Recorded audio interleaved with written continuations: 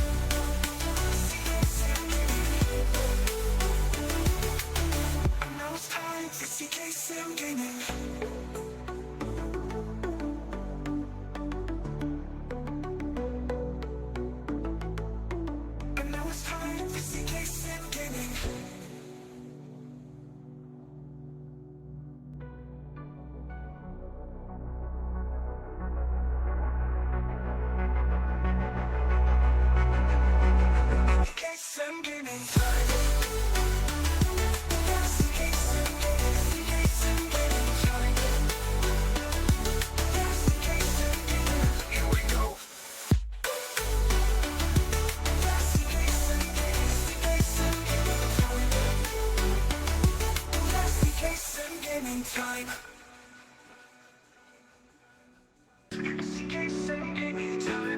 Where will we end up? Land or sea? Well, as a map running, wherever we go. Here we go, around the world. Going east, we hope. Parachute plane, drifting along. Drifting along. CK7 gaming time. And now it's time for CK7 gaming trip.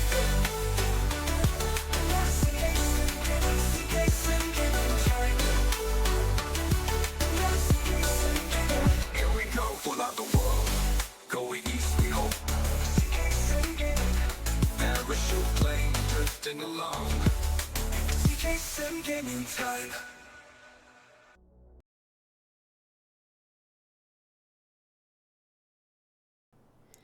Good morning everyone, welcome to another Flight Sim Gamulator stream.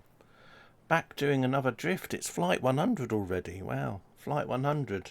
That certainly took a time, but we're here at last. And we're still in Kyrgyzstan. Wonder if we'll get to China today, who knows. Anyway, I hope everyone is good today. Hope you're having a nice day so far. Anyway, without further ado, let's get into the usual. Get into the Volanta map to see where we ended up in our last flight, which was flight 99. Yeah, 100. So we started our last flight in some mountains and we ended up in some mountains. And yeah, it was quite an interesting flight. Statistics wise, it was a 3-hour 8-minute flight with a distance of 147 miles. And yeah, it was not too bad. Not too bad at all. So that's where we're going to be starting from today, in the mountains, and then we'll just be hoping to carry on heading out. So this is zoom out a bit. So this is where we are in the world on flight 100. Who would have known after 100 flights we would be in Kyrgyzstan? But yeah, lots of flights here and there, stuck in Valley for a while, then we went up to Finland and round Russia, then we well, I mean, apart from, we've been around a lot of Europe. But anyway, let's see where we get to today. Will we make it to China? We are sort of close to the China border, but I've got no idea what the winds are like. I just thought, well, I need to do another I think it was the 14th of February when I did the last drifting stream, so that was quite a while ago now. Quite a while ago, so about time we had to do another one. Anyway, let's get over to the plane itself, which will no doubt, you can hear the engine running. That's because I've just had the engine running in the background, need to turn it off. There we are. So we're in some snowy mountains. Last time we landed near a giant rock, which was just over there. So let's tick off the let's just turn the engine off now, because we've had it running for a while. And I'll just do the parachute, and then we'll be ready to rumble, I think. Let's do that. Get the parachute going out the back.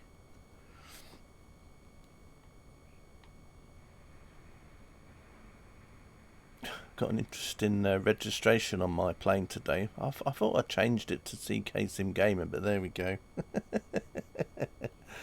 Never mind. It'll have to be G-Zap. I think that's the same reg as my Titan plane, actually. Or a drink a shot every time Toby's mentioned. No Toby today. That's with... that's with what's her name as the tour guide, but we've got Sarah today. Sarah, could you say hello to Katie and Egbert for me, please?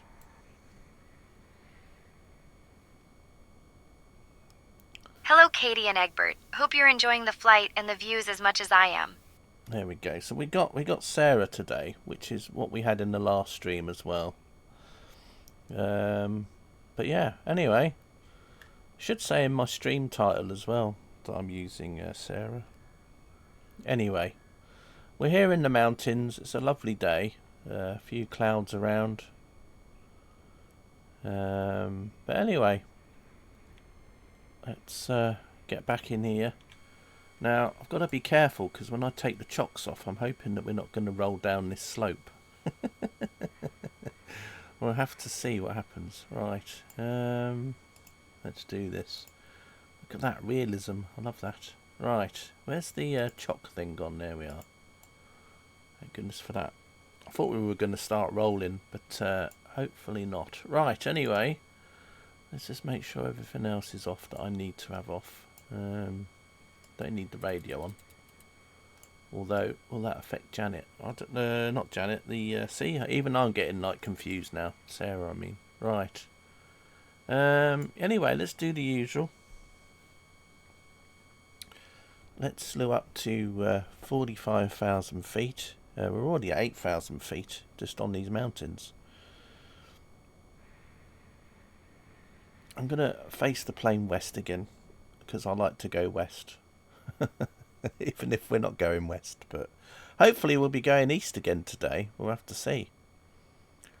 We'll have to see what happens. Right, up to 45,000 feet or so. There we go. I'll do about 44 because sometimes I add a knack of adding another 1,000 on. So let's just do about 44-ish. Yeah, very true. Right. Anyway, let's get going, shall we? Right, so let's see what's happening. That's a good start. 54 knots.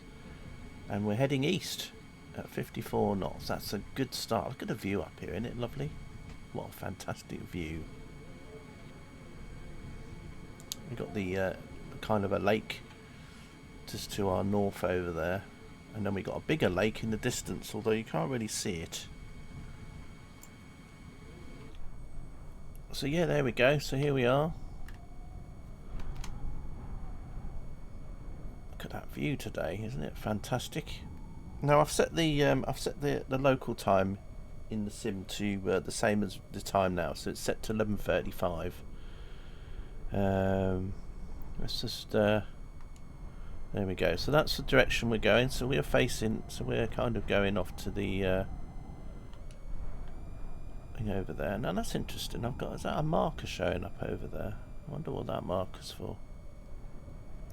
But anyway, here we are. Now what we're going to do now is, as usual, I'm just going to go down to ground level well, almost down to ground level, just so we can see the scenery a little bit better as we go along.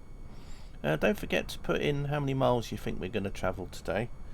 I think we're going to do 101 miles today. Whether or not we actually do 101 miles, who knows? Right.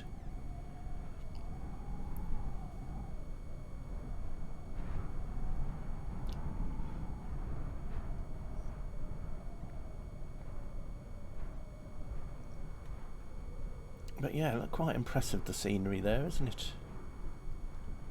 169. Why did I think that there was that number 69 was going to come into it somewhere? Egbert's still thinking about it.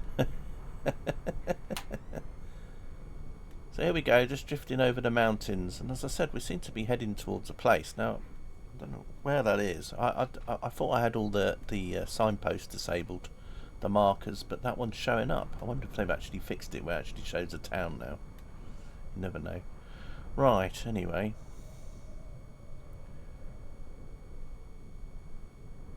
$180. Yep, 180.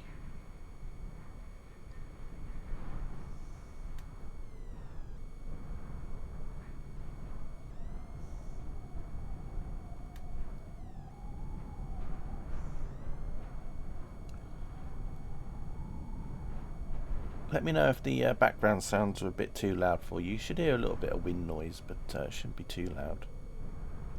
But anyway, nice day today, isn't it? Very scenic here.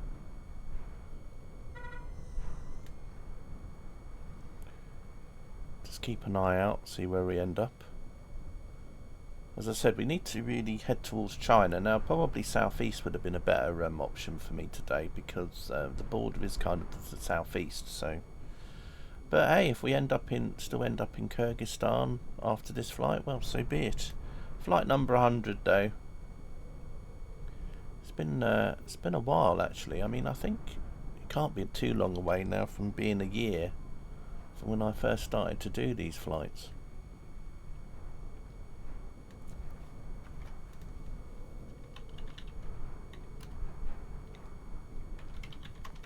Let's just put this into Notepad. 180 and me 101. Right, 101 or more. That sounds like bullseye, doesn't it? Bully's prize board.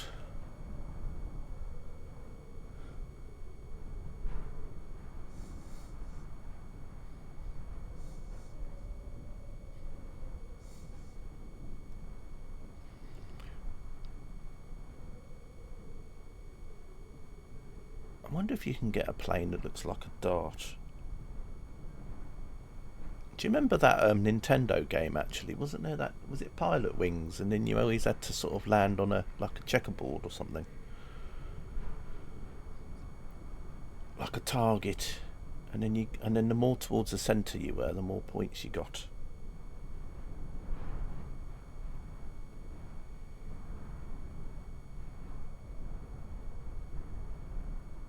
They don't seem to be descending very quickly either. What's our rate of descent at the moment? Yeah, look, we're basically not really descending much at all. We're at 45,300 feet, doing 54 knots, and we're dropping down at anything between 0 and 100 feet per minute. So yeah, it's going to be a very slow descent, this, I think. This could be another long flight. Anyway, how are you all today? Hope you're all good.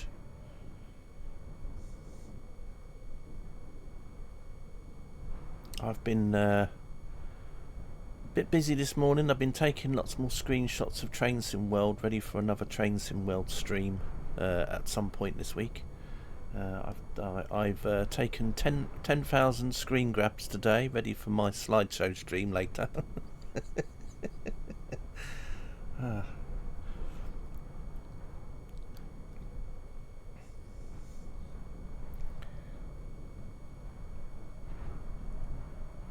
I like that. I like that little emoji. You're all right. You're just working. Yeah.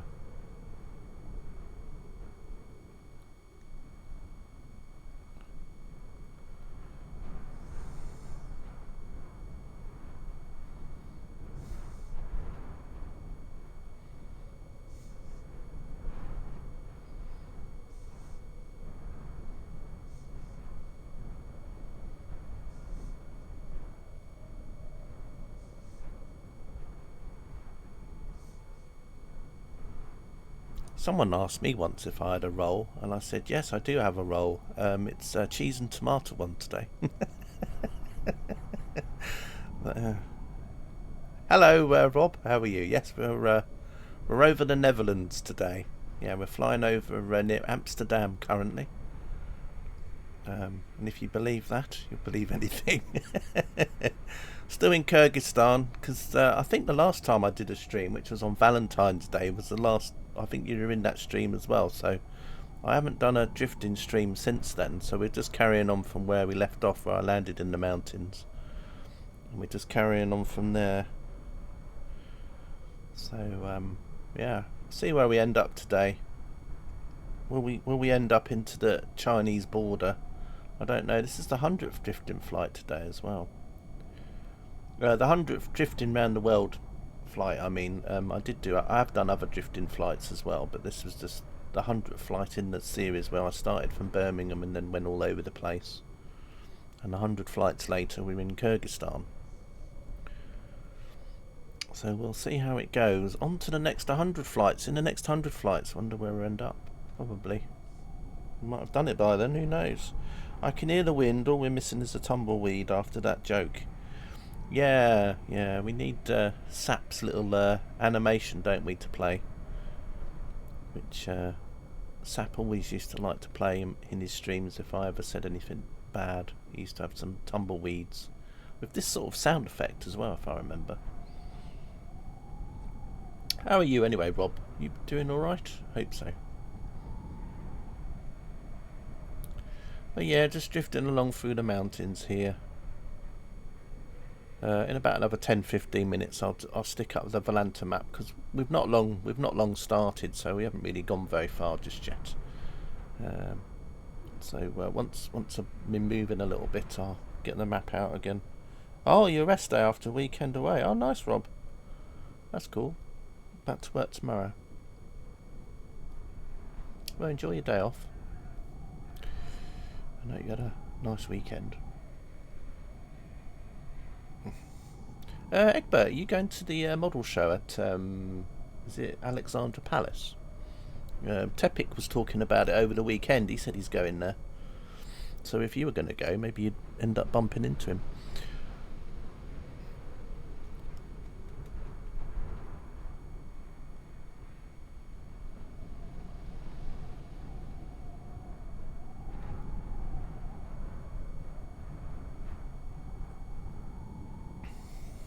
Of course, when I think of Ali Pali now, I just keep thinking of darts.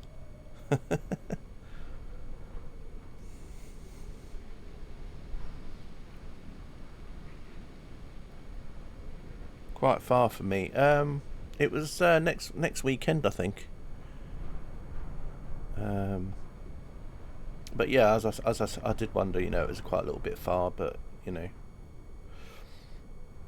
when you think of train journey times, going to London from your part of the world is probably quicker than you going to, say, somewhere like Southampton on the train.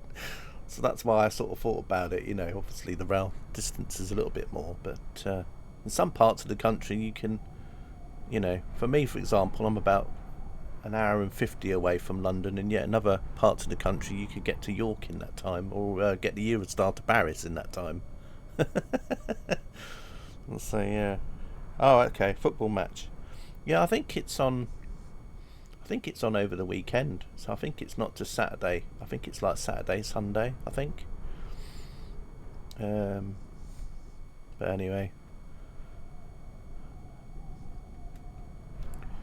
Supposed to be quite a large model thing going on there.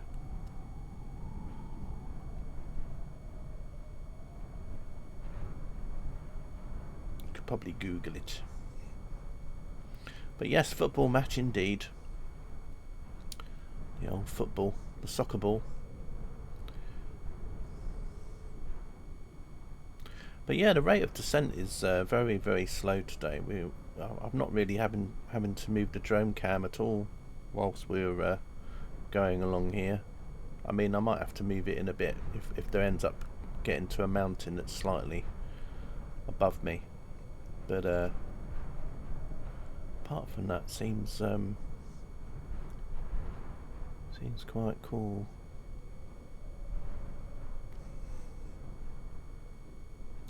I'm wondering if that marker over there is for an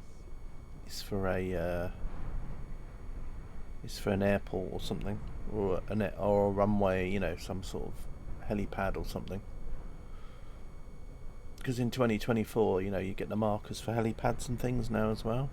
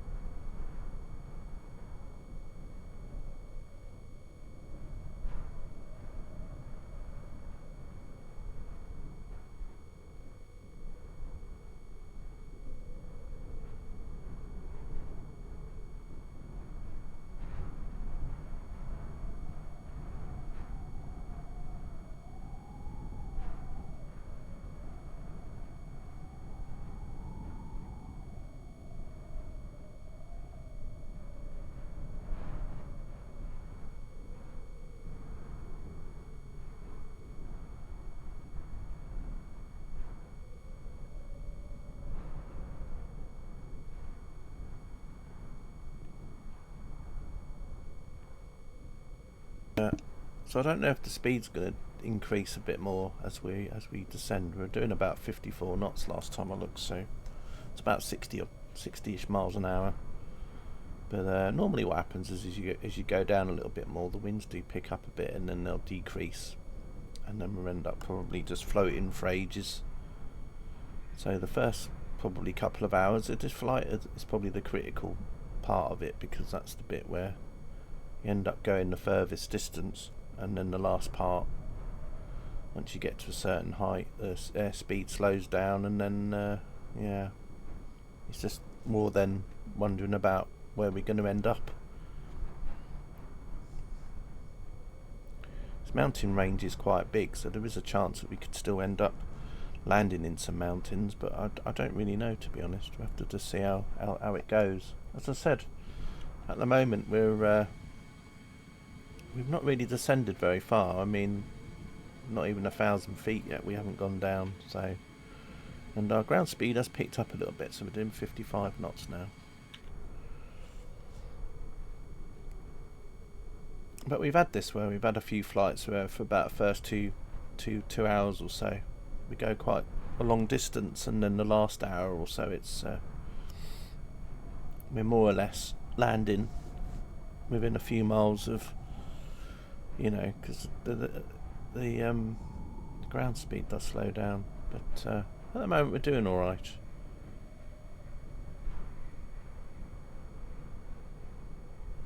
It looks like we're going quite slow though. It's just because we're quite high up. If I go down to ground level, you get more of an idea of the speed that we're going as you go past. You know, as you can see trees and things go by. We need some other things for context, really, don't we, though? We just need like a town or some buildings on the ground, and then that'll give you an idea of how fast we're actually going, really.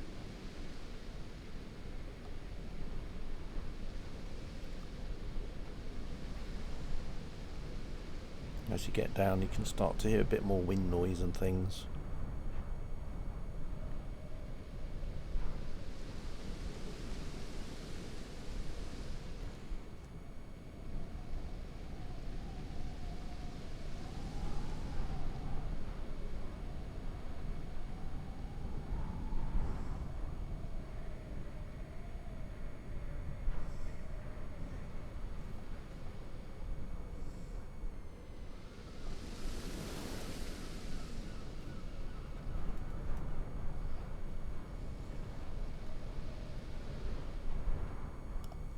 check what the time is at the minute.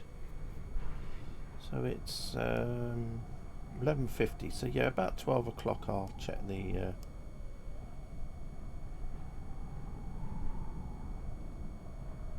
At 12 o'clock, I'll have a look at the map, see how we're doing.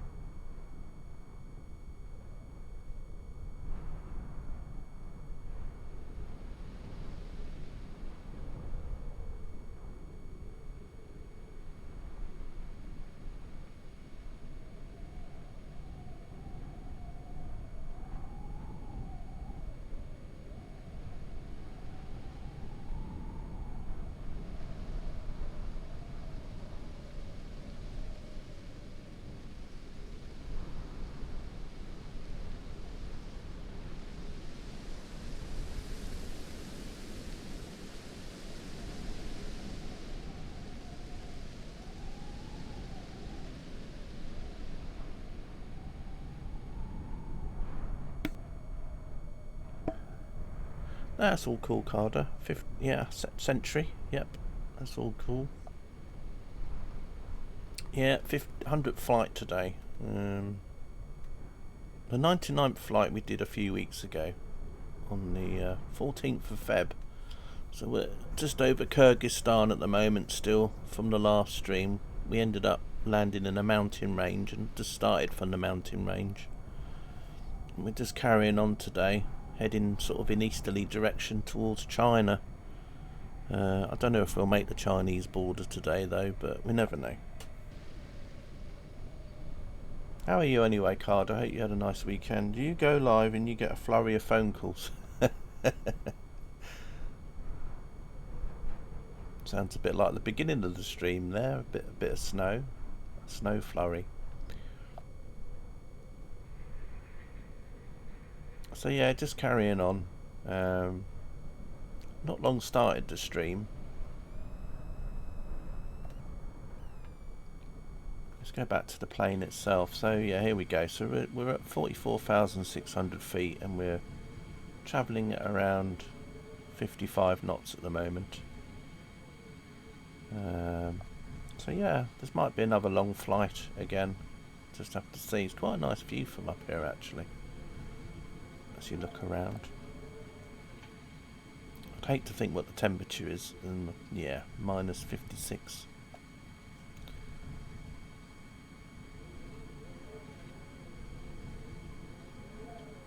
We'll just keep on going.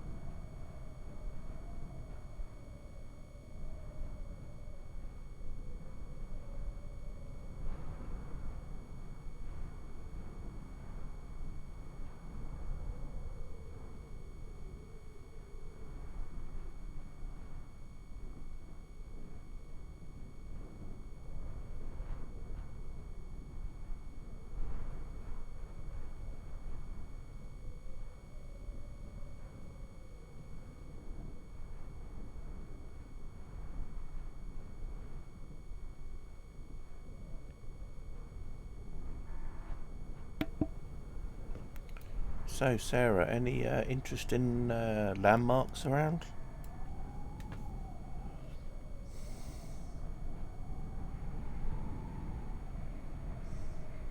At our 1 o'clock, you'll see the stunning Tian Shan Mountains. Known as the Mountains of Heaven, they stretch across several countries and are home to some of the most breathtaking peaks in Central Asia.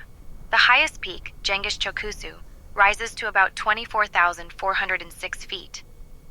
These mountains have been a significant part of the Silk Road trade route and are rich in biodiversity. With unique flora and fauna, it's like nature's skyscrapers, but with more snow and fewer elevators. Yeah, elevators. Oh, look, we've actually got a bit of agricultural ground down there and a road. There we are. Just go over the road there. Oh, look, is that some... got some animals there. Awesome. Hello, animals. Are they going to run on the spot? Yeah, they're doing their exercising. The cows are running on the spot. They're at they're at the cattle gym. They're at the cattle class, doing their exercises today. No more villages called Chat anymore. No, we've been past those. Wow, a lot of animals about today. Got some pylons as well. But no, that was I think that was flight number 97. That village called Chat Carder, and then there was one more flight after that one. And then where we landed from that one is where I'm carrying on from today.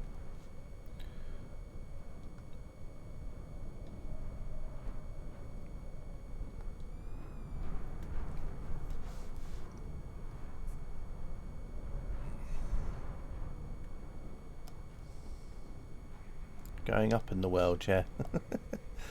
The elevators. So those mountains over there look quite nice. Just think if the wind was just going a little bit more to the southeast, we'd be more over there. Never mind. Anyway, it'd be interesting to see where I end up being on flight number 200, if there even is a flight 200. Do you think there'll be a flight 200? What does everyone think? Do you think in the next 100 flights I could make it all the way around again? Don't forget, it might be a little bit easier once we get to a big ocean, because then we'll have to make big hops. Because you obviously, I can't start from where I last left off, because the flights would be very boring, so we'll just be skipping to the next piece of land along. So if we end up getting to like a big ocean, then could go a lot quicker.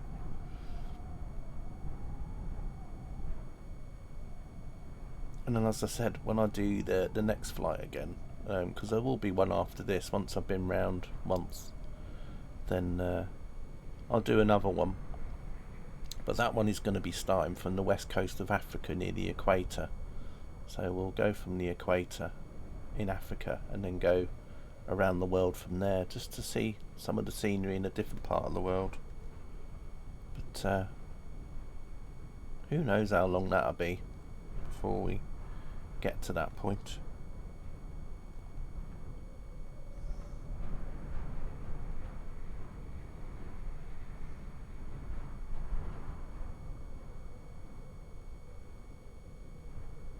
No golf courses here though, Egbert, unfortunately.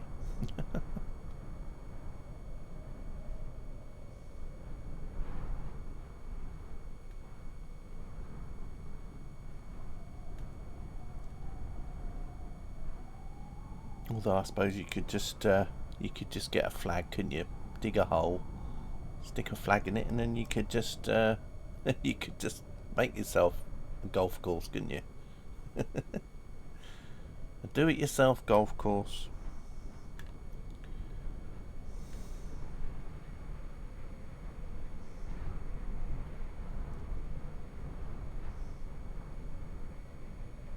Isn't there a new golf game out now? Or there is one coming out? It's just a continuation of the other one, isn't it? Kinda. I don't know. I don't know if Rob's still here, because I know he sometimes plays it with Jelly Bean and some other people. and sap, I think. PGA 2K25. Oh, that's the one. Is it out yet, or is it sort of coming out? I haven't played a golf game for years. I think the last time I played golf game was that golfing with friends one.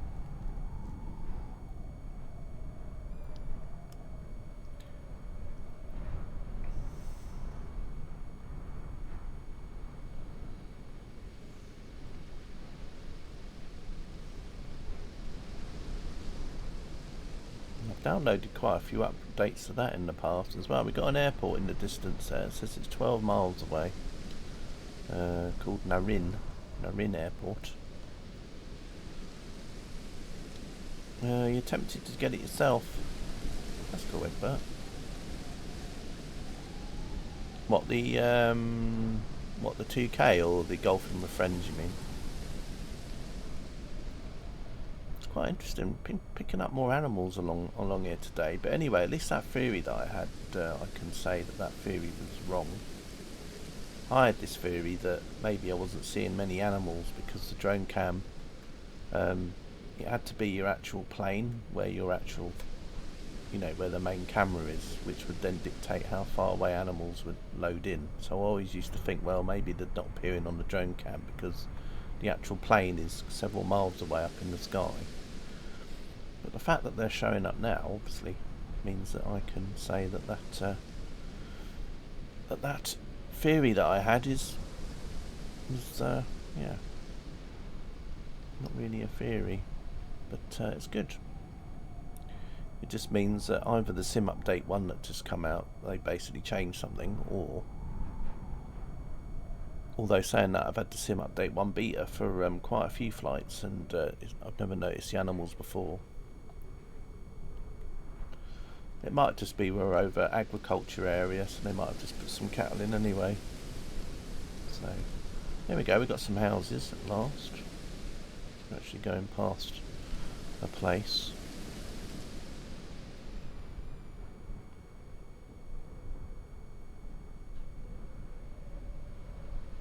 Which is quite nice.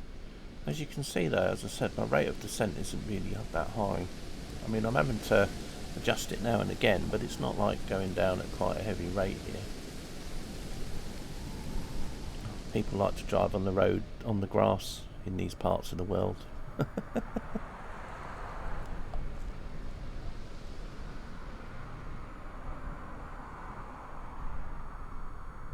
like the way you can get some traffic noise.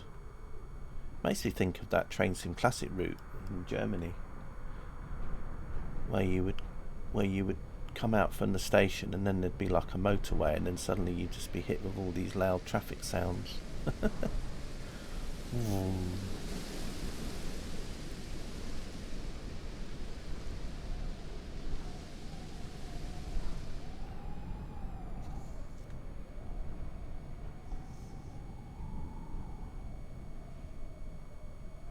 But yeah, anyway, still heading towards some mountains, although it has kind of got a little bit flatter.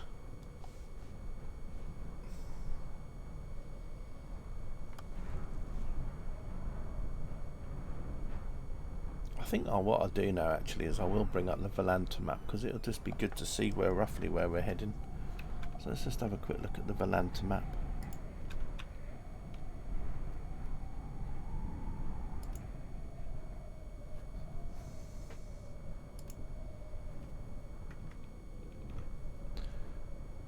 So this is where we start. This is where we ended the last flight here. At this point, and we started here today, and that's the statistics from the last flight. And we're still sort of heading in an easterly direction. We're just going along here. Now we've got to see where the Chinese border is. It's still quite a way away, I think. It's very hard to see, but because of our direction, as I said, which is why I was hoping we were going to go southeast, because if we'd gone southeast, the Chinese border's only here. Whereas because we're going in a sort of easterly direction, the border with China is like right over here, so we have to go a longer distance. At our 9 o'clock, about 11 kilometers away, you can spot a sports complex stadium. While it might not be as ancient as the Tian Shan Mountains, it's a hub for local sports and events in the region. Imagine the energy and excitement during a local match. It's a great spot for the community to come together and cheer on their favorite teams. From up here, it looks like a tiny toy stadium, but on the ground, it's a place where big dreams take shape. Who knows, maybe future sports legends are honing their skills right there as we fly over. Yeah, I'll have to keep an eye out for that sports stadium. Because from up there, you can probably see it somewhere. But, yeah. But from down here, who knows? We'll see if we can... Tiny Toys FC, yes, exactly. Do you remember Tiny Tears? Well, you might not remember Tiny Tears, actually, Egbert, but...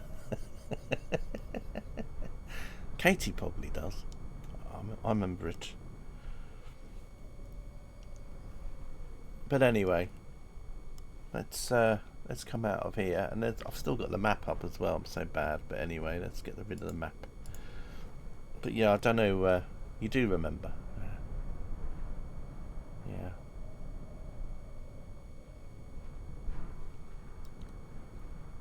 The old Tiny Tears. Mr. Matey in the bath. Mr. Matey and Mrs. Matey. Right.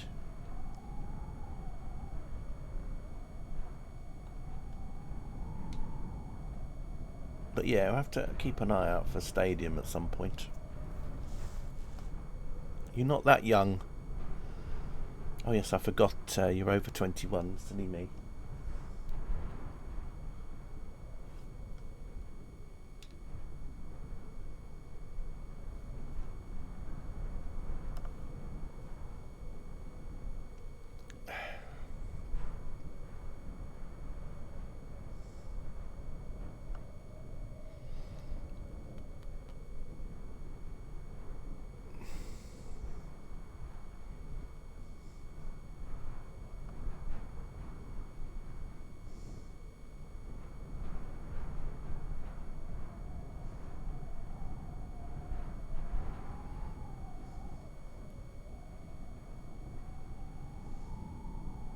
So any of those of you that are on Flight Sim, I think there's going to be a world update today for Brazil, and there was also an update to Microsoft Flight Sim 2020 today. I had one, but it was just updating some planes.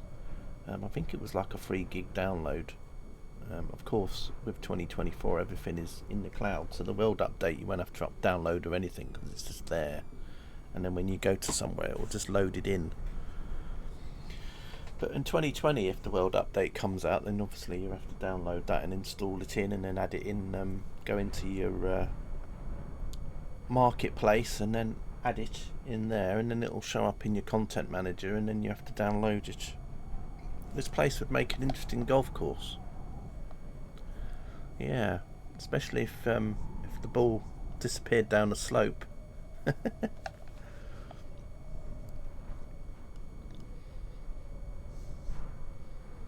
You'd probably be looking for your ball for a while. But that would be quite good. Say, for example, you started from up here, right? I don't know if you can see my mouse cursor, but say you started the hole from up here, right? And then the actual hole was, say, down there somewhere, and then you hit it from here and it went all the way down there, and then you just hoped that, you know, you could use the slopes to see if it would get a hole in one. Although that's more like crazy golf then, isn't it? Rather than, you know, mainstream golf, or whatever I've decided to call it.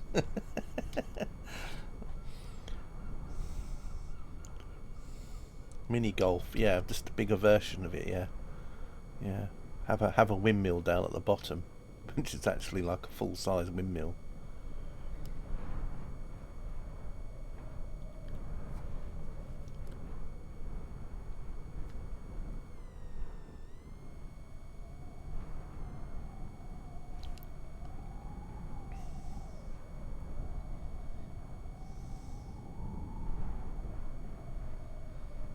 But yeah, all the impressive peaks are over there, and we're unfortunately kind of going in between them, although there is quite a big mountain range over there.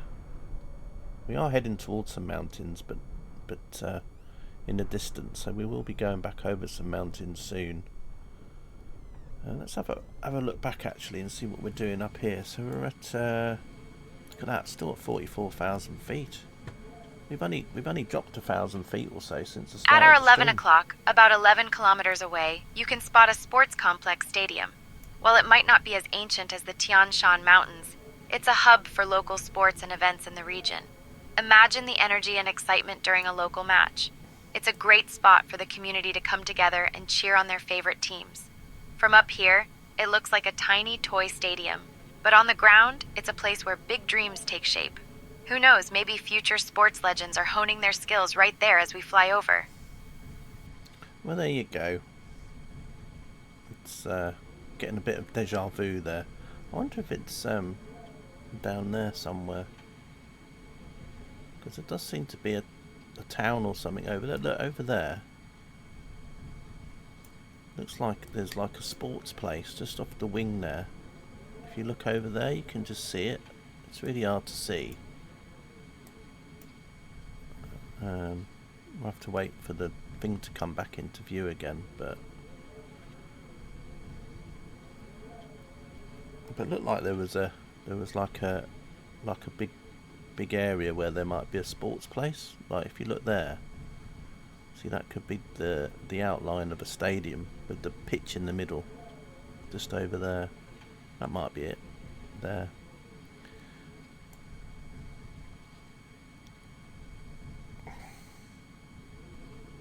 Because I think when she says 11 o'clock, I think she's going by the direction of the nose. So when she means 11 o'clock, 12 o'clock would be in front of us, and 11 o'clock is over here. So it might be that what she's talking about. So yeah, it's probably over there somewhere. Anyway, let's get back down to ground level.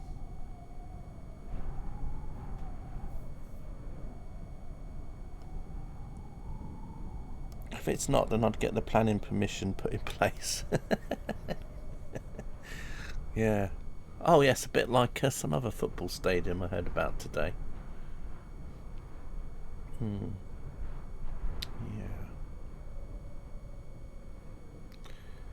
There's the airport over there. Anyway, so this would have been cool if we were doing a normal drifting flight where I had to start from where I left off, which is what I did originally before I changed over to Microsoft 2024. Because originally we would have had to have, instead of starting off in the mountains, we would have had to have gone to the nearest airfield, wherever that was. And so in this case today, we might have ended up having to go to this one. But we have had other flights where we've ended up going back to where we started from. So there was more negatives than positives doing it that way. So I'm glad that in a way that I kind of changed it at some point. If I'd have done that, made that decision earlier, or changed that earlier, then being stuck at Valley wouldn't have been a thing, for example. We would have just gone to Valley, and then from Valley we would have just carried on, and then we would have just said, right, okay, we're going to end up wherever. And then would have probably been a completely different outcome to where we would have ended up.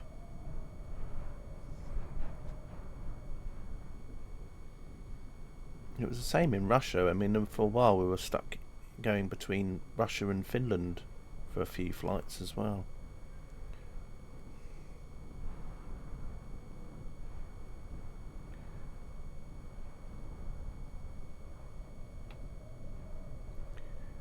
Yeah, definitely getting more mountainous over there. So we're kind of avoiding a town because, as I said, there's like a city or something that's actually going along the bottom of the mountains over there. But of course we're completely going past it. Never mind. I think this is going to be quite a long flight, going by the fact that we've only dropped 1,000 feet in. Well, not 1,000 feet exactly, but 1,500 feet in. Don't know how long I've been streaming for now. 50 minutes. So probably 40 to 45 minutes of that has the actual been the flight itself. That still, gives you an idea. If it's taken nearly an hour to do 1,000 feet. Well, I hope it's not going to be like that, because it would be 45 hours. But we all know from the past that it doesn't exactly work like that. And as we get lower, the rate of descent will increase, and before we know it, we'll be back on the ground again. But I'm making the most of this. At our 12 o'clock, about 17 kilometers away, you can spot a sports complex stadium. While it might not be as ancient as the Tian Shan Mountains, it's a hub for local sports and events in the region. Imagine the energy and Just gonna cut her off. Shut up.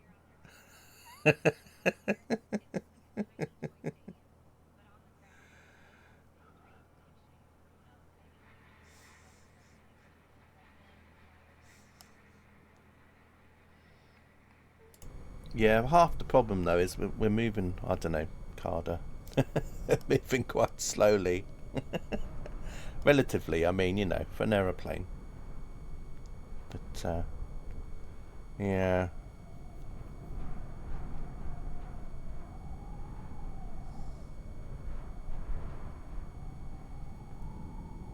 She is happy to hear herself talk, yeah.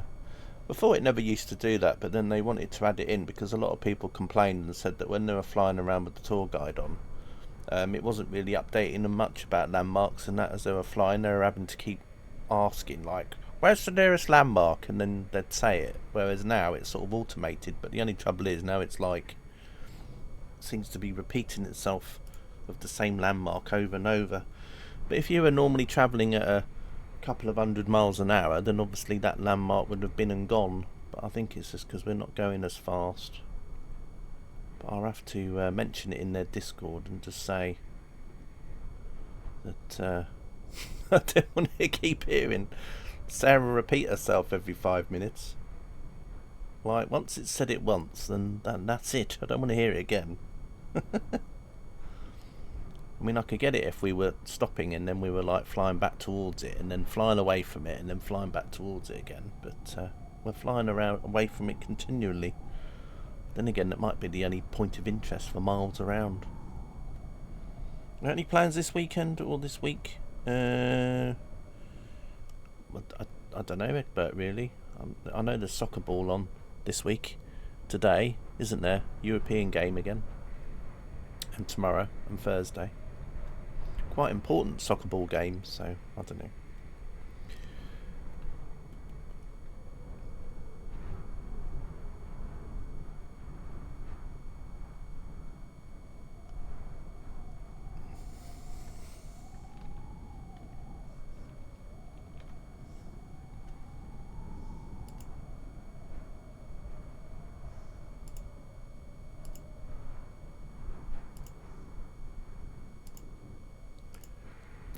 But I'll probably have to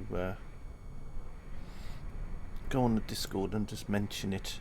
But I'm probably a very rare case in regards to say intentions, because, as I said, not many people are probably using say intentions to be in a plane that just drifts along on a parachute.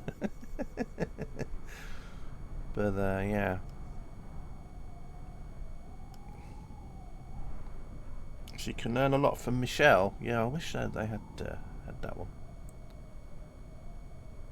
Or the French, the English policeman. And everyone in chat would be like, "Oh, what did you say? I can't understand." And yes, you could have the lady from Hello Hello, because basically she would I'm only going to tell you this once. Yeah, exactly. I shall say this only once. Listen carefully. I only tell this once. Exactly. Yeah. Oh, never mind. Right. It's nice to know that Hello Hello was a pretty popular TV show. It's pretty popular here. They just don't make the TV shows like they used to, do they, these days?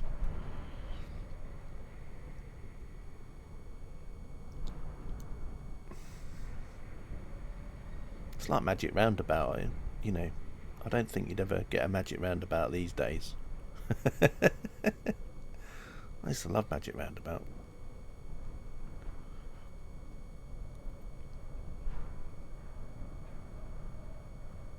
And then there was a Belgian, I think it was from Belgium.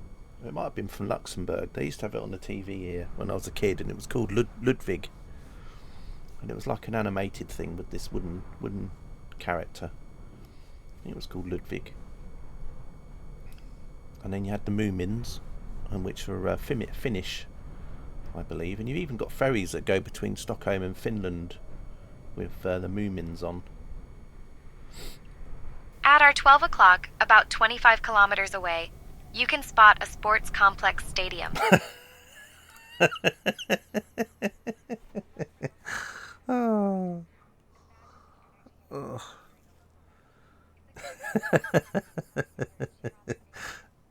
I've turned her off, and that's it.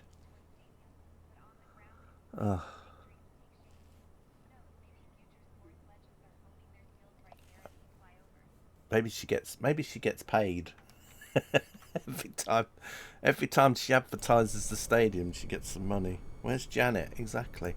No, this is the problem, Egbert. You see, because a lot of people complained and said, aren't the tour guides supposed to update you on landmarks as you're flying around? And then obviously they went, oh, we thought it did. Oh well, we better have a look into that. And then they obviously did it so that when you're randomly flying, instead of me saying where's the nearest landmark, they'll sort of like tell you, oh, the nearest landmark is in this direction.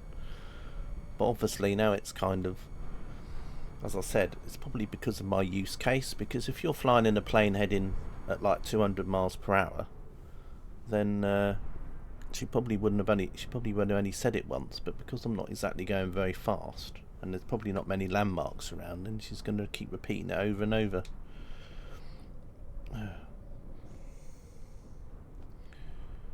But yeah, that's what happens, I suppose, when people make changes to things, because sometimes what they change can then mess things up.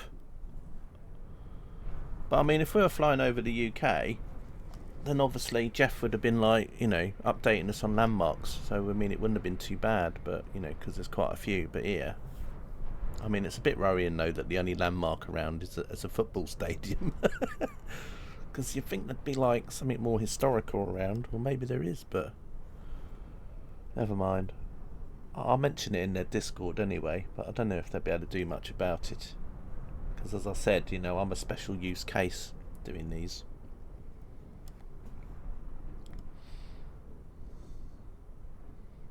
And plus, I think probably the way it works is it's probably going by the fact that the planes... I mean, normally the plane would be heading in the direction that we're going here, but obviously the wind's pushing it the opposite direction, so it's probably like... It probably scans, or however it works, and it's probably going, oh, there's a stadium 25 kilometres away. And we're kind of, well, because the nose is heading in that direction, it thinks, oh, we must be heading towards it, so then that's why it keeps bringing it up. But, I don't know. As I said, I can probably mention it, but I don't think they'll be able to do much about it. It would just be cool if it was actually, like, intelligent enough to know that it's already said something once, so it doesn't say it again. Although you've also got to think about the fact that there could be someone else that comes into chat or is lurking that might not have been here 5 minutes ago. So for them, even though we've heard it for the 5th time, maybe it'll be the first time they've heard it. So you've got to think about that and all. Although I'm turning it off, so I don't know, they're probably not hearing much of it at all. Right, anyway, we're coming up to a river. Can you tell me about the river that we're about to fly over? Let's see if it tells me about the river.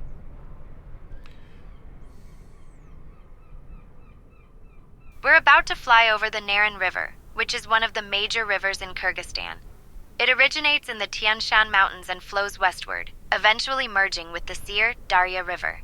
The Naran River is crucial for irrigation and hydroelectric power in the region, and its stunning turquoise waters make it a beautiful sight from above. Yeah, well, I can see that. I mean, definitely is a sort of turquoise coloured there. She's very, very, very correct about that. And then it's going to go into that mountain range over there. So there we go. And there's another settlement just over there.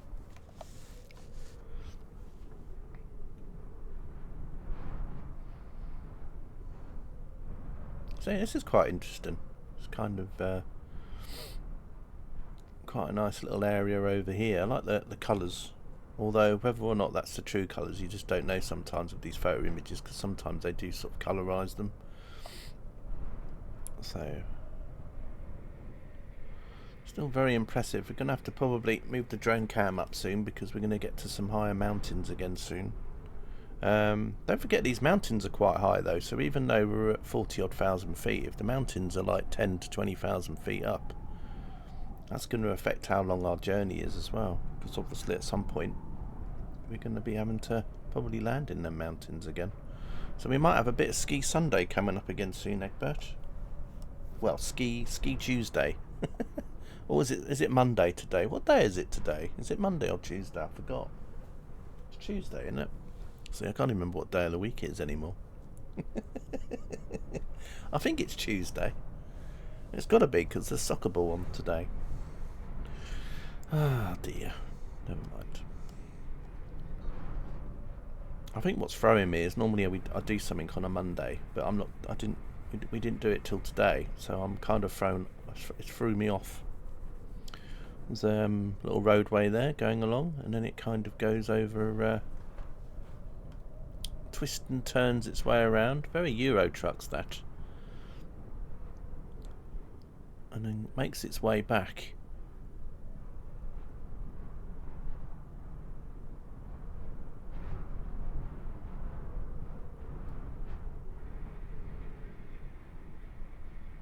So yeah, I mean, now we got a bit lower. You can see there's a bit of a height difference between the roads, which is why the road has to sort of go down and around itself. This time yesterday I was aboard a Logan Air Embraer 145 to fly in from Manchester. Oh, nice, Rob. That's cool. Not so many of them around anymore, the Embraer 145, so that's a little tick off there as time goes on. Because at some point there won't be many of them flying around at all, and you can say to people, I've been on an Embraer 145. That's pretty cool.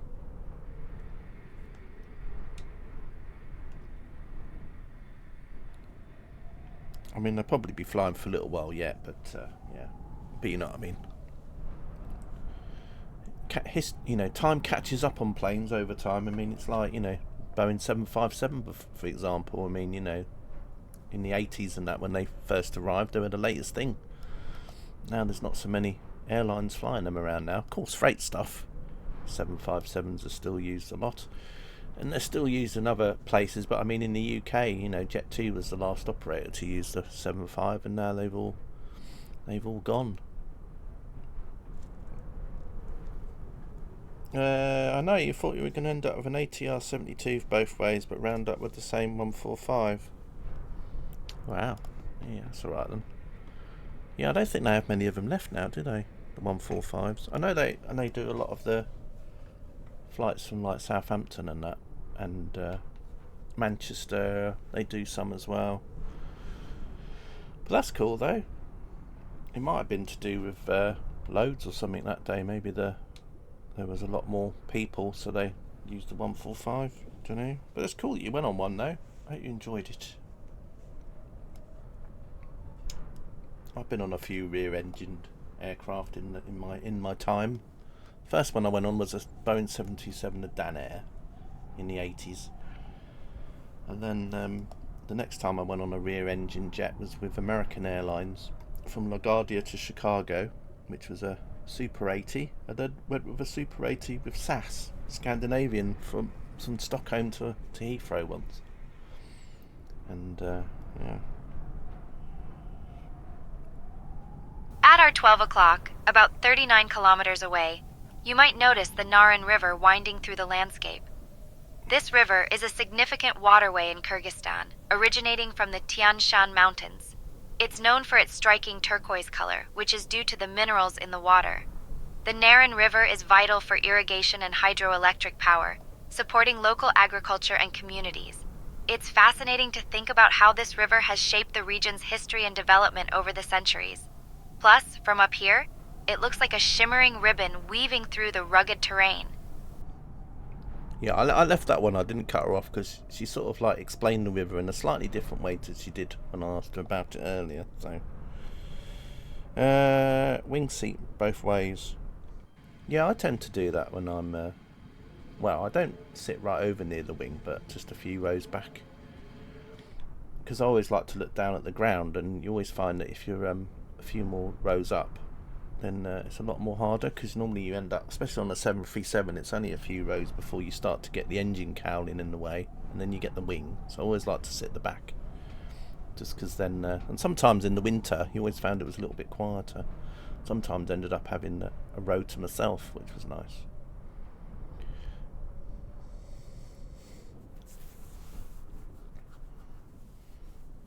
But that's cool, yeah, the wings and the flaps and stuff.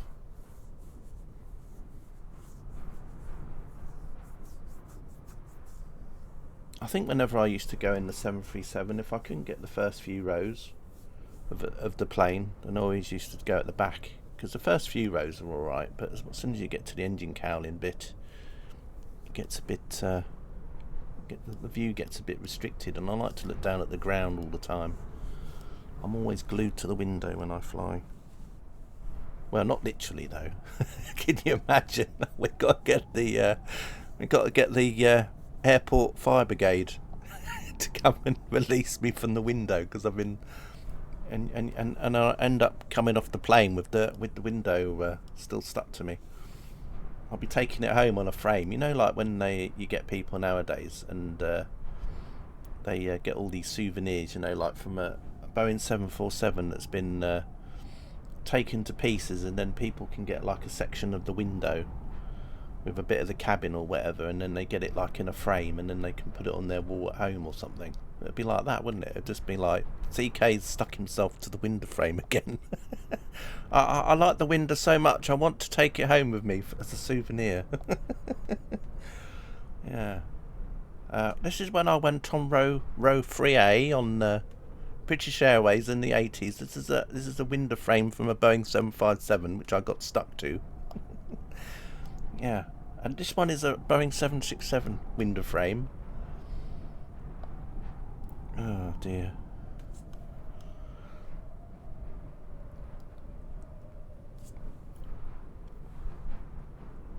Yeah. But yeah, the weather was nice over the weekend.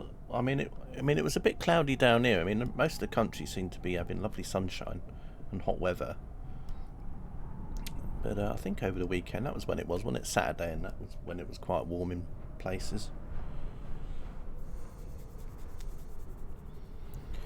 Did you get to the? Did you manage to have a look around at the spotting area at Manchester or anything, Rob? Or did you just get a train to the airport, or did you get the tram to the airport?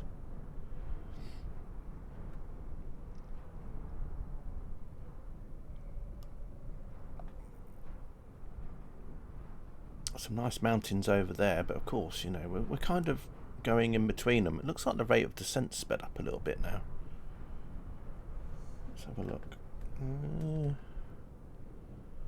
No, we're not too bad. Yeah, we're dropping down at about 500 feet per minute now.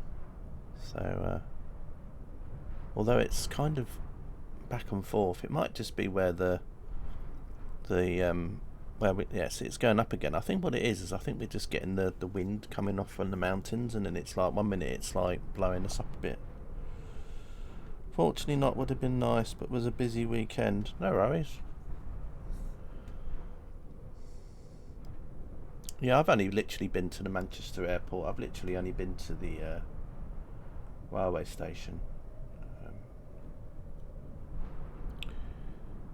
Although, did I get a train from there? I think I got the tram. I think it was where I was Oh no, I did have my Britrail pass at the time. I had my Britrail pass. So then what I did is I think I got the, I had a day card for the trams because I just wanted to ride the trams about, and then I got to Manchester Airport, and then I literally just went from the tram station to the railway station, and then I got a 319 from there, I think, from Manchester Airport back to Manchester Piccadilly, I think, if I remember.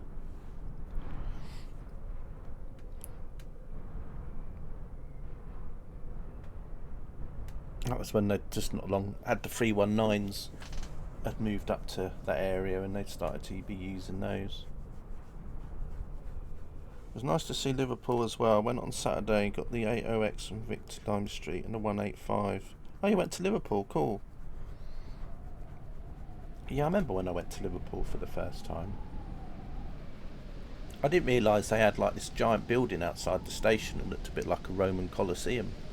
So when I got to Liverpool and come out the station and there was like this giant Colosseum in front of me, I was like thinking, hang on a minute, have I just gone to Rome? It was like it was like all these like statues out the front. So, but yeah, Liverpool was nice. I had a wander around the city.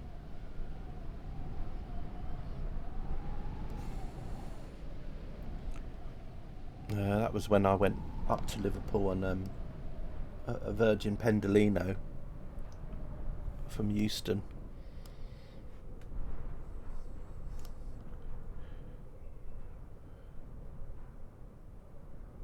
Kind of went for the day, I think.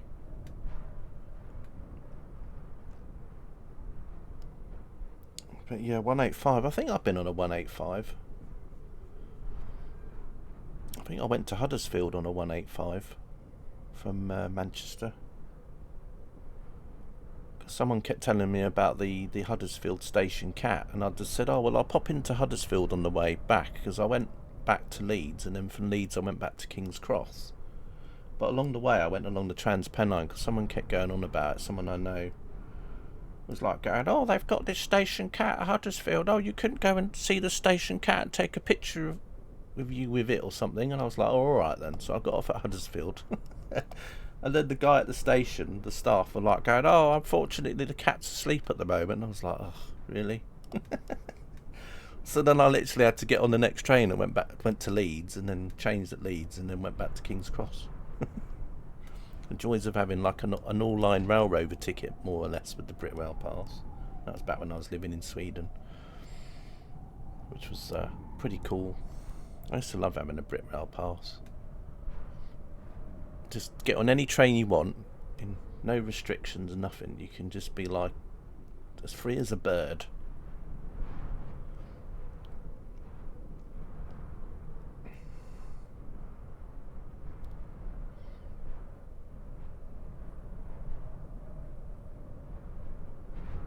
So yeah, when people say to me, oh, have you ever been to Huddersfield? I said, yeah, just got off at the station, went to a couple of platforms, and then I left.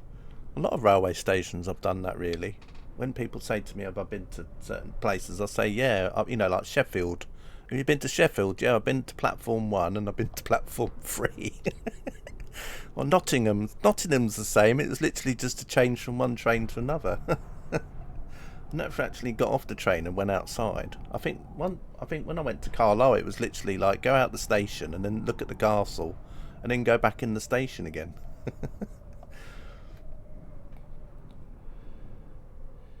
Didn't you say, don't you know how far I've come now? I was literally going that way anyway. But and then I was just mentioning it, and then they said, oh, there's a station cat at Huddersfield, and then they went on about it. So I thought, well, I didn't mind.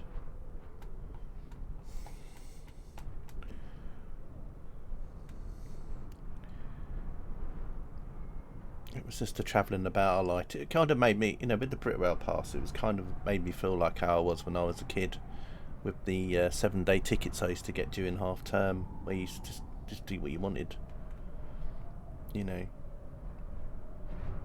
then when I was having to wait like half an hour for a train or whatever, I used to just get my little book out and write the numbers down the train. I mean, I wouldn't call myself like a proper train spotter. It was just because for half an hour there wasn't much else to do apart from watch the train, so I used to just sit and write the numbers down. And then I'd wait for my next train, because it was the travelling on the train bit I loved the most, not the standing around at the station bit. So I used to just like going on a train and going on another train and then going on another train. I mean, when you get a ticket that basically allows you to go on a train all day long, then obviously you want to make the most of it, don't you? Sometimes though, when I used to have my little 7-day wonder ticket, I used to go somewhere like, I used to like going to Christchurch to Tuctonia, which was a model village at the time, which at the time was like the UK's biggest model village. I used to love going there. And so there was always like one day I'd always go to Tuctonia and used to get off at Christchurch, and then it was about a 10-15 minute walk away.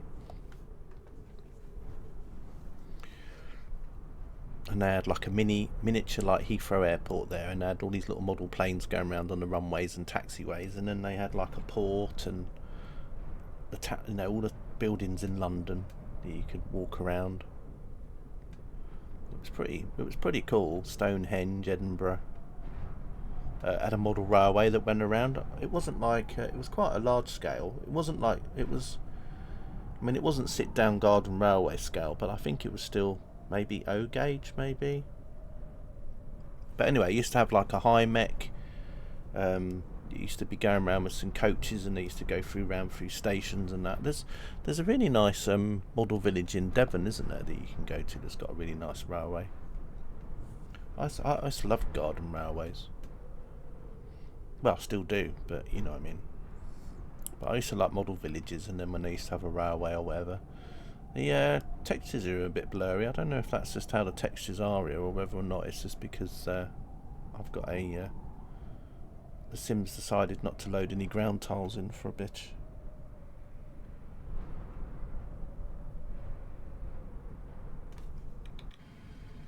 I mean, it looks alright from up here, so it might just be that local area. Unfortunately, as I said before, when you get to some countries and areas, and obviously the ground tiles aren't so good. Unfortunately. Oh, hang on. No, I think that's how these tiles are here, because I could just see where it refreshed when I come back down, and it loaded them up again. So I think it's just these tiles around here aren't very good. And then a little bit over there they do a little bit better, so it must be just here. Maybe when they had the original source images has got a lot of cloud on. So anyway, never mind. Never mind.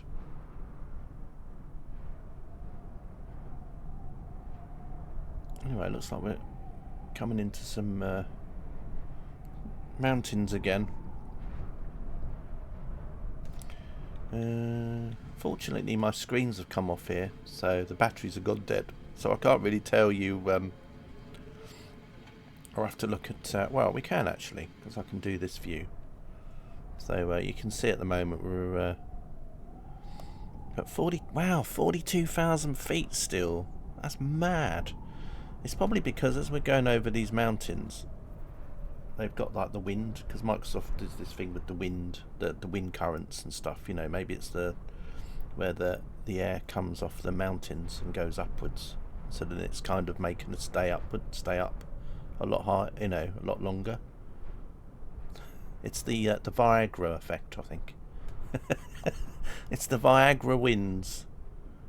And if they're not called the Viagra winds, then they should call them the Viagra winds, because obviously it makes you stay up for longer. But yeah. But yeah, 42,700. You can see we're dropping 1 minute about 170 feet per minute, and then all of a sudden we'll probably get blown back upwards into positive numbers again. Let's go back to the screens. There we are. Anyway, so yeah, this could be quite a long flight today, this one. It's a good job I started it at 11 o'clock, wasn't it, whenever I started it? Anyway, I will have to go AFK in a minute. But I shall be back. So I need to just move the camera just a little bit, because I don't want the drone cam to sort of go into the mountains here. So yeah, we can see quite a nice view from up here. There's that river that they were talking about down there. And yeah, we're just heading towards more mountains. Just going to have a quick look at the Volanta map just to see how close we are, how much closer we are towards the Chinese border. Yeah, we're sort of heading along in this sort of direction, and the Chinese border is here, so there is a good chance if we carry on going like this for a while, they might actually make the Chinese border today. Although you can see right after the mountains it's very flat again. So yeah, it'd be nice to actually reach China though on flight 100. I'll have to wait and see. Right, anyway, I'm going to go AFK just for a little bit because I need to go and grab something to eat and stuff, so it won't be too long. So I'll leave you on this view, and yeah, hopefully Sarah won't talk too much about a football stadium or a river. But apologies in advance if she does. I'll see you all in a bit.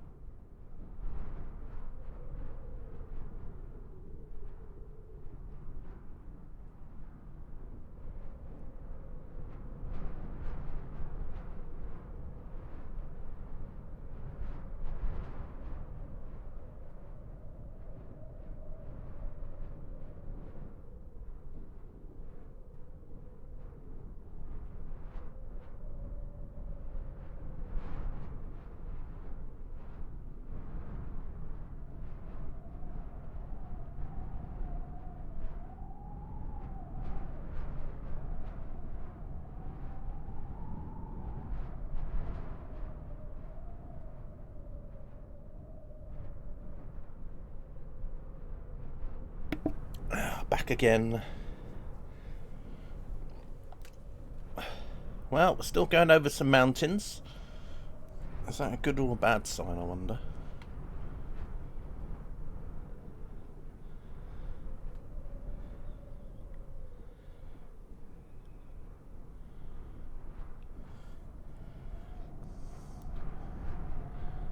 I don't know if Sarah's said anything while I've been away.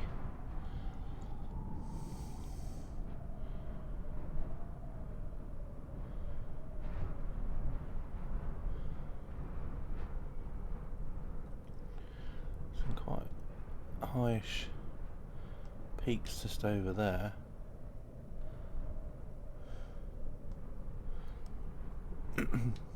Which we won't be heading towards, more going past them. So, can we see our plane up there yet? Nope.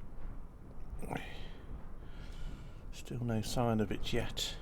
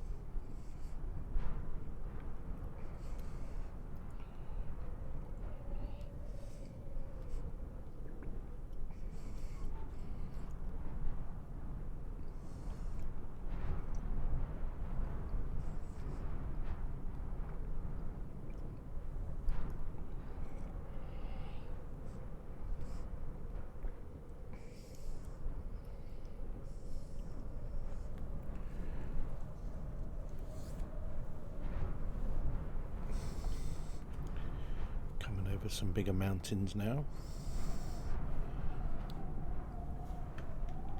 Let's have a look. That's me height at the moment. 41,000 feet at the moment, and 60 knots ground speed. No problems, Katie.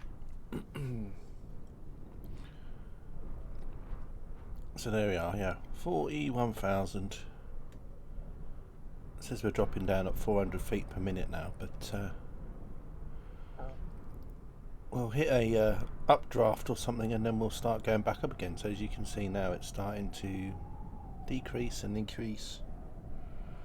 But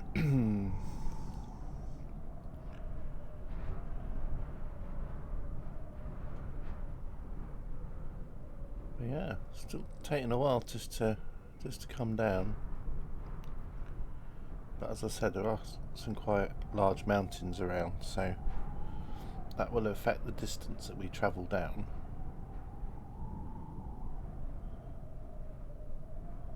But at the moment, things seem alright.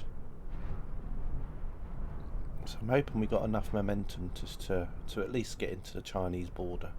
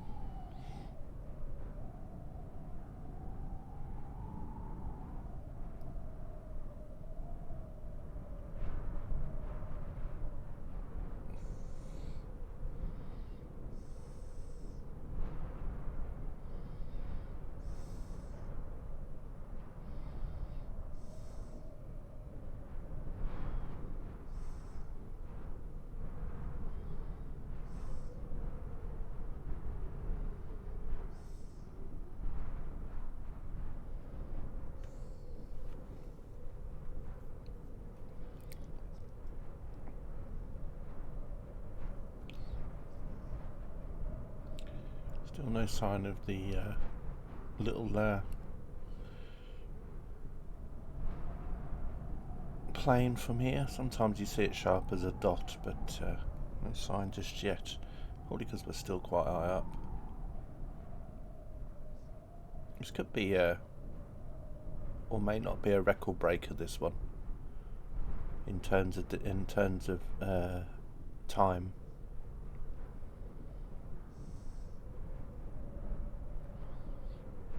I think once we drop down about another 10,000 feet or so, I think the rate of descent will increase and the flight will be ending a lot quicker. But at the moment, it's not too bad.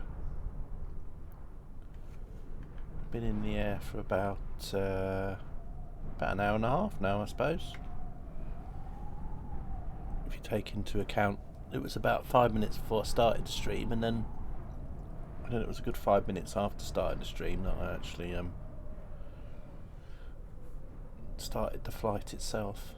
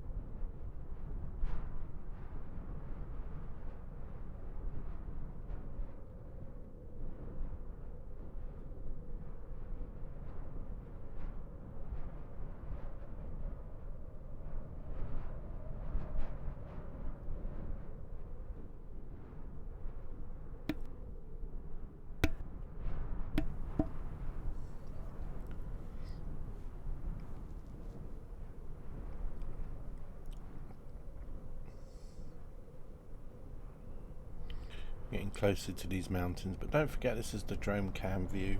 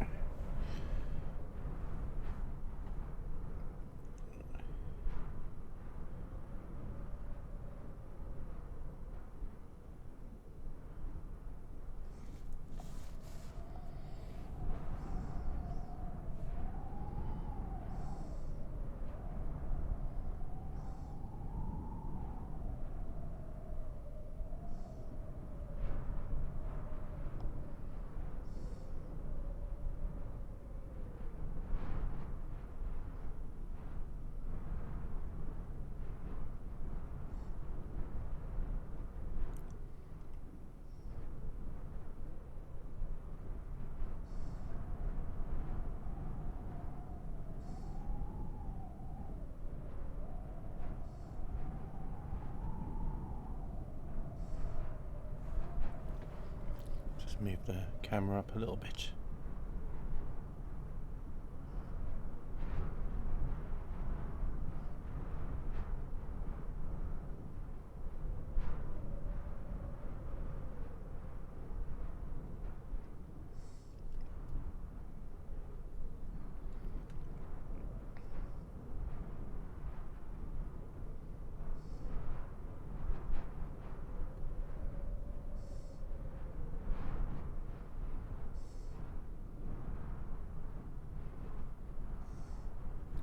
See what the view's like from the plane itself. That's quite a nice view from up here, isn't it?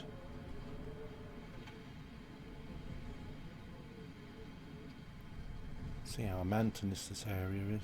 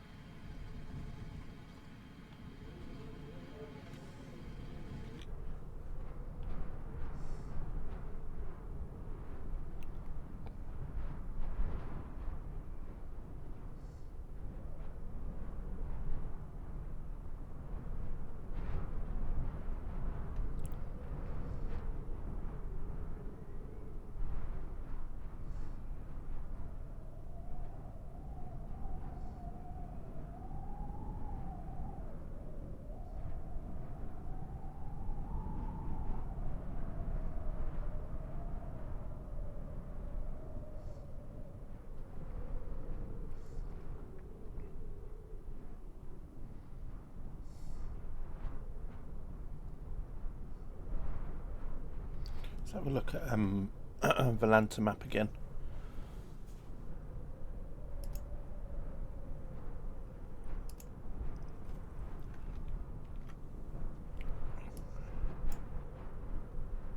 So yeah, there's the. So we have started to sort of go more to the southeast, but just a little bit. But yeah, we're still definitely heading towards the border here. You can see how fast the plane's moving actually. So I'm saying that though, it's just an update, but of course, and as I look at it a bit more, it doesn't stop moving. It doesn't start moving again, but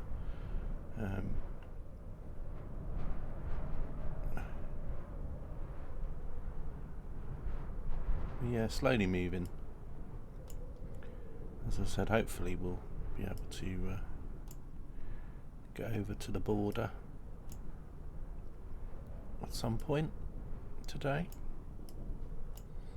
How high are we still? We're at 39,000 feet, Egbert. 39,400 feet.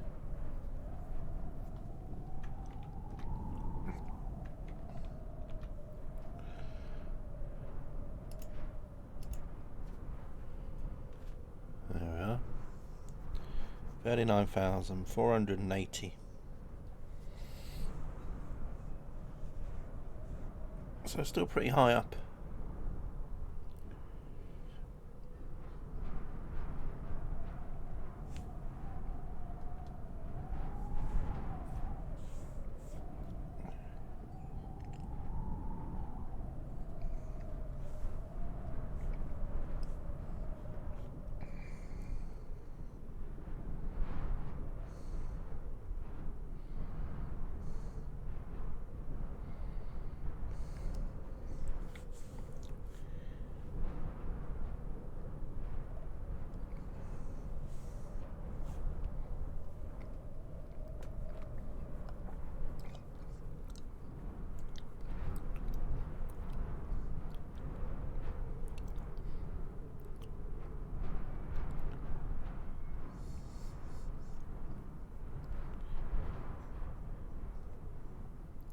So yeah, still quite high up,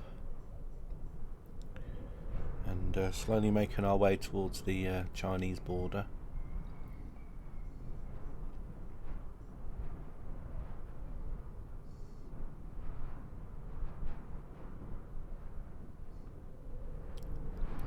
To see another valley down there. Oh, valley.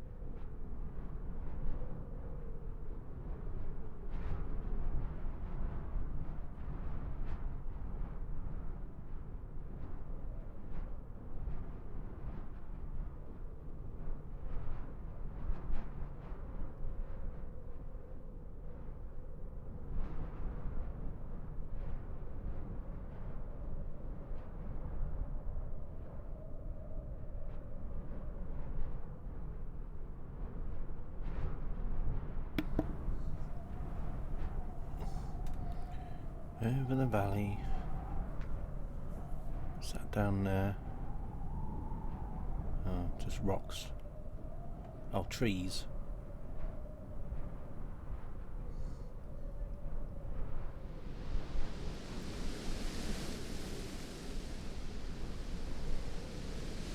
Down in the valley.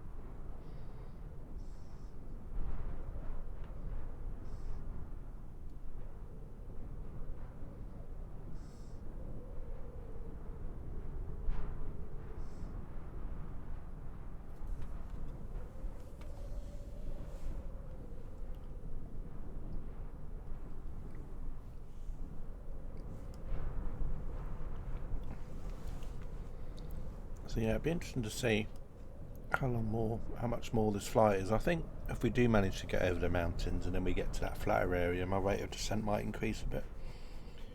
Because I think the fact we're going over the mountains is helping me to stay up in the air for a bit longer. Although I don't know for sure.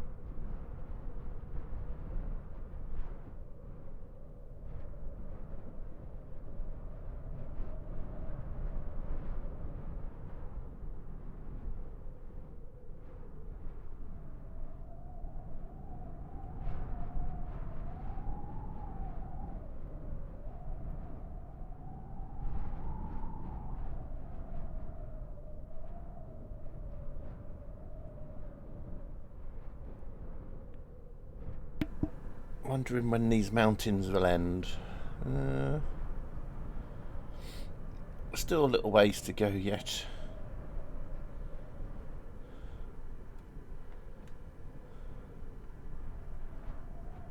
Chinese border has some of these mountains as well.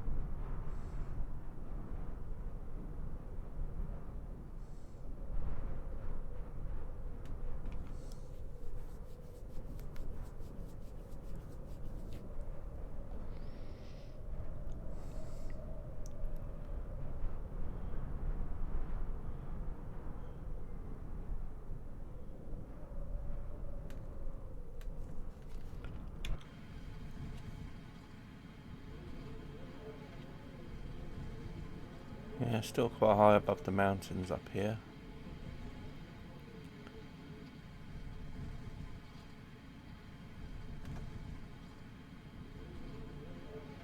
It's a secret night spot. What, Cliffs? Cliffs nightclub.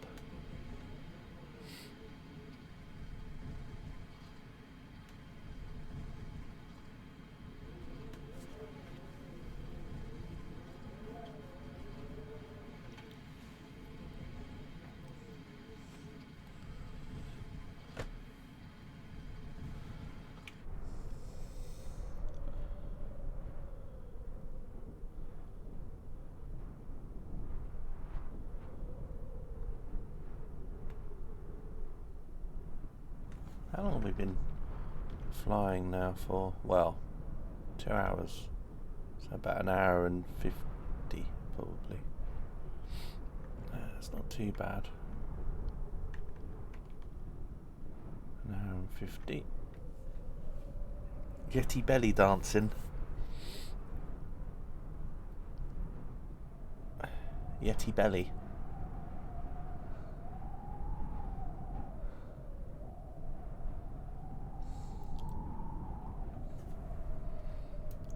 What's the most popular food dish in this area? Oh, we're on to food.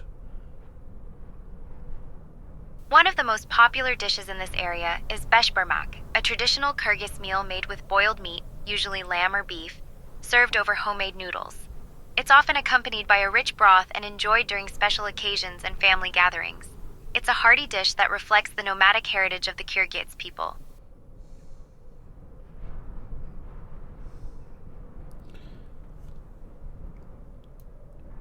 Have you heard of Yeti belly dancing?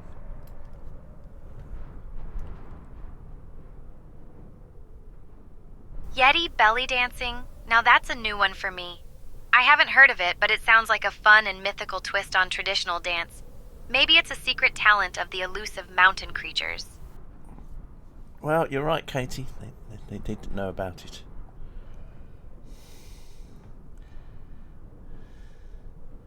Or do you mean cliffs? Is there any secret night spots in this area?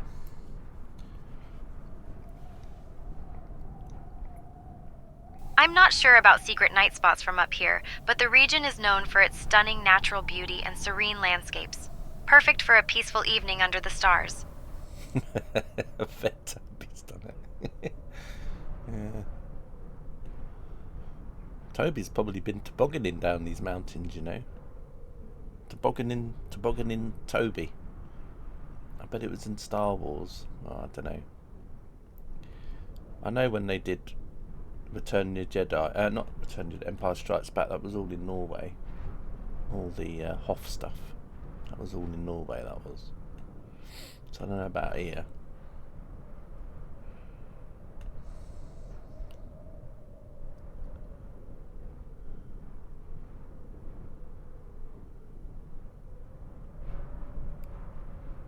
And then they filmed a lot of Star Wars in Blackpool, didn't they? Yeah, the Cloud City. That was Blackpool Tower.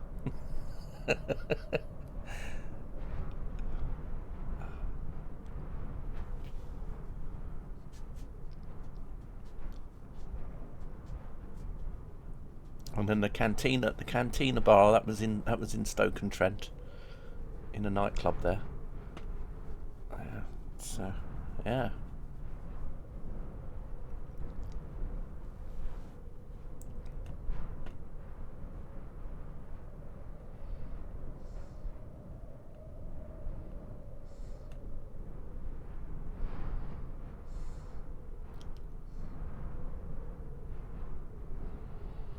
I wonder if there's going to be any Ski Tuesday today.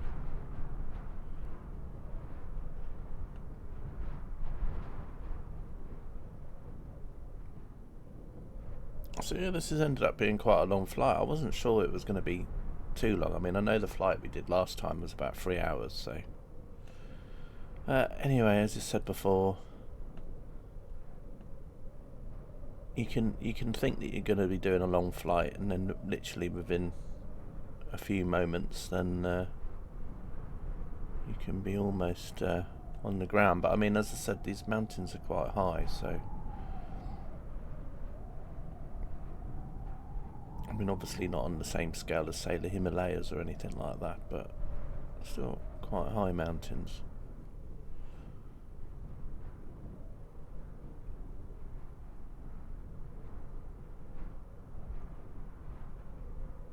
Just depends where we end up, really.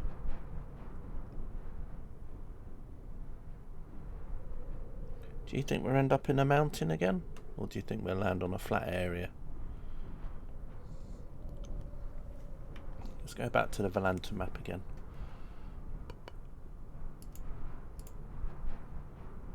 Yeah, we're getting ever closer to the border.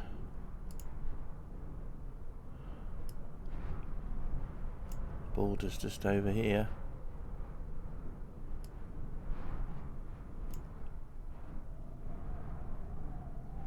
And then after the mountains it does get a little bit flat. We got a little flat area here. And then there's like maybe some hills or mountains here, but then it gets very flat, and then after that it's a lot of agricultural land, and then we've got a whole area of just a desert. So just think, everyone, we could be having many flights just over a desert. So yeah, quite a large flat area. There we are. Exciting times coming along.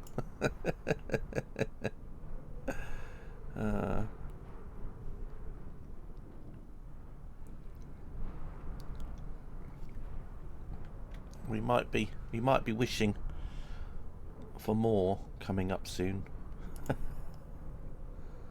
So make the most of these mountains, because, you know, in the coming flights it might not be as picturesque.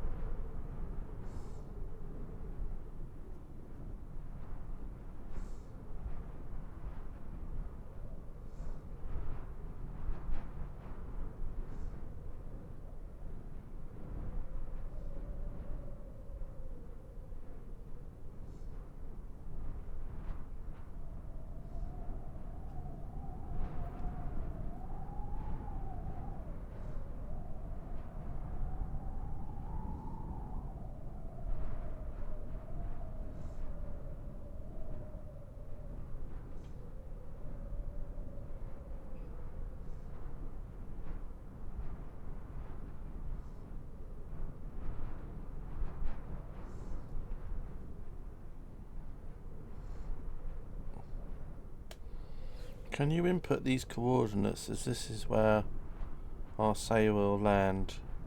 256 degrees southeast by 21 degrees.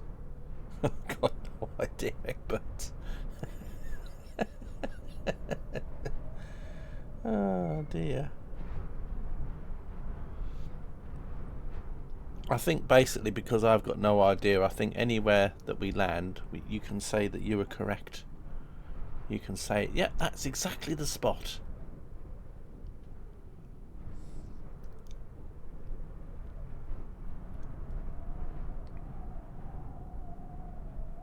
Just joshing, yeah.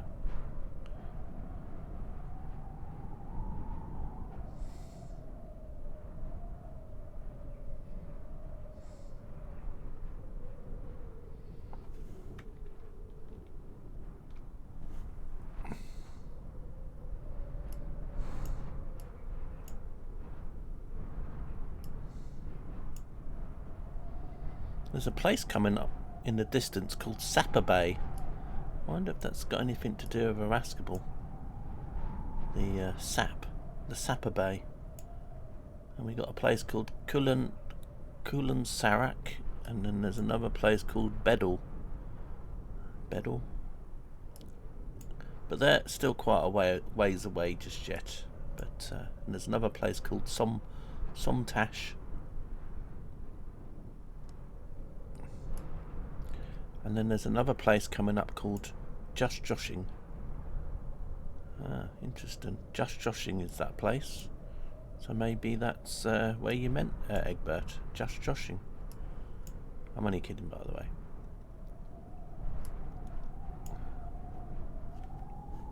But it'd be funny if there was.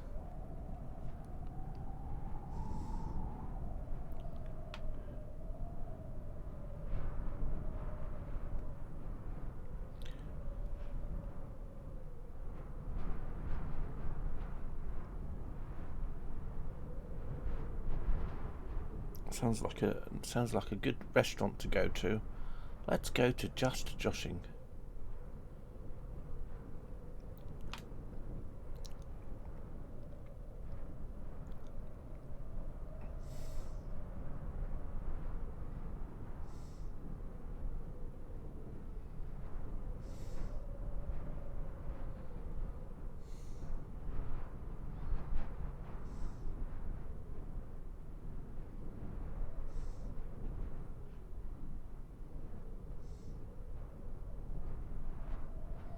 So I think the Chinese border is not too far in front of us now. It's going to kind of be in these mountains somewhere as the border.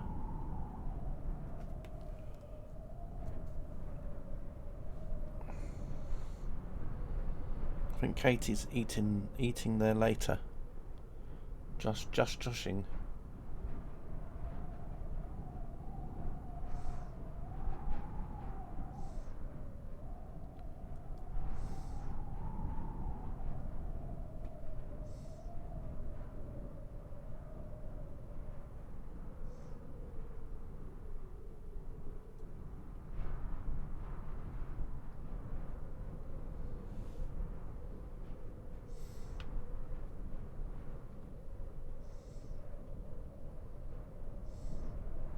Little bit of a valley coming up. Josh's Nosh. See, that could be a good place, wouldn't it? Josh's Nosh. Do like all day breakfasts there or something. Pie and mash. Let's go to Josh's Nosh.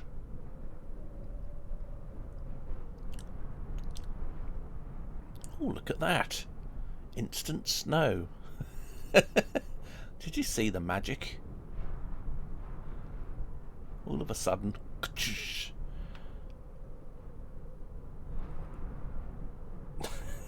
Nosh is Josh.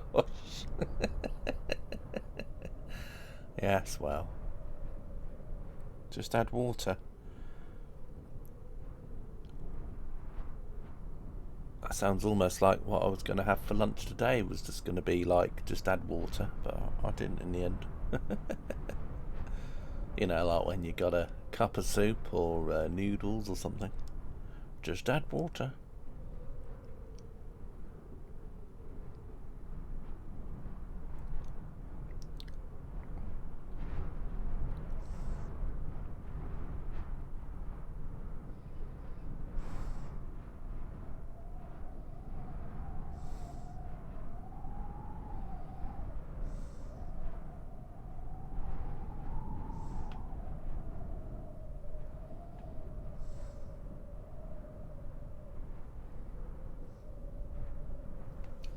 Right, height-wise, what height are we at now? I'm just going to look off screen. 34,700 feet. We're travelling at 64 knots now. And we're getting ever closer to the border.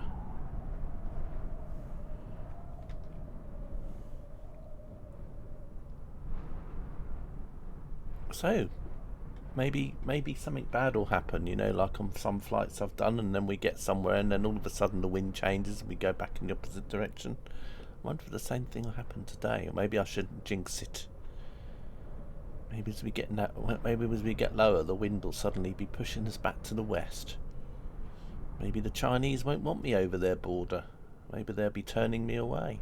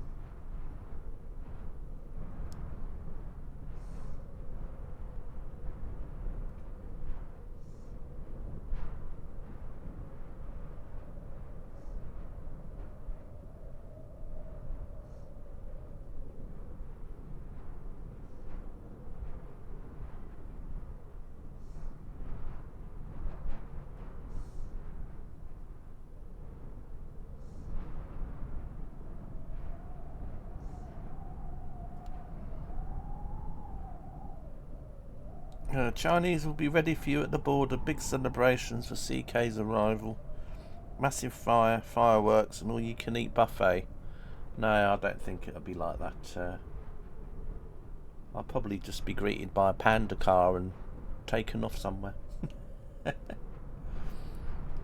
Interesting news, though. I'm just reading about an Air India flight. Air India has confirmed that one of its flights from the US was forced to turn around last week after passengers trying to flush away plastic bags, rags and clothes clogged up most of its toilets.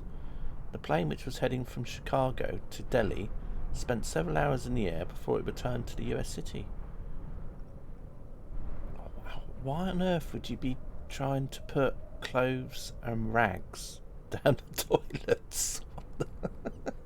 What the hell?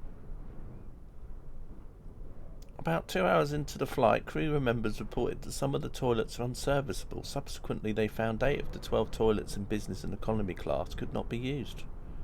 The plane can carry up to 342 passengers. How many passengers does it say it had? Doesn't say. At that point, the plane was already flying over the Atlantic. Due to restrictions on night operations at most European airports at the time, the pilot decided to return to Chicago for passenger comfort and safety. An Air India said an investigation later found polythene bags, rags and clothes that had been flushed down and stuck in the plumbing of the plane's toilets. It released several pictures showing bags containing waste cleared from the toilets. One photo showed a crew member holding a drainage pipe completely stuffed with what appeared to be rags.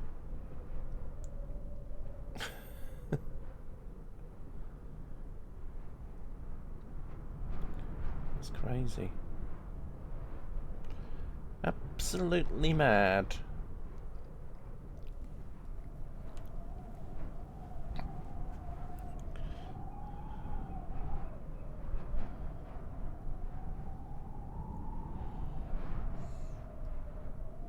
Oh, looks very nice around here, though.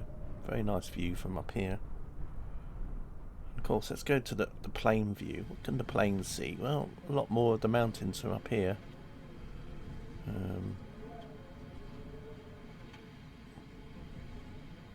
Can't even see where we come from, really. I think it's a bit too far away now.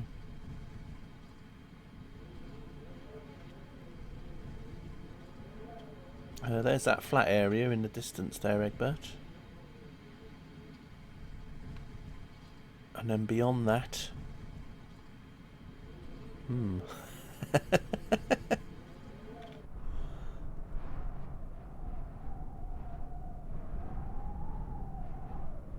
I've got to keep an eye out soon because we are getting closer and closer to the border. We're still a ways away from it yet, but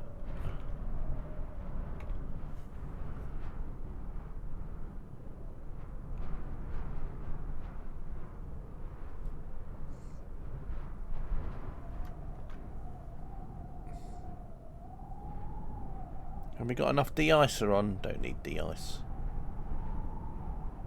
Don't have de-icer. Plane doesn't have a de-icer. It's the sort of plane that normally you'd have to sort of avoid the ice and not go in the clouds when it's a cold day, because you just get ice on them. You have to buy posher planes to have things like that.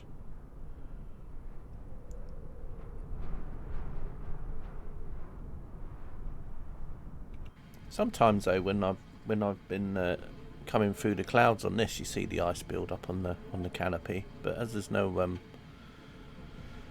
no clouds about, we should be all right. I don't even know what the temperature is here today.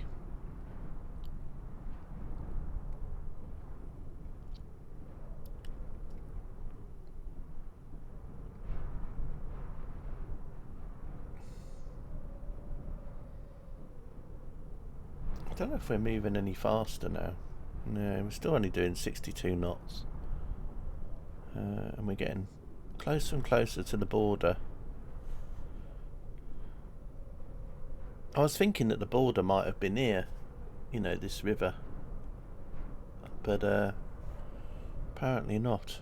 I think the border is literally just past this row of mountains, and the next lot of mountains you see after this one is where the border is, I think, and it goes up there. So I think that's where the border is, just coming up.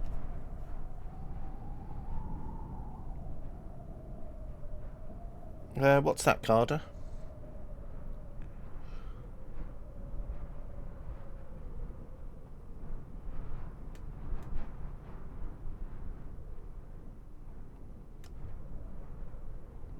What temperature it is? Yeah, I don't know what the temperature is here. I was just thinking about you know, wondering what the weather is, but they probably don't have many weather stations around here though.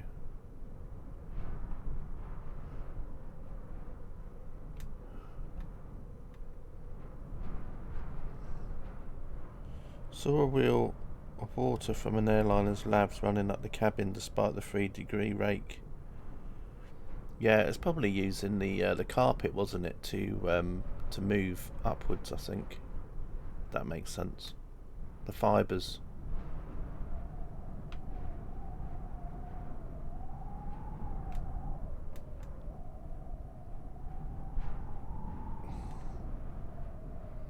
I think it drops 4 degrees per 1,000 feet. Might have been Katie, I don't know. I mean, who knows? Hello Jelly, how are you? Just coming up to the Chinese border shortly.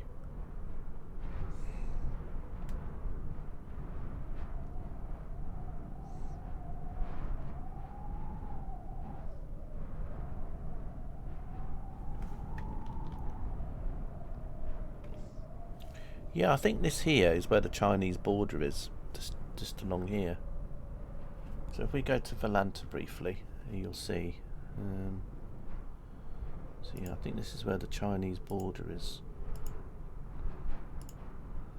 So we've just kind of gone over it almost, or thereabouts. So I'm wondering if it's just down there, or maybe... No, actually, no. That's the... Okay, so that's what I'm looking at. So we have actually just gone into China now. We are actually into China. So it wasn't that little bit of land there at all, but it was kind of halfway in between. So we're literally into China now. So I guess they go from the top of this mountain and then go along. So then they say that's the border along that ridge. So yeah, we're in China now. So hopefully we'll all have a smashing landing.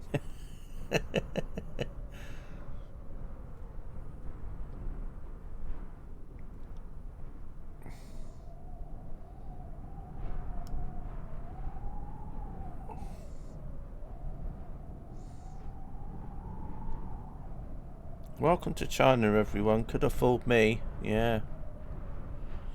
Yeah.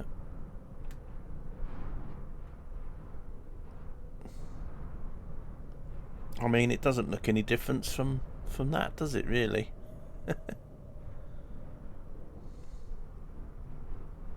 Must have had someone with a clipboard walking along the mountain ridge going, right, this is our land. This is our land, and they're like drawing a little painted line behind them. This belongs to us.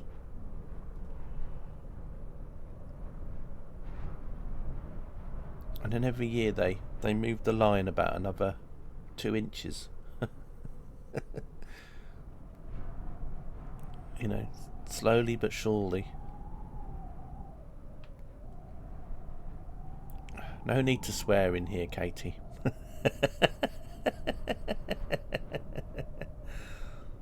Or was that just you doing the order for the takeaway later? Can't see any lines from space. No. Yeah, you had that little what do they do? You know, like when they do yellow lines in the road. He just walks along with his little trundle wheel with the little, you know, like when they're doing the football pitches. You know, they just have like this little trolley thing, and then they just push it, and then the paint comes along.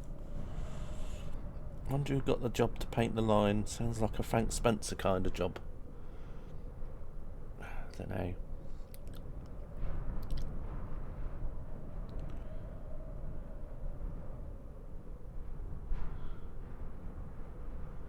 Anyway, we're getting there slowly. Let's have a look at the height at the moment. We're still at 33,700 feet. Well, actually, I can't say we're still at. I mean, we're only at. You can speak Chinese, can you? Well, no point trying to speak it in here because I won't understand a thing. So yeah, 33,650. So still ways to go.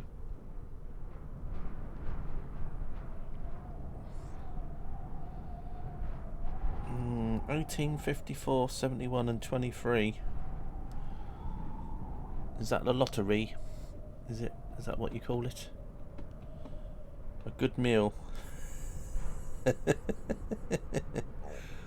Actually, that'd be really interesting though, Jelly, wouldn't it? You could be like a YouTube blogger, going to different Chinese takeaways, and then basically you could say, well, every week I use the same system of numbers, 18, 54, 71 and 23. So let's see what this Chinese restaurant comes out if I give them these numbers today. Well, that's interesting. Instead of having a chicken curry today, I've got shrimps, boiled rice, and something else. You could have a different meal by using the same numbers.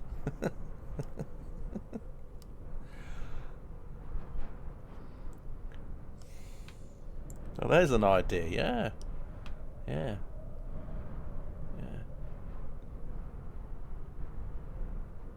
You could get something different every time you go out. You're tempted. What, Egbert's fried rice? A bit of Egbert fried rice. And Carter can go to the local Phoebo machine, and he can put in a number 18, 54, 71 and 23, and he can see what you can get out of the Phoebo machine. Wow. We've got some bitterbullers. We've got some a cheeseburger. We've got a slice of pizza.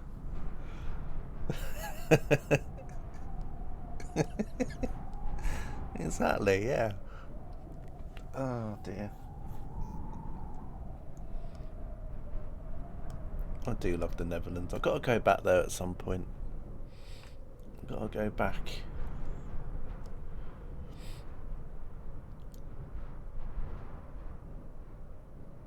I have to be a cheapskate and go on a bus.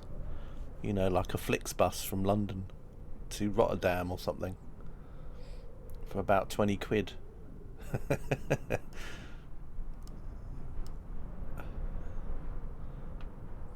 That's almost like a glacier type thing now, isn't it? Kinda. Maybe not, but... Egbert rolls, yeah.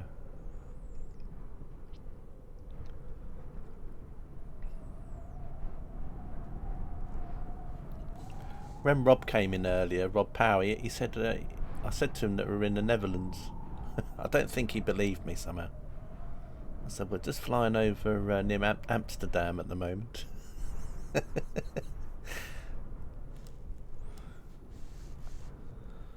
Although it could actually be like that, couldn't it? Because I mean, if we were basically so small that basically a dust particle looked like a mountain, you could basically fly over a carpet of dust on the ground in Amsterdam and it would actually look like a mountain range, couldn't it?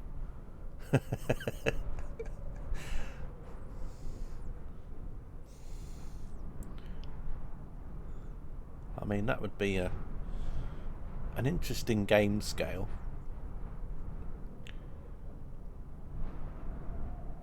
I want to zoom in so much that a dust particle is like a mountain. Well, maybe that'll be for Microsoft of 2028.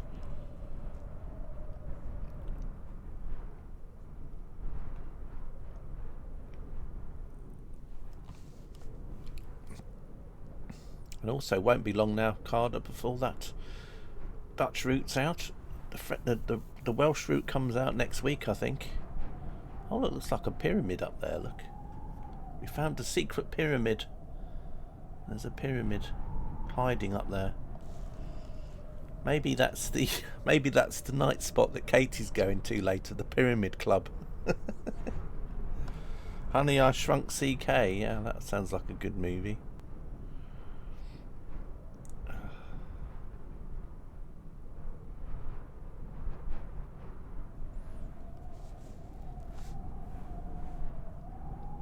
Secret pyramid found on a mountain.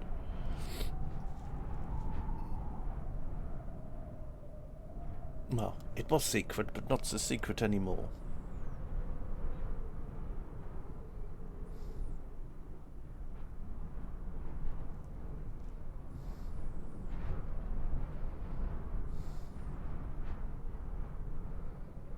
Right, let's have a check on the height again. We're at 33,800 feet now. Is she off to see the Chippendales? No idea, Jelly.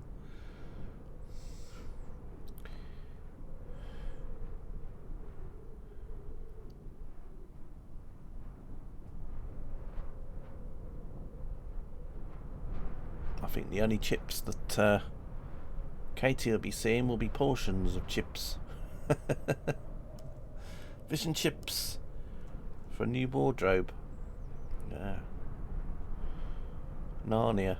Oh, this could be Narnia, actually. Egbert, yes, a very good point. This could be Narnia. This could be Narnia, the wardrobe.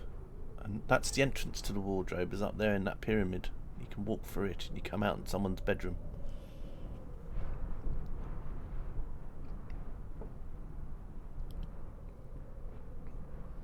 Well, anyway, at least the stream goal was reached in a way. I mean, some of you might have just joined in. This is the 100th flight today. So, for flight number 100, we went from Kyrgyzstan to China. Although, you never know, the wind might suddenly veer off 180 degrees and we might go back to Kyrgyzstan. But I don't think so. I go away AFK and hear myself being discussed. What have you boys been up to? And yes, I'm giving you all that schoolmistress look over the top of your eyes. Oh, Jelly just said something about you off to see the Chippendales or something. Well, I was talking about this pyramid. I said it looked a bit like a pyramid, and I said maybe that's where Katie's going. It's like the Pyramid Club. And then Jelly said something about Chippendales. And I said, well, the only chips that Katie's probably going to get is portions of chips. So I don't know. There we are. Of course, Egbert gets loads of chips, doesn't he? Don't you, Egbert? You get plenty of chips. You get a chip into the rough, a chip into the bunker, a chip into the water feature.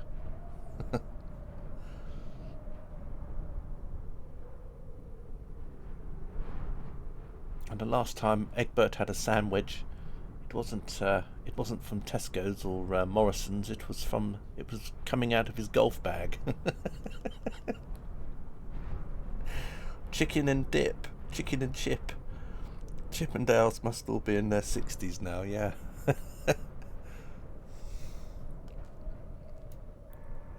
Sarah, have you heard of the Chippendales?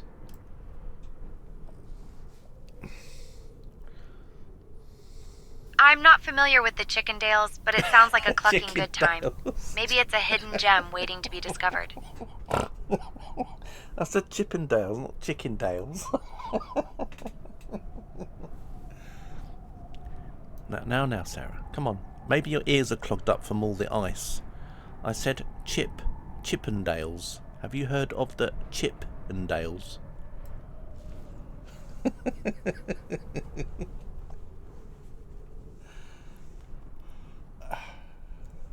Ah, the Chippendales. You must be referring to the famous Chip and Dale, the mischievous chipmunk duo from Disney. They've been entertaining audiences since 1943 with their playful antics and rivalry with Donald Duck and Pluto. These two have a knack for getting into trouble and making us laugh with their clever schemes. They're a classic part of Disney's animated history and have appeared in numerous cartoons and movies over the years. Their charm and humor have made them beloved characters for generations. So, no Yetis here, just some cheeky chipmunks. Well, and while we're here, Sarah, do you know anything about Phoebo vending machines? Let's see what she says about that. Ah, Phoebo vending machines. They're quite popular in the Netherlands, known for serving hot snacks like croquettes and frikandellen. It's like a fast food experience where you can grab a quick bite from a wall of vending machines. A unique and efficient way to satisfy your hunger on the go. There we are.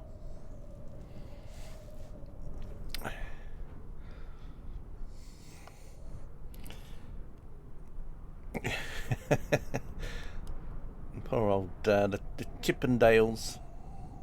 Unique experience, she called it. Yeah, well, I suppose it is if you're from abroad. So I suppose it's a bit like when you go to Japan. I mean, everyone in Japan is so used to all the automation everywhere, but I mean, for a tourist, it must be quite interesting.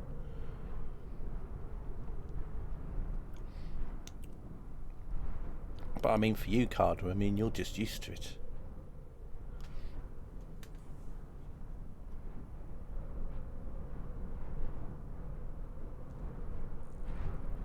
From sex to food, we can see how CK's gone in his old age. Yeah, it's a shame I haven't been streaming for 40 years, because then obviously you'd have a whole timeline of how things have changed over time. And today I'm going to be streaming Microsoft Flight Simulator 95. It's just been released, and look at the graphics, look at the ice cubes for clouds, it looks amazing. And we're going to do some Microsoft Train Simulator today.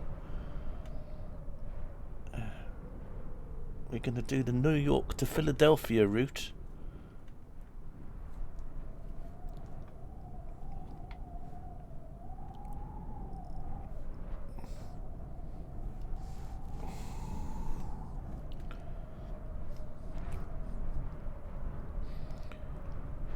Or today I'm going to be streaming a brand new game. It's called Space Invaders.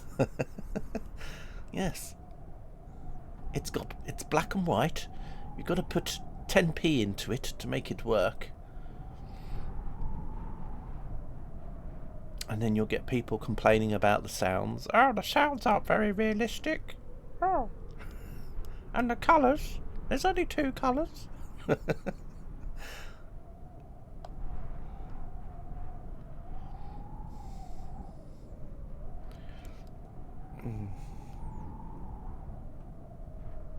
There we go. We're getting to a flat bit over here, and then beyond we get some more mountains, and then we get some more flatness. So I suppose for Carter, this bit coming up is going to be the nearest we get to the Netherlands today. just for a bit. Although I don't think even being on the flat bit, it's still quite high above sea level. Talking of which, let's have a look to see how high we're still at. 32,000. We're actually climbing again. because of these mountains. 1 minute we put on some altitude and then we lose a bit again. Yeah, still pretty high up. What's my ground speed doing at the minute? 60 knots the ground speed is at the minute. I'm looking on Volanta to tell me that. Yeah, and we're coming up towards where is that? Sap. Where's that place with sap in it? That's quite close by. I think that's coming up at some point. Aksu, Wensu, some places. Chillon Ben, the flower pot men. Trying to find that place that said sap. Can't see it now. I think he must have complained and had it taken down. Oh, there's a place far away called Jam. That must be quite an interesting place. Aksu, Bozdong.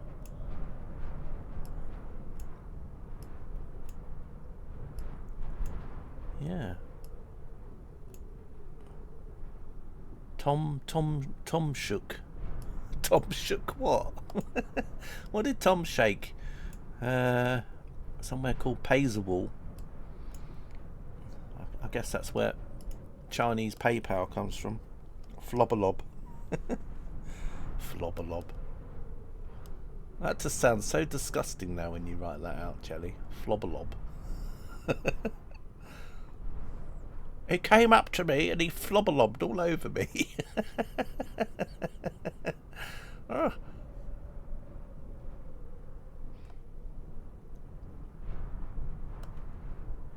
Weed. Yeah, that's the same now. You couldn't exactly scream weed anymore, could you, these days? I mean, imagine having a kids' TV show with the characters screaming weed. Bill and Ben live in a house and they have an attic, which is very hot. Weed. They use up lots of electricity and they have pipes going here and there and everywhere in their house.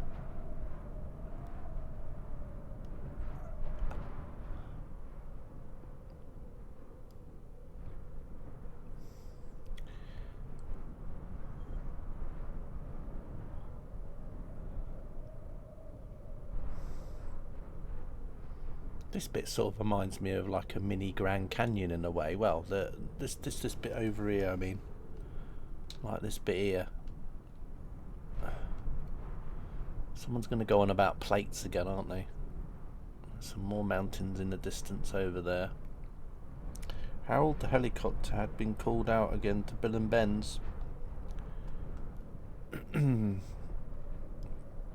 and Ben. The flower pot men.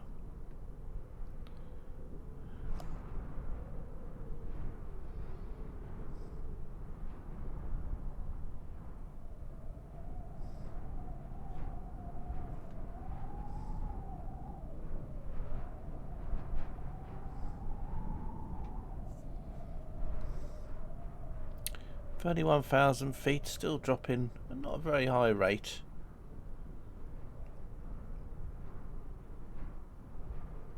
Be interesting to see who becomes closest. Oh, look at that rate of descent there, suddenly shot up.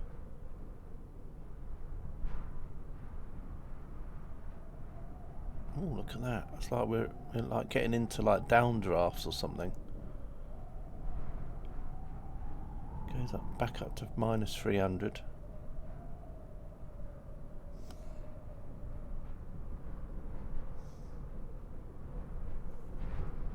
Of course, that can't be talking about Harold the helicopter or things like that. It can't be too long now before Thomas the Tank Engine comes out for Train Sim World. That must be what, April, May time? Maybe it comes out.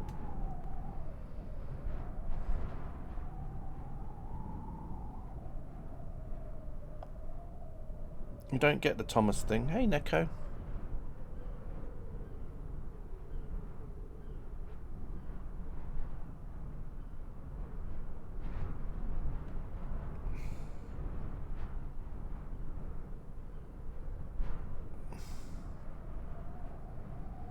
How are you? Hope you're well.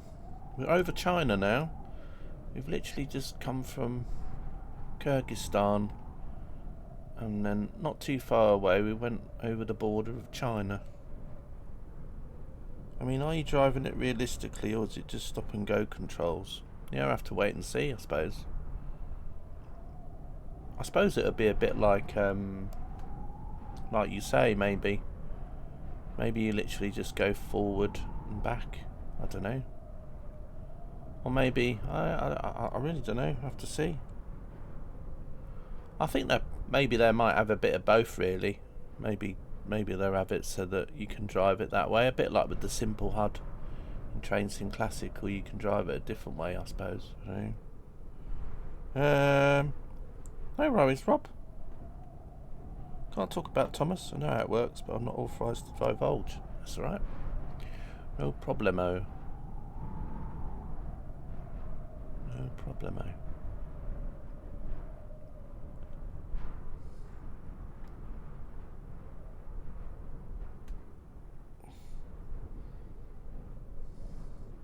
Right then, anyway.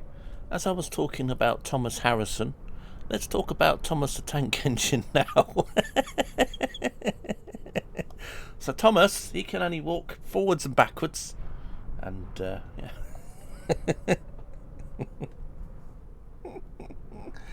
Oh, but no. But anyway, getting over to this flat area. Well, you'll just have to wait and see, Neko. See what it's like. We've got the Welsh route coming out soon. We've got the Dutch route coming out soon. The next thing I'm probably looking forward to myself probably is the next cargo line packs. Oh, and the 86, of course.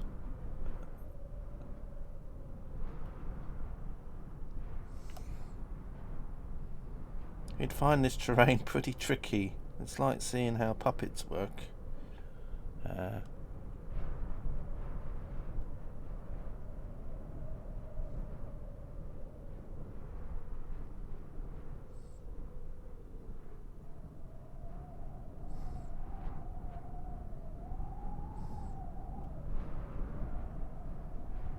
Oh, that's made me think of Punch and Judy. All of a sudden, for some reason. Seaside Punch and Judy at Weymouth. I don't even know why I'm thinking about Weymouth either, but there we are.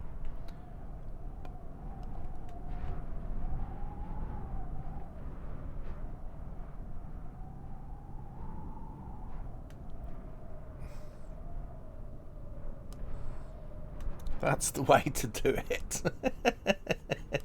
Yeah. Sausages.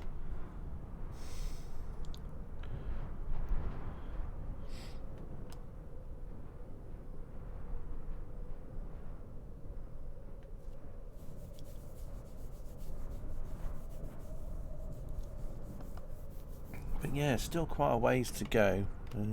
Flight's been going now for about 2 hours and 40 minutes, so I think the last flight I did was 3 hours and 8. The longest flight I've ever done, I think, was about 5 hours and something, so I don't know if it's going to be as long as that, but it'll still be quite a longish flight, this one.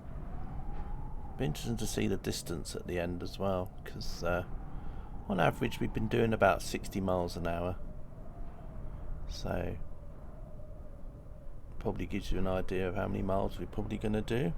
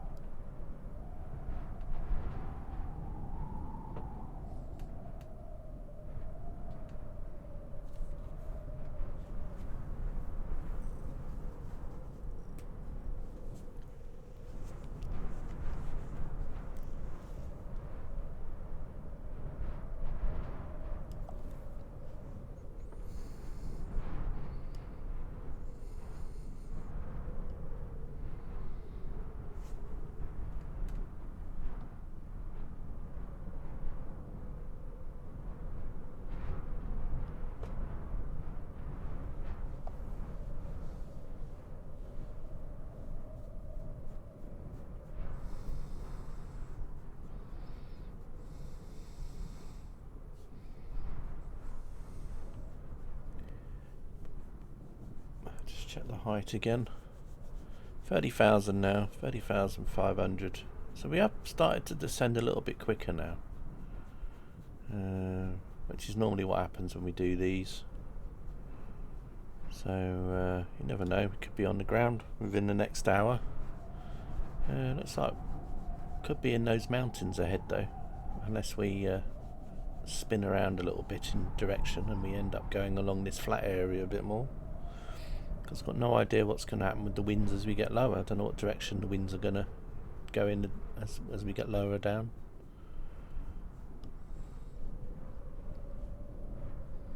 That's a pretty straight piece of road there, isn't it? That's if it is a road. When there's a road that comes off it, it's quite straight. Obviously whoever did that road wasn't drunk. They just said, right, that's it, straight line we go, and off they went.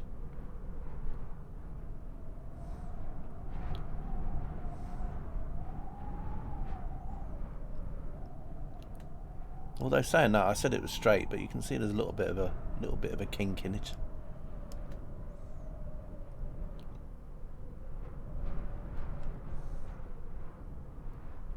Oh, some houses again. Like the colours. Orange and yellow. I like the way the road just ends there. It's like they had a road and then they just got to there and said, right, that's it, we're finished. We'll complete it another time. The first drag racing track. Yeah. You never know.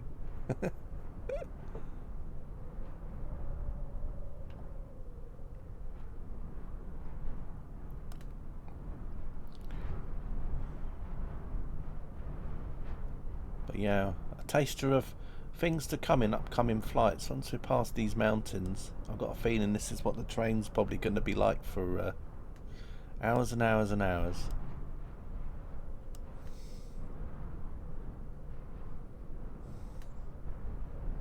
Might have to call the next. I might have to call flight 102. Well, 101, 102 onwards. We call them sleep streams. Just watch and fall asleep.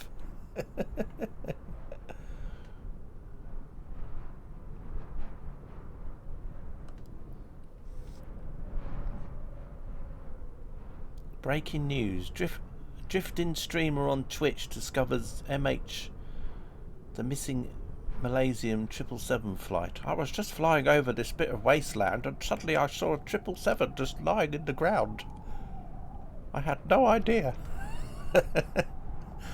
Yeah. I'm feeling we'll soon miss the mountain view after a while. Yeah, I think so too. I mean, to be honest, we haven't had really many times that we've actually...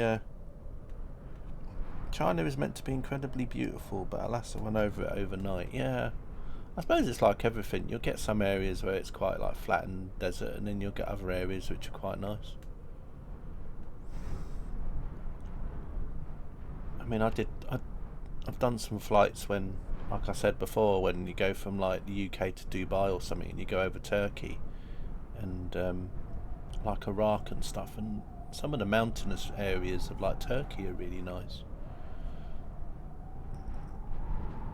and other areas as you go over.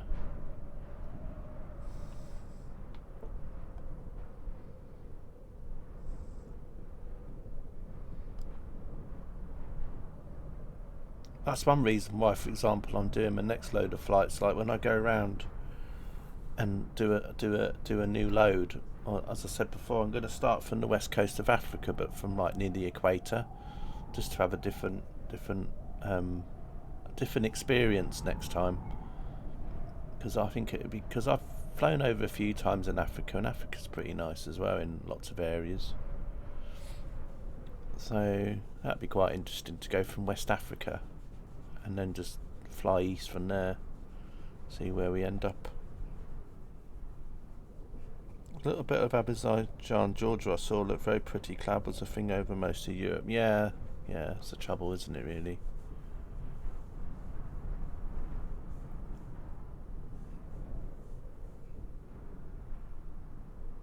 You get a cloud layer, don't you, that just goes on and on for ages, and then you don't see anything. Might just get an odd glimpse of something.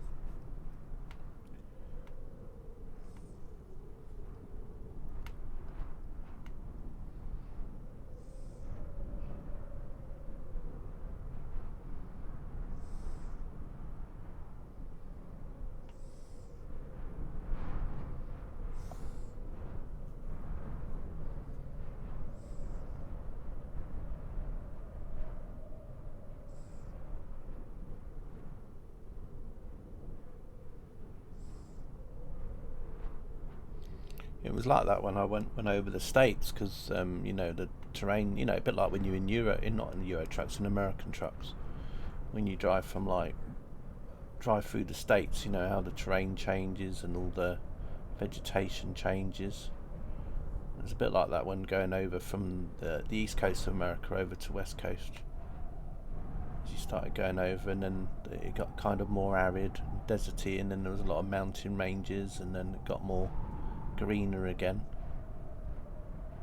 as you got nearer to San Francisco. Cloud seeding. Well, not many clouds around here. Just some over there.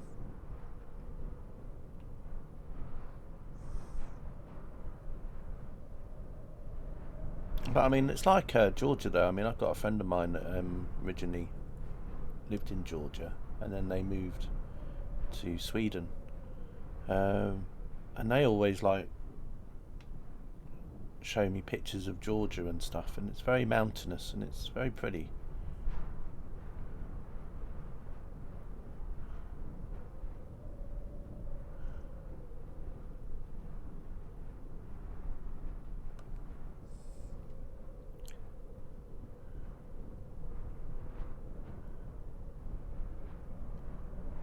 Kind of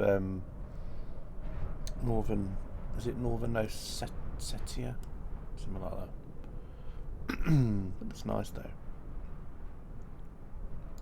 I know some flight simmers like Chewy and some others have been doing some flights in South Africa, and it's quite nice. I think they go right down to the bottom of South Africa, near to Chile, and they've done some flights around Chile, and that looks really nice. Doing some of the flights around the Chile area, down sort of Argentina, Chile way.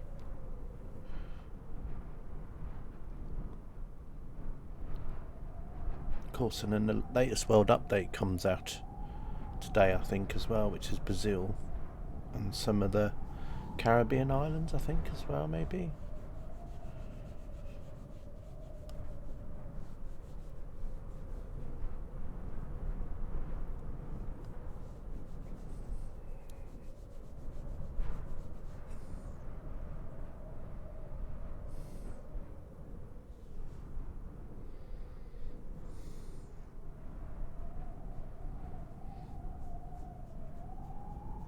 Anyway, still heading towards these mountains. Let's just check the height now. 29,200. So yeah, still descending quite slowly.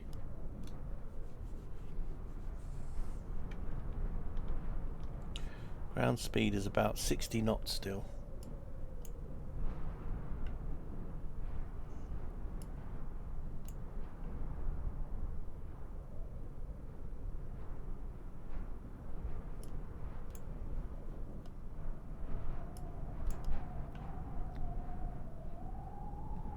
Looks like we're heading towards some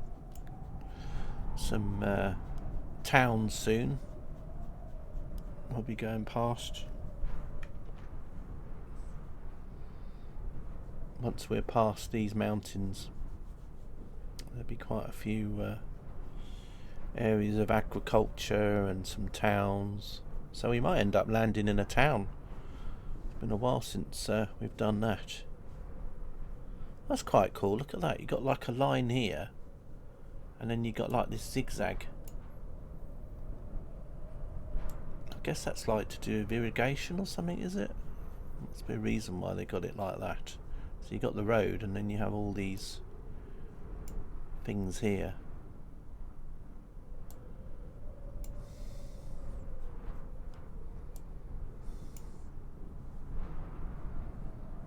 There must be like water channels or something, because there's like little gully. Maybe that's rainwater. Maybe that comes off there and then it can flow into these and then form like a channel. Maybe. Don't know. No idea. It's quite interesting though.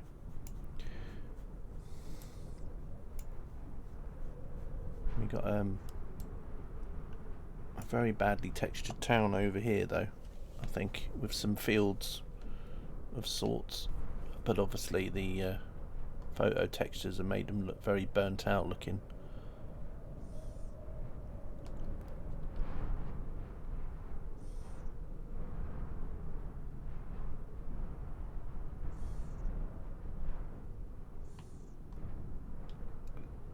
Interesting road markings there as well on the road.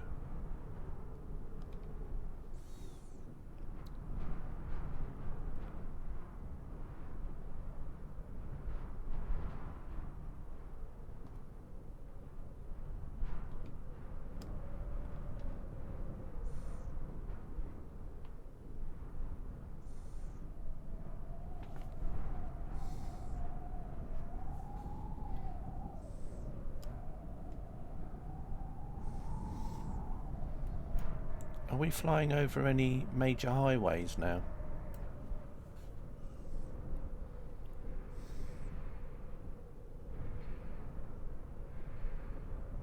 We're currently flying over the G3012 highway, also known as the Kuitun-Aksu Expressway. It's a major route in this region, connecting several important cities and facilitating trade and travel across Xinjiang.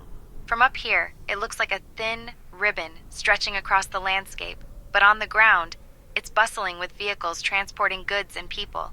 It's a vital part of the infrastructure in this vast and remote area, helping to connect communities and support the local economy. Yeah. This looks like a bit like when you're looking down at a circuit board or something. Thanks for following. Koyum674. Sorry if I pronounced your name wrong there. Apologies. Thanks for following though. Nice to see you.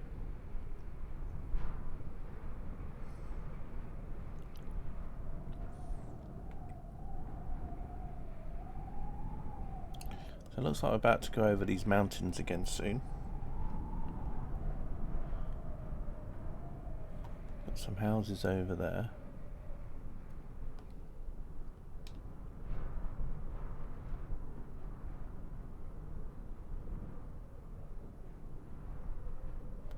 And we got any? I wonder if we got a railway line down here as well going through anywhere.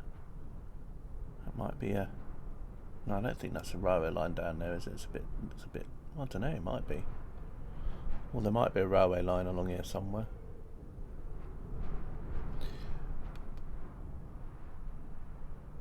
Oh, is that a? There's a golf course down there, Egbert. No, only joking. Apparently, flying over Japan is quite good for golf courses. I saw someone did a flight over Japan the other day, Egbert. I think it was because when the A350 came out, some people were doing like flights of it. And the amount of golf courses there were in Japan, it was crazy. They're everywhere. It seemed like every single spare piece of land, there was like a golf course there. Must get very confusing. I'm just going to go to this golf course, and then there's like literally one around the corner, and then there's another one around the corner. I'm sure I went to this one last week. I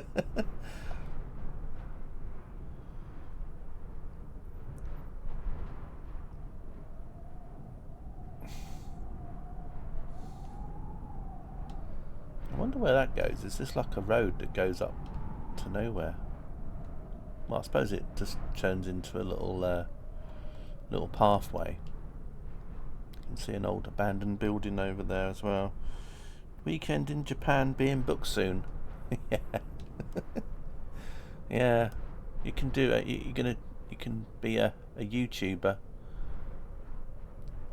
Egbert's gonna do a review of every golf course in Japan. And this is video one of 2020. Just this week. We're at golf course. I don't know the names. I'm just going to call it golf course number 1. This is golf course number 1. Let's go and look round all the holes. And next week we're going to do golf course number 2, which is just round the corner from golf course number 1. And then you'll get someone in the comments, why did you start from golf course number 1 and not golf course number 4, which is nearer to somewhere else? And you're like, well, I had to start from one golf course, so that was the golf course I chose.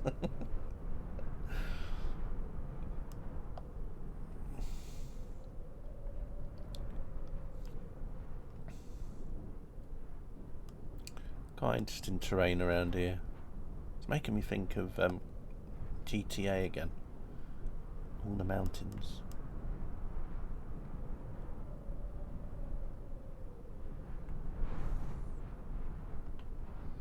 So I think after we come over here, it's going to get quite flat again. So although we have got quite a few mountains to go over, but as you can see from beyond the mountains, it does get a bit flatter. Although there are some hills in the distance there, but after that we'll just see how far we go.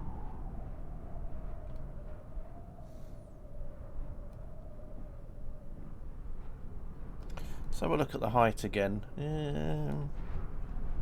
28,000 feet now, 28,900. So as I said, we were at 29 quite a few minutes ago now, so it's taken a while to get through. You can see at the moment we're sort of there we go, we're climbing up a bit again, and then we go down again, and then we're going down to like 400-500 now, and then suddenly we're going back up again. A bit of a roller coaster on here. Don't think I'd like to be sitting on that plane. A lot of up and down. I suppose it'd be a bit like a roller coaster.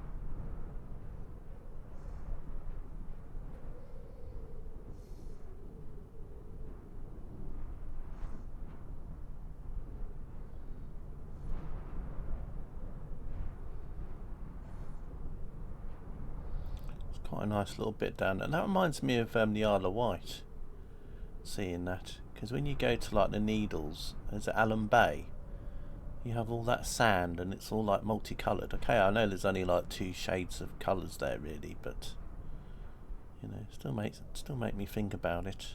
And you can get all those like souvenir, like little glass souvenirs with all the different shades of the colours of sand in.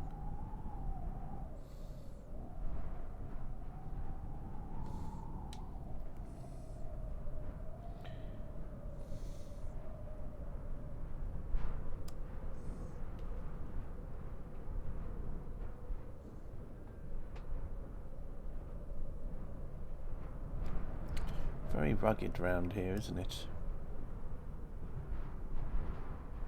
Got some mountains off there in the distance. I wonder if there's any Euro Truck mods that have this area in, because I think they did have the Great Step, didn't they? And then they had like China, I think. I don't know. Sure there must have been a mod that kind of goes probably along, and then you deliver to some of them towns along there, maybe? I don't know.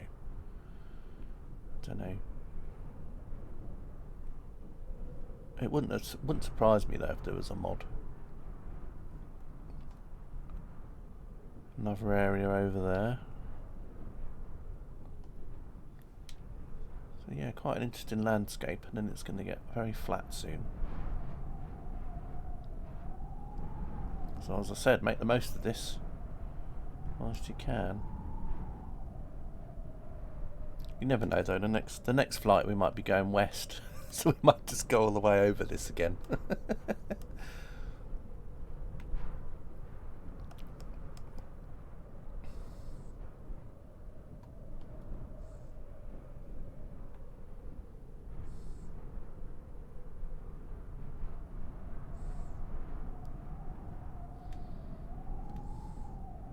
Yep, still at 28,000 feet.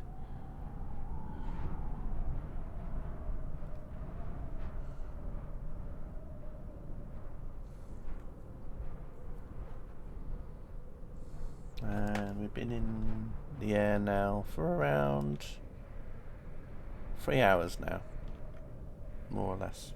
My stream's been going for 3 hours and 12, but I didn't start this flight straight away. It was a good 10 minutes or so before I did. So let's just say it's about 3 hours the flight time so far. So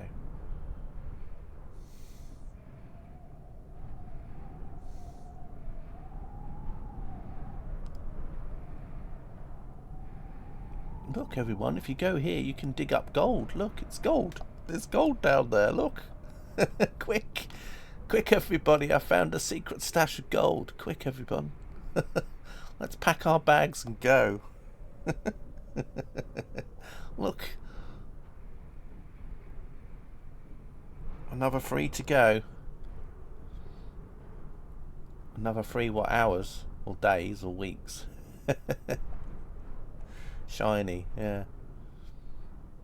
Quick everyone.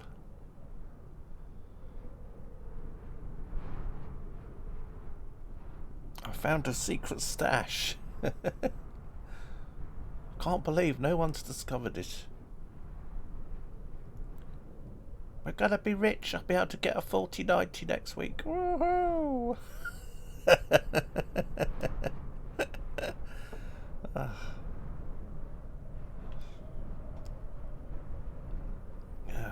Someone will say, why not a 5090? And I'll just say, well, I'm staying clear for them for a while. Until they sort themselves out. Massive Banksy's been spray painting, yeah. Yeah. Yeah, it's just the Banksy artwork.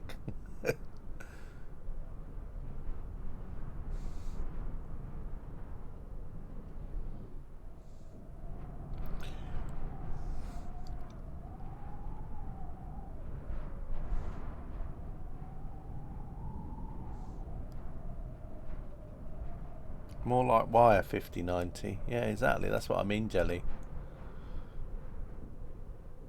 Well, why would you want to get any 5 series graphics card at the minute? I mean, you just don't know if you're going to get one, and you got some of the ROPs are missing for a start.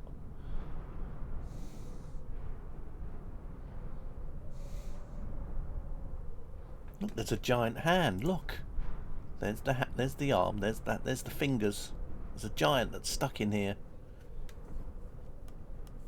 It's got stuck in a mountain.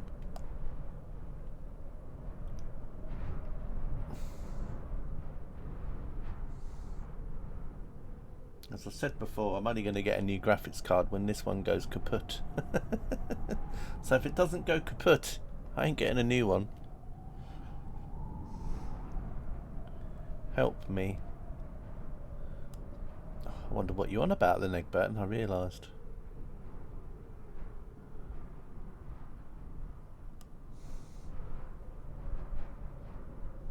Looks like someone's been spraying paint on here. Look, they're trying to draw letters and numbers. The rock people have taken me, yep. The rock people. Fraggle Rock.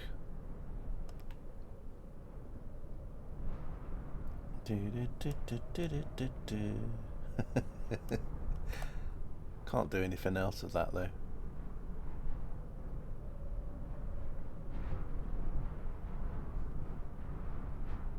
You have your eye on a 9700 XT. Yeah, I think a few people have been looking at those. I think for me at the moment, if my graphics card died, I'd have to get one of those Intel ones, I think. But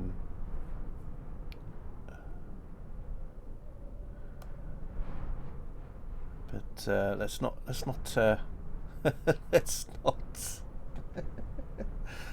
not curse anything. But yeah, a few people have been looking at those, definitely.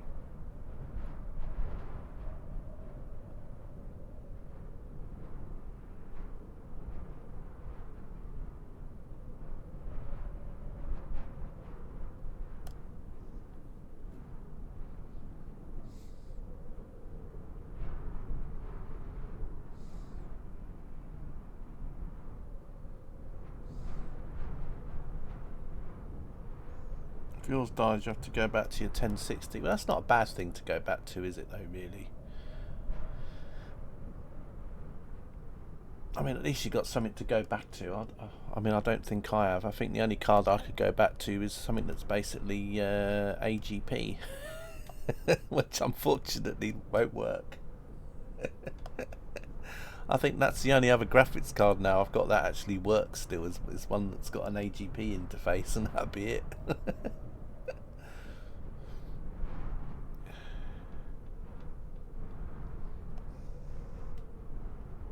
Well, yeah, but it's still decent compared to like what's out there now. You know, like as a low end mid, low end card or whatever. And 1060 is not really that bad to go back to.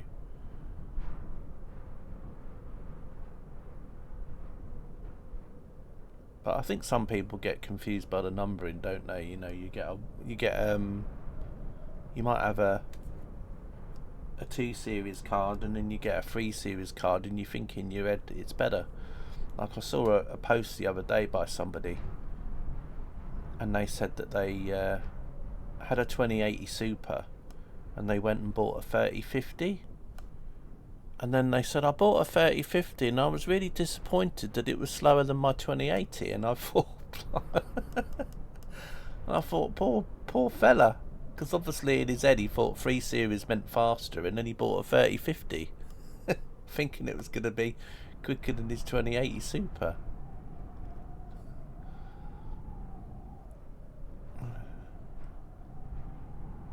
There you are.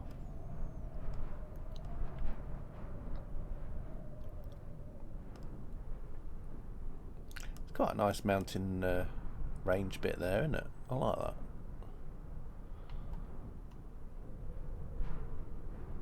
Like I say, it's very Grand Canyon bit. Someone's been getting the red paint out there and spraying though.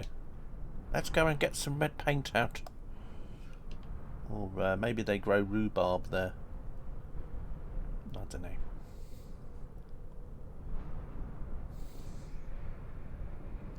Usually skip a couple of series as well for me, Jelly. I think I've skipped quite a few. I mean, they're on the. I mean, I've still got my 5700 XT. Actually, that's really cool because if I get the box and cover up a 0, I could sell it as a 570. Anyone want my 570? Or you could get like an old AMD 570 from years ago, couldn't you? You could get an AMD 570 from years ago, and then you could just tell everybody, oh, it's an Nvidia 570. A 5070 or whatever. Add another 0 in. I think they're going to run out of numbers at some point.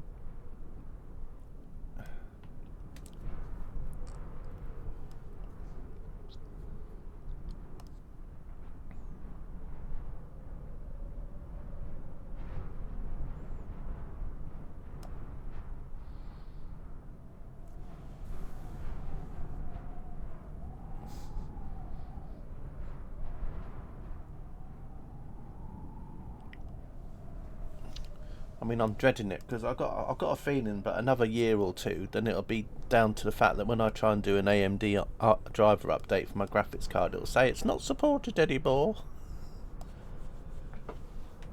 and I'll be like, oh great.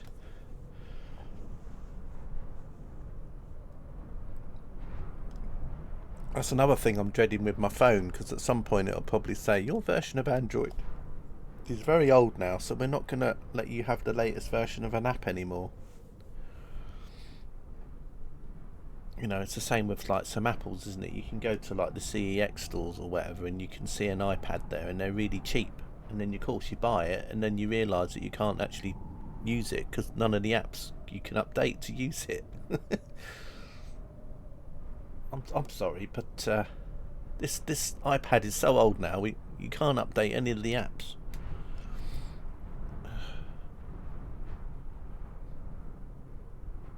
Anyway.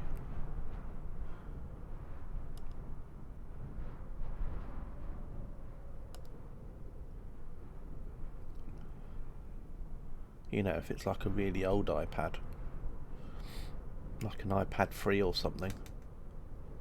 I don't even know what iPads are on there anyway. I've no idea. Same with the iPhone. What's the iPhone on these days? Is it 14, 15, 16? Got no idea. I know it's something like that, but I had an iPhone hand-me-down once when I was living in Sweden, because a friend of mine, they got a newer iPhone and they just said, oh, I could have their old one. I think it was an iPhone 3 at the time. Well, it was free for me, so it was it was an iPhone 3, but it was also an iPhone for free. Yeah.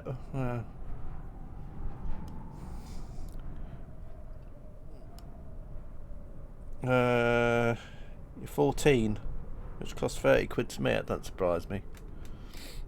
I don't know, what's the Samsungs on these days? Is it 25 now, isn't it? I think 24, 25. The Galaxies, that is, I mean.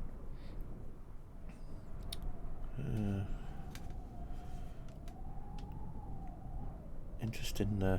I think that might be a Butlins over there.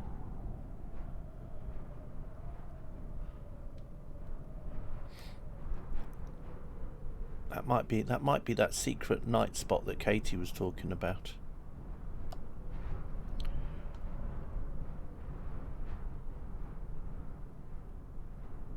I'm trying to think what that looks a bit like. It looks a bit like don't know what that looks like actually.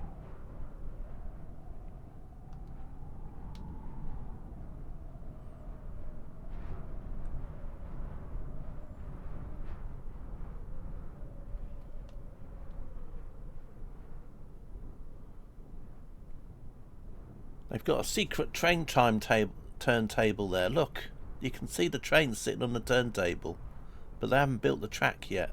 So it looks like Gordon. It's blue coloured. Might be Gordon. That's where Gordon's hiding. It's on the turntable there. It's not really a turntable though, but it's one of those. I think it's like a sewage treatment or water place or something, I'm guessing. Butlins. Yeah. Right over there, that little marker, that's for an airfield. And over there as well. So there is a couple of airports coming up in the distance. Getting their infrastructure in place, yeah, exactly. It's a bit like transport fever.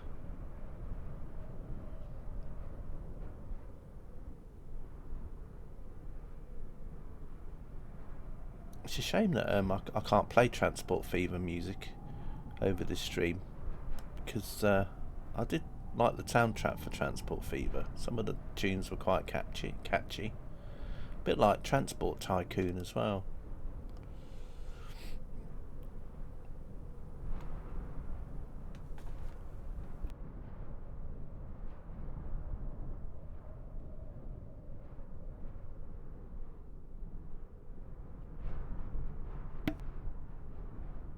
Interesting terrain coming up here.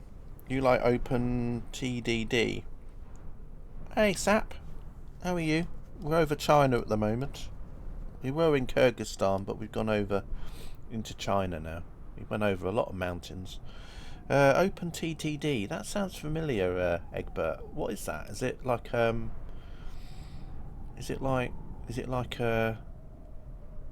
modded version of Transport Tycoon or something? TTD. I still don't know what that is. Let me have a look what that is. I've heard of it, but I can't remember what it is.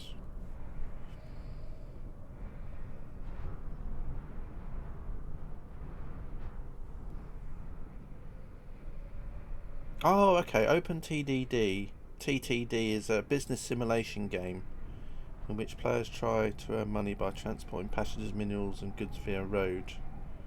Oh, I see. Okay. An open source simulator based on the classic game Transport Tycoon Deluxe. Oh, hence the TDD. Got you. I think I had Transport Tycoon Deluxe. I think.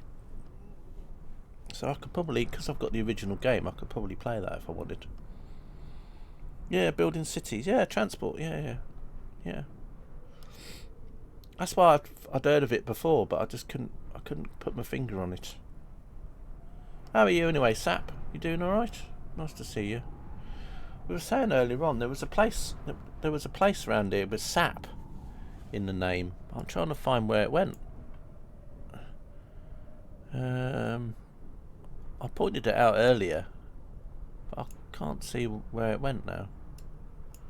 I'm just looking on the Volanta map, see if I can find it again. Because I always think of you when I see anything that's got the word sap in it, even if it's,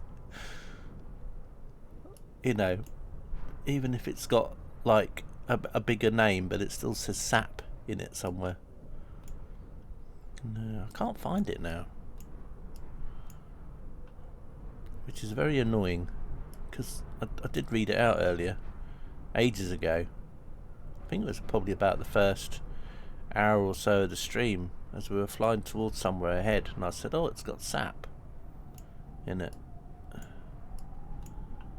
Of course, now that I'm actually looking, now I can't see it. Yeah, exactly, yep, SAP. How's you? I'm not bad, thanks. I'm not bad.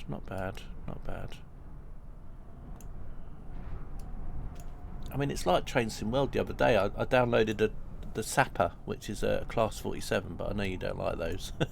So you'd probably feel quite insulted if I was driving a Class 47 around with Sapper written on it. But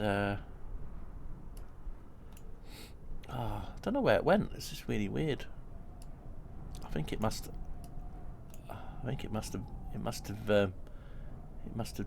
deleted itself. I'm just looking on Volanta trying to find it again, but I know it was somewhere near where we were flying, but I just can't see it at all now. You don't dislike 47. Well, I know, but I know you said the other day, because we were obviously talking about that developer doing the 47, and you were like, well, I mean, you weren't like that in chat, but I could just imagine you off screen going, the steam coming out of your ears.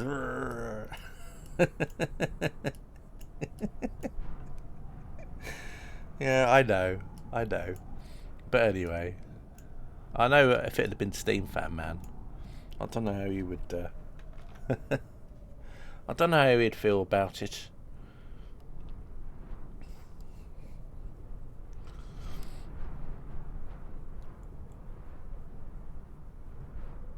But yeah, I think originally, like, if the guy that did a lot of stuff with AP, who was also Master Key Simulations, didn't sort of start doing other things, I think there would have been a 47 out from AP at some point in the past. Egbert, what on earth's that? But yeah, anyway, let's have a quick look at the height. We're at 25,000 feet now. 25. So we're not even halfway yet in height. You know, we started at about 45,000 feet. We're now at 25, and we've been in the air for 3 hours and 20 minutes. Biggest 47 fan I know isn't even British. Carter, yeah, Carter, he might be around still. He was here earlier. Don't know if he's still lurking. He might be about still. I think he might have popped out to the nearest Phoebo machine though. I've probably given him a Phoebo craving. He's gone to get some bitty bullers to eat. Oh. But yeah. But yeah, Carter does love the 47. That's very true. So as long as the 47 is Carter compatible, then everything's good.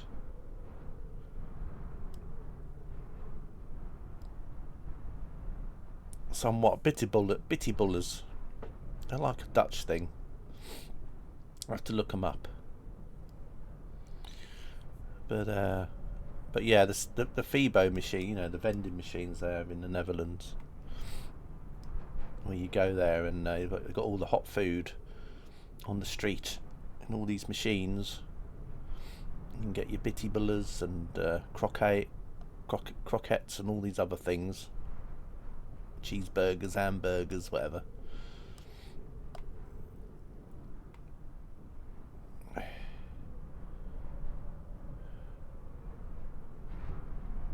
Yeah, a few people have been in and out of chat. We've got Jellybean, you know, we've got Rob. Rob's about. I don't know if he's lurking or whatever. Rob Power, he was here. We were talking about the golf game earlier as well. Are you going to get that golf game, Sap? Is it PGA 25K or whatever it's called? How do you spell the bitty buller? I think it was very close to how you spelt it there. Hey Noxie. Let me see if I can work out how to spell it. I think it's like, yeah, bit of. Oh, okay. You literally just typed it out. Yeah, so I call it bitty balling, but I suppose it's bitter balling.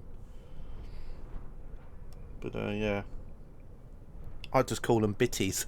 You know where I'm getting that from? I'm getting that from Little Britain. And those of you that know will know. Yeah, that's probably why. Because it was probably about the same time that was on the TV when I went to the Netherlands, so I was probably always calling them bitty bullets.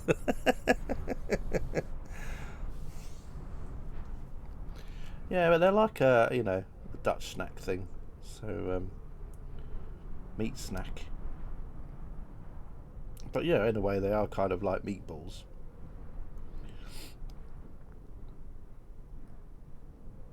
But they have lots of different things, and you get them in these little vending machines.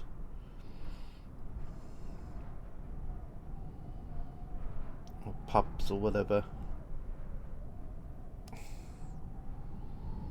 Yeah.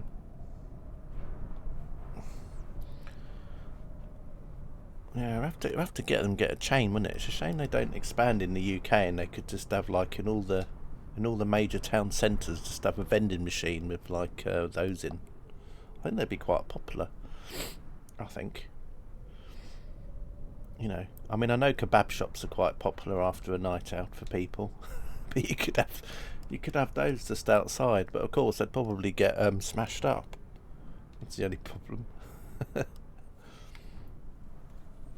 You'd have to probably have like a security thing over them at night.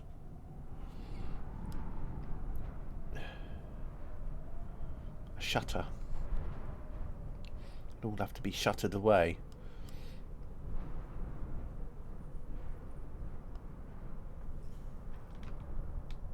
I'm still looking for that sap place while I'm here.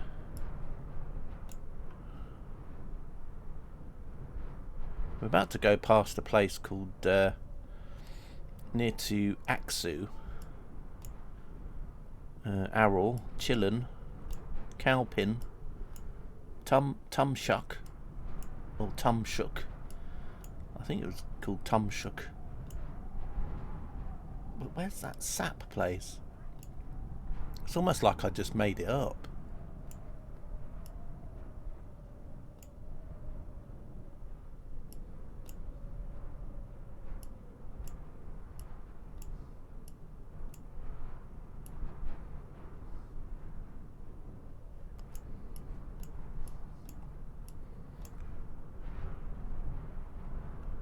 But yeah, still a little ways to go.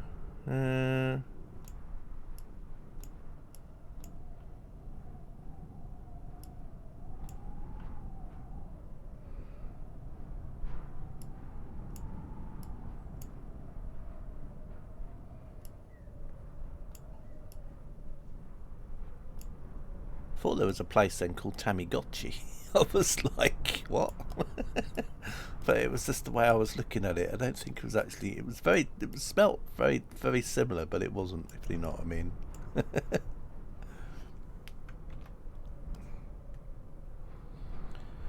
Yeah, it was because what I was doing, I was looking far ahead into the flat area, which is where we are now, and I was just looking at place names further ahead, and I thought, oh, there's a place here called Sap, something.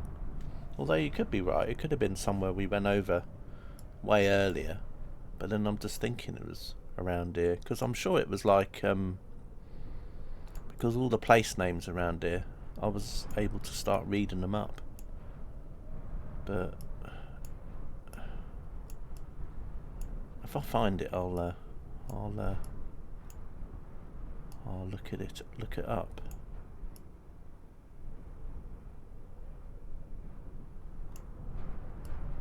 But it's just typical. It's like you know, you see something and you're like, oh yeah, and then the next thing is you can't find it again. I mean, I'm actually going around. I'm actually going following my route back to see if it's around there anywhere, but I can't see it anywhere. So I don't know. Maybe it was just a figment of my imagination. Maybe I just imagined it.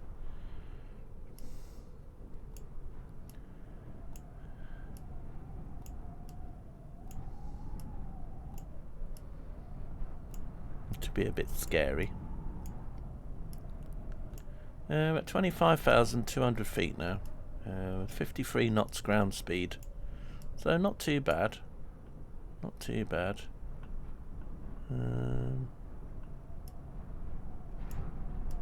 Looks like we're heading towards a some agriculture areas towards a town further away. I think it's the other side of these hills. As for the golf, you have PGA 2K23 as do Jelly and Rob, although I'm the only one who's bothered to even install it so far, so no intent on getting 2K25 yet. Yeah, I mean, I don't know. We were just talking about it earlier. As I said, I haven't played a golf game for years. I think, as I said, the last golf game that I played was Golf for Friends. I haven't had a golf game for ages. I'm trying to think the last time I played a golf game, apart from, you know, like one of those sort of games. I mean, I played I think it was one of the Lynx versions on the PC years ago, and then before that I had Leaderboard, which was it was either for the Commodore 64 or the Amiga. It was, that's how long ago it was, Leaderboard. And then obviously there was a really cool, like, I do like some of the mini golf games though, where you go around like the crazy golf courses and things. You'll wait till they're about to bring 2K27 out and get 2K25 for just over a tenner, like I just did with 23. Yeah, you never know. They might give it away free in Epic Game Store or something. Is it an EA game? Isn't it? Is it EA who do it? I'm just wondering actually, because I do have not EA Play. Do I? I think I have EA Play. I wonder if you can play it with EA Play. EA Play. PGA Golf. PGA Tour. I don't know.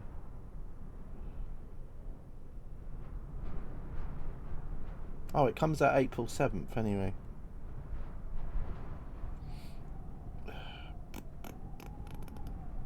Don't know. I mean, I haven't played golf game for years. Sometimes I've popped in a stream and seen you and Jellybean and Rob playing a golf game. I kind of remember when golf games were like, you know, do you remember when? It might have been the first version of Lynx, and everyone was like raving about it because obviously it came out on the CD and it was all like photo graphics. Look at that! It looks like a real golf course. That was like in the 90s on the PC. It's not. It's it's not EA. It's 2K. Okay, I don't know. It's just I just think, you know why? It's just because obviously because it's like a sports game with like a license. I instantly think in my head that it's EA that do it, because they more or less blooming have a monopoly in anything like that, don't they? I don't know. So I've always thought in my head that, you know, like a PGA golf game would be probably something that's through EA or sports or something. But yeah, thanks for clarifying for me.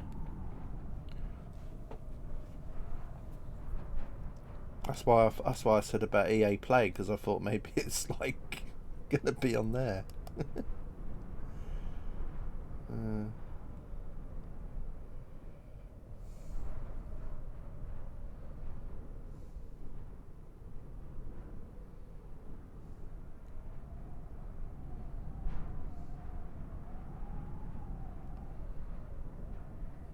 EA have a golf game on Steam. That's probably what I'm thinking of as well. Sap. Yeah, that's probably what's thrown me as well. Never mind. Golf with Friends is probably, as I said, is the only golf game I've got. I wonder if Marbles is still popular. I still get updates to that on Steam, but I don't know if people are still playing that as much as they were like a couple of years back. You know, you used to see people that were like had about 20 browser tabs open, and they were literally going around playing like 20 at a time just to go up the points. It's quite interesting landscape coming up here.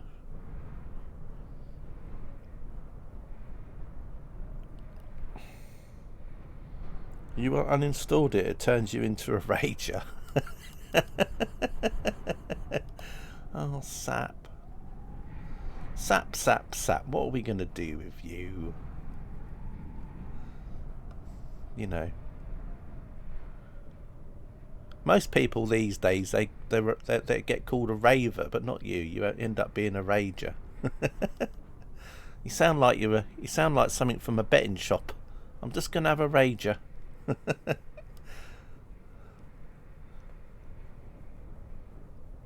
I bet when you said to people, I'm going to have a rager later, they'd all be thinking you were going down the betting shop. You just meant you were going to have a rage. Better than being a ragger. Enjoyed that game.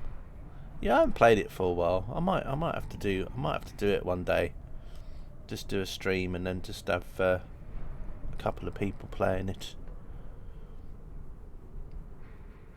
As I said, I mean, I always see there's an update to it on Steam, but I haven't downloaded it. But it always keeps coming up with, you've got an update, but it probably has updated it, because obviously it does after a while. Don't play Football Manager then, your PC will be lobbed out of the window. Oh god, a bit like those on YouTube at the moment. Is anyone else getting that on YouTube? Whenever you watch something on YouTube, you always end up getting an HP printer ad, where you've got like some guy sitting upset on a table kicking his printer off the table, or you get another one with this woman who looks a bit like she's all sweet and innocent, and then she's throwing her printer out of the window. I mean, I don't know what's going on. And then those are the ads that I'm getting on YouTube a lot. And then there's one with some face cream with a woman that used to be in Lost advertising like this blooming moisturising cream or something. And then the other adverts are like people throwing printers out of windows. You have Football Manager. Last time I played, I was managing Middlesbrough and beat Liverpool 9-0. Ah. You sound like you'd be quite handy. Have you tried ringing up Ineos SAP and seeing if they want you to go to Old Trafford in the summer? I doubt if you'd want to. I doubt if you'd want to go anywhere near Man United at the minute, though. I think it's better to stay away. Never wears Prada tactics. You should go back to that. What Football Manager? I used to play Football Manager years ago. There was a guy called Kevin Wilson, I think, did it on the Commodore 64 and the Spectrum and the Amstrad. A Football Manager game. My dad used to love that. I used to hate it because my dad would like hog my computer and he'd never get off it for hours and hours. And I'd almost be like having a toddler tantrum at him. You know that meme that you see on social media of that toddler and it's like really angry and it's like shaking a hairbrush or something? That's how I used to be with my dad. If he used to like be hogging my computer for more than an hour, I used to be like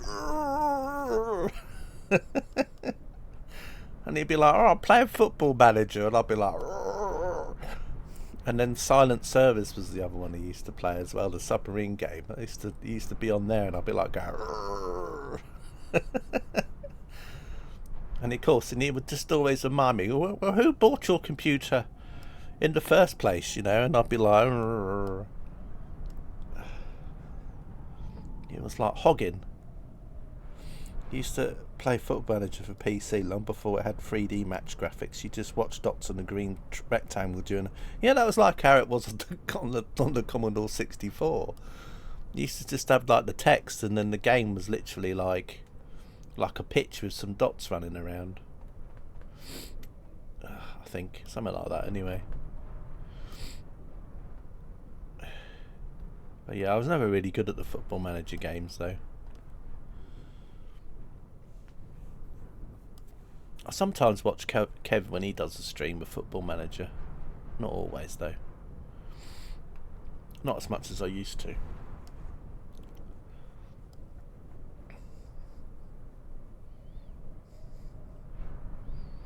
Because when I watch the games and they're like playing out, part of me just wants to sort of like take control of a player.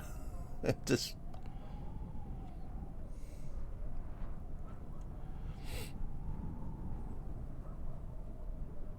you can hear the dogs barking down there. They're very loud dogs. You can hear them even from this altitude.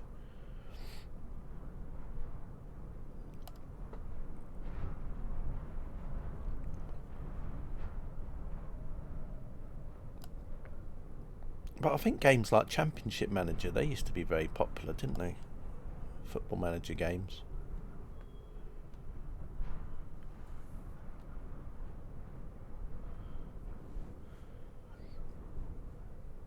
But yeah, I'm useless when it comes to football.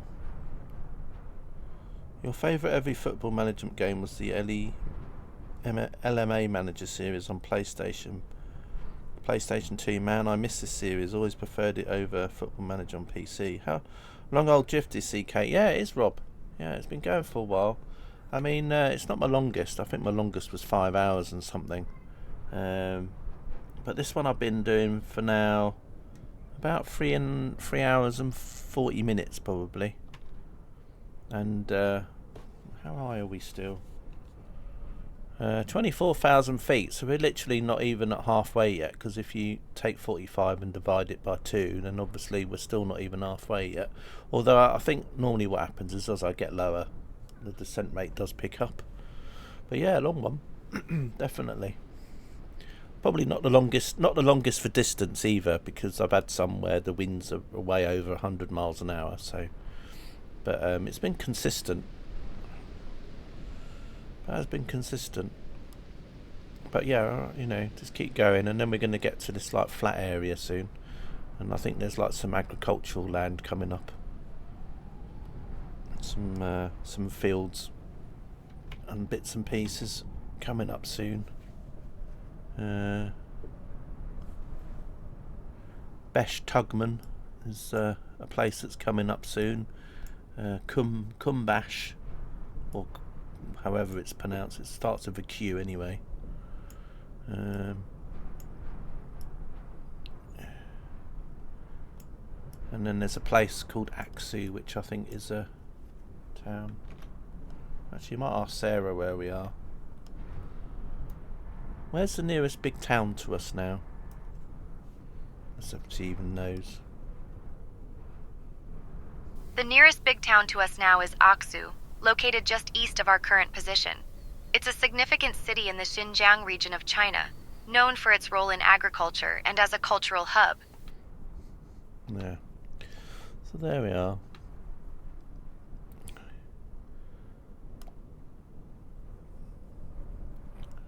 But yeah, pretty long as drifts goes. I don't know. I'd have to have a look through and see which one is the longest. I might have to look through them all and then just write it all down somewhere and see what the longest one was. I think it was like 5 hours or something, and then the distance wise was although that's not for this drifting around the world thing though. That was more for one from Birmingham. We went all the way near to the Alps, and another time went to Belgium on one, and then another one almost got to Amsterdam airport.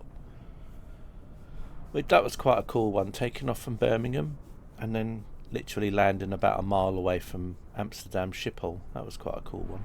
I was really hoping that we'd go all the way to the airport, but we didn't. We just landed just before it, really, which was a shame. But I've done a drifting stream where I've actually landed almost on the perimeter of an airfield. We were literally by the fence of the airfield when we landed. So that was the nearest I've actually got to land, starting from an airfield and landing at an airfield. But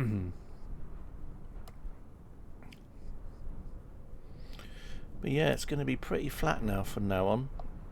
And if we keep going in this direction, the next few flights, is, well, probably more than the next few flights, is going to be very, very flat.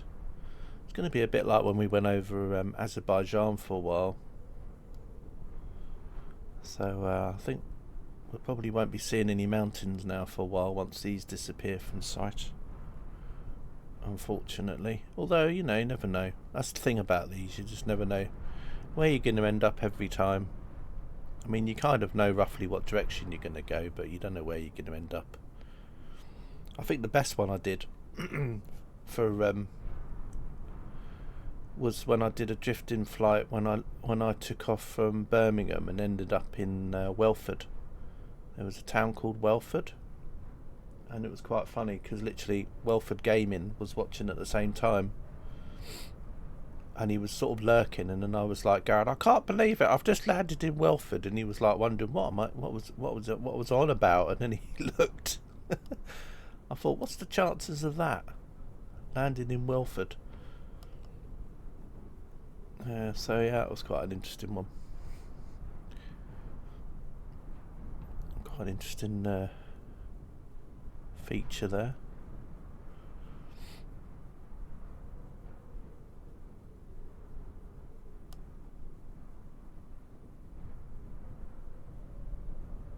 So yeah, I wonder if we can see the plane yet. There we go. Just about to see it up there now, a little dot.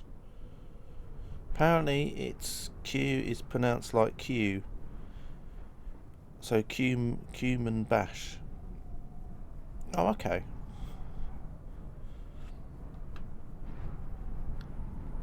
I like Q. That's making me think of Star Trek for some reason.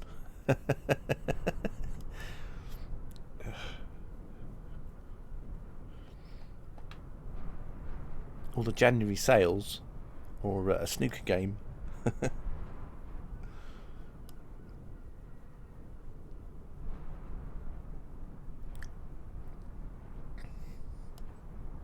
So Noxie's lurking. Poor old Noxie, he must be surprised. Normally when Noxie comes into my stream, I'm normally saying, right then everybody, thanks for watching. Thanks for watching, everyone.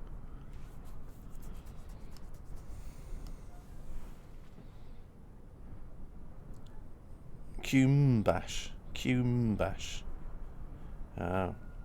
Not Kyrgyzstan. Well, I don't know. Kyrgyzstan sounds a bit like a bad night at a nightclub, doesn't it, on a Friday night? You go in a queue, and then you get bashed by men, by the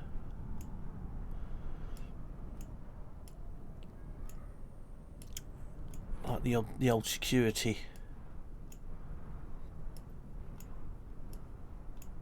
I'm still really like thinking about that sap thing. There's a place further ahead called Tokay, so I'm thinking of Torquay. Maybe that's how they pronounce it. So it's Torquay.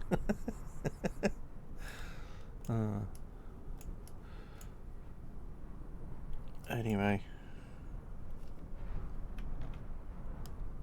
sounds like an evening local pub, yeah.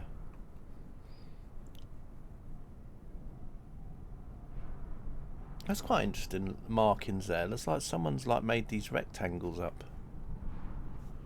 You can see there, it's like a rectangle. And then there's another one over there. Another rectangle.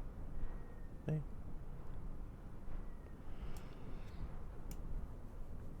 The Chinese version of crop circles. And some pylons down there as well, that's sneakily hiding there. Invisible. Wonder what that is over there. Probably just a row of apartment buildings, but they just obviously look very flat, I think. I wonder if this is going to be one of these Chinese towns where they just got loads of buildings that never actually get lived in. No, that's not actually buildings. I wonder what that is there. I wonder what that is. Maybe they're like Bitcoin mines. We found the Bitcoin mines of China. No, they normally have them near dams and stuff, don't they? Hydroelectric, cheap electricity.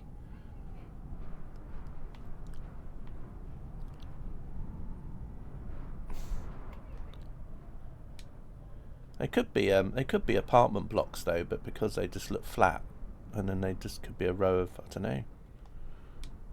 It could be like apartment blocks or something. Although I don't know what's on top of those. No, they're not. That's not apartment blocks, is it? Don't know what that is. Maybe it's some sort of power thing or something.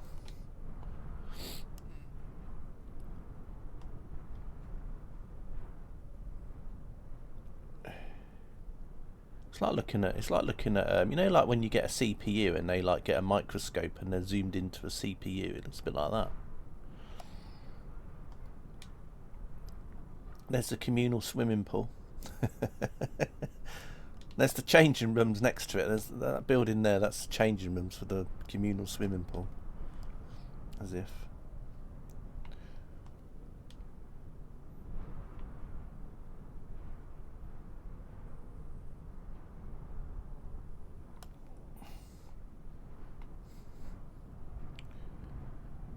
Must do like mining or something round here.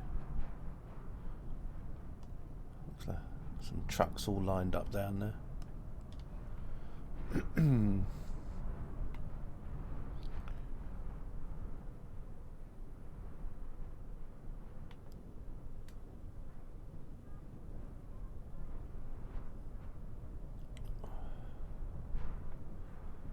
So interesting. That's water, isn't it? It's like a canal, isn't it there? I'm sure that's boats in there. I don't think it was a road. Well, it might be a road, but I'm sure there might be boats.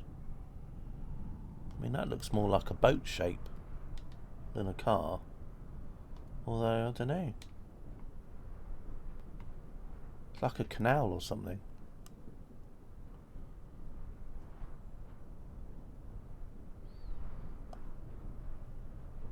And then there's another one over there. A river or some sort of thing, whatever. Oh, there's an airport there. Look at that, and it's not even showing up as with a tag. Interesting. I guess it's disused now.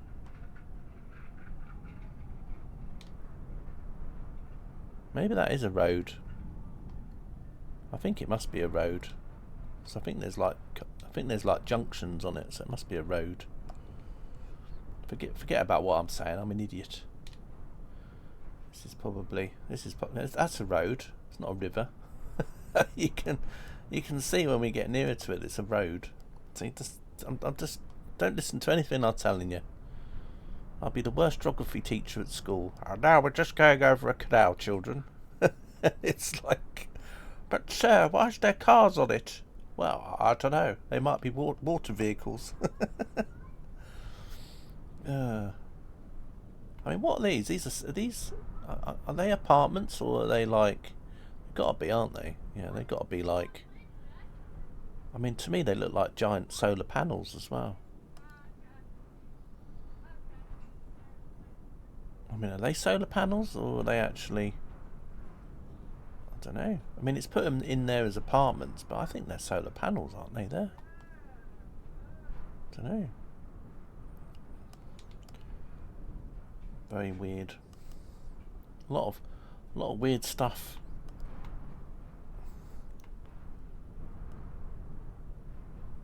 And then here comes all the agriculture. And then you get like blocks of places, don't you? You get like buildings all like in little areas.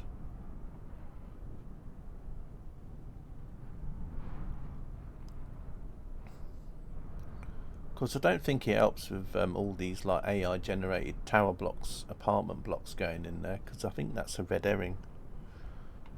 I think they're probably a lot of flat buildings, but it's just, or might not even be buildings at all. It might just be like things in the ground, like farming stuff, and then it's thinking that they're buildings of some sort. I mean, there obviously there's like buildings, but I doubt if those tower blocks are there. Although I don't know. This is making me think of that Sega game with the helicopter. Oh, what was it called? It was like what was it called? It was like it was a Sega arcade game, but then it also came out on the computers, and you had like the behind of a helicopter, and you were like just had to keep flying through like around tower blocks all the time. I can't remember the name of it though. Was it Thunder something? I don't know.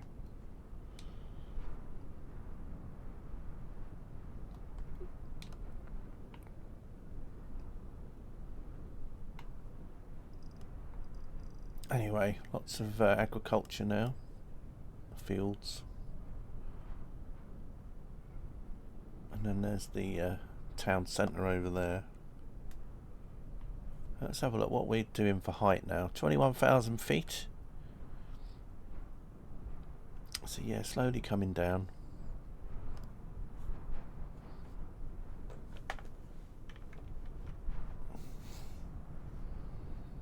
What town? Aksu.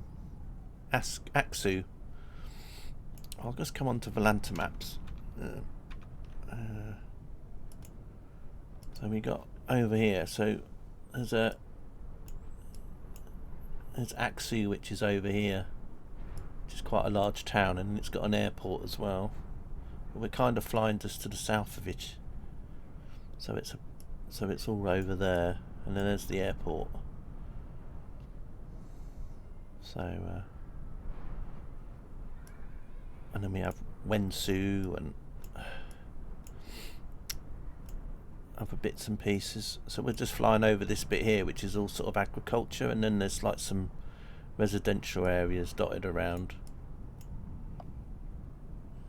Look at the river that goes through Aksu.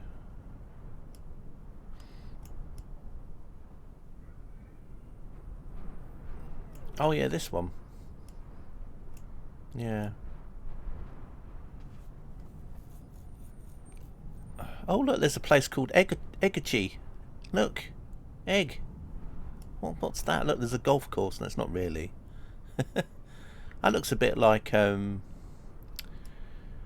you remember that film Logan's Run?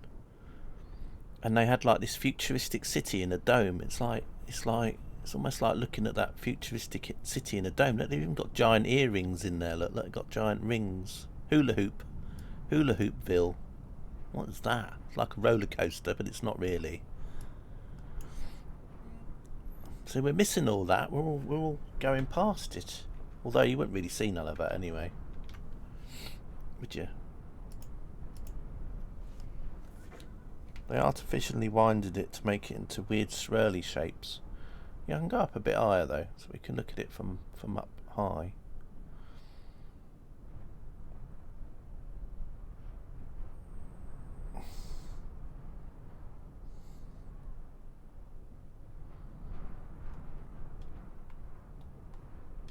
Yes, I mean that's it over there. I don't think it's the same. It might be also to do with the seasons that they take the picture, because maybe it's like a drier time of year, so maybe the riverbed gets more dried up. And then this is obviously when it's not so dried up, if that makes sense. Trying to find that place over there actually. Can't see it though. It's just a blurry mess. Never mind. Look for Aksu Innovation Bricks Factory. The artificial bits of the river are most visible there. Ah. Yeah. Trouble is, I don't want to move my cam over to that area, Sap, because I'm trying to keep it so that my plane's directly underneath, because otherwise what happens is if I move too far away from it, and when you get nearer to the ground, I get lost. I'm like, where's my plane gone? It's very colourful from up here though.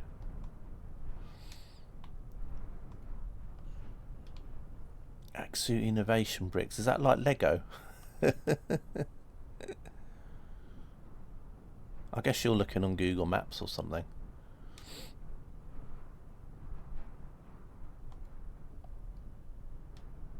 You were still on the map when I was... oh, okay. Yeah, a bit of delay and everything. I get that. I get that. You forget about that sometimes.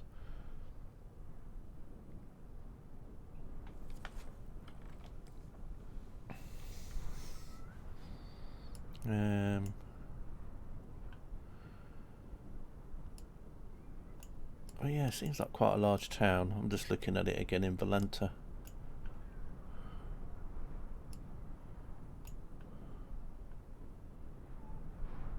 I wonder if they got like...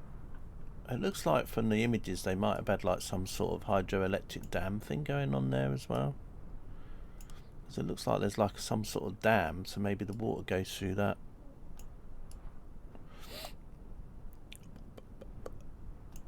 Oh yeah, interesting anyway. Oh, they've even got something on here that reminds me of Hungry Horace. Do you remember Hungry Horace? The computer game. Hang on, look at this. Up here, look.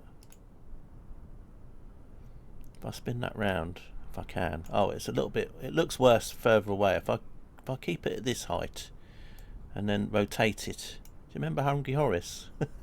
Horace Goes Skiing. I mean, it almost looked a bit like that. The little sprite that you used to control. Old Horace. Looked a bit like that. Kind of. Shape-wise.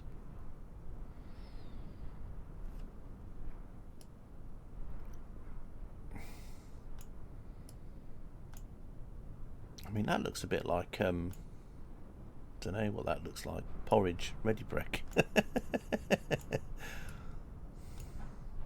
Eggy. That looks like Hungry Horace squatting on the toilet. Sorry about that. That just sounds rude. Look at these blue buildings. I wonder if they mean something. Colour coding.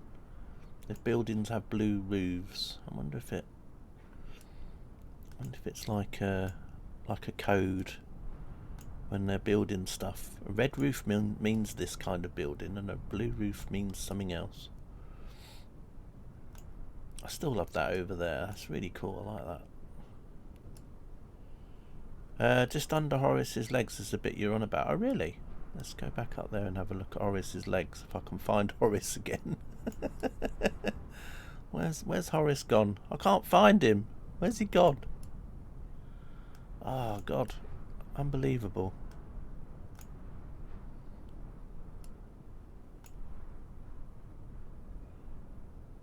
Oh, here. Oh, I see. Oh, there. Here. Yeah. I think it must be some sort of like they must do that as like a park or something, aren't they? You know, like it's almost like it's like, I don't know, a bit like when you go to like follies, you know, like in the where people have like made things and put shapes in things in their gardens. Let's have a folly. Let's have like a maze in our garden. That's almost like some sort of auditorium or something. I don't know. And then the water goes in there, right on the dam. Yeah, the other thing I was mentioned about a dam earlier was it was like down here. Where was it? Somewhere around here. Like maybe they had some sort of thing going on. But then they might just be bridges with girders on or something. I don't know. But anyway, I can hear the wind blowing, so we must be getting quite close to the ground. The drone cam, that is.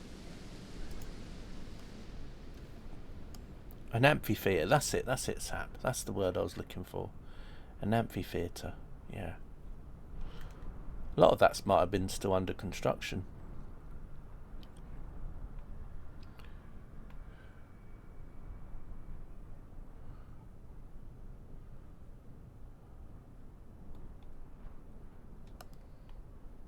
Oh, no street view there. No. You never know though, because I mean, I think the Chinese, don't they have their own version of Google Maps? It'd be interesting to see if their own version of Google Maps has a street view. Although they're very sort of like a bit like Germany, aren't they? They're a bit sort of funny about censorship and stuff.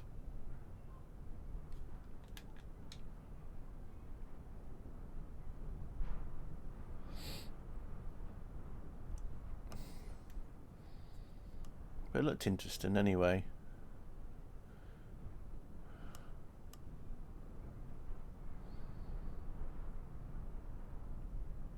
You can see where they've masked over a lot of the textures there, because I think even though that's filled up with water, I think there was like a little bit different there. They do that sometimes. But yeah, I'm wondering if they got some sort of colour coding for buildings, like certain types of buildings are blue. They've got a lot of blue roof houses over there as well. Now, how are we doing height-wise? 19,000 feet now. Oh, there you go. That's actually looking out over the city from up here. Well, town, whatever you want to call it. I mean, it might come under a city. It depends how many people live there, I suppose. They might call it a city. I mean, if there's a lot of apartment buildings, probably a lot of people living in there, all squashed in.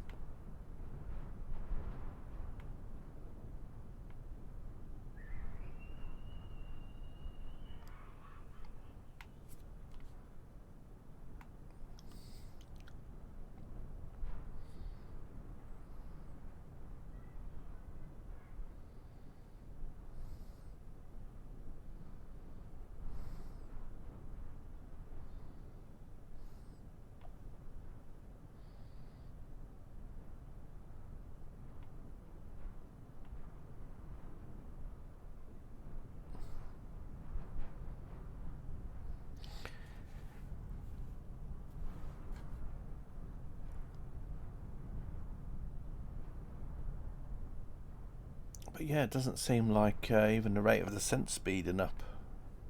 Because normally that's normally what happens. I get to a certain height and then the rate of descent starts to increase.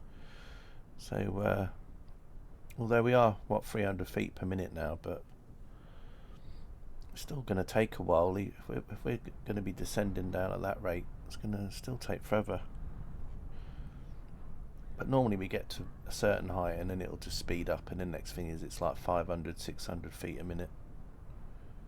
And before you know it, we're almost back on the ground.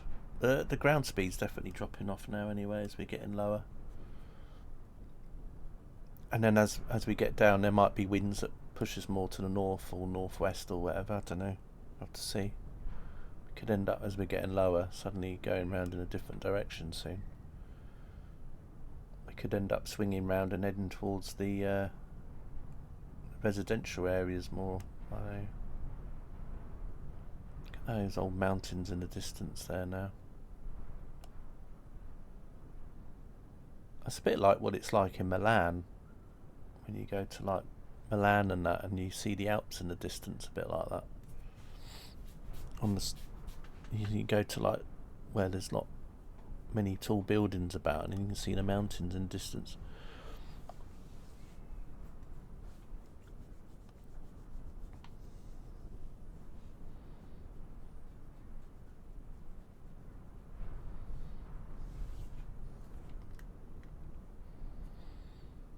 Just got to keep an eye up there.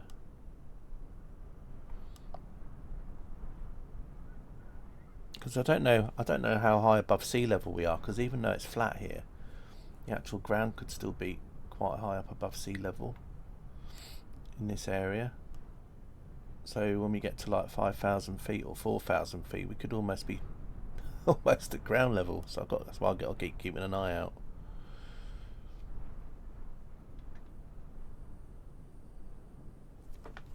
Actually, I wonder if I can look that up.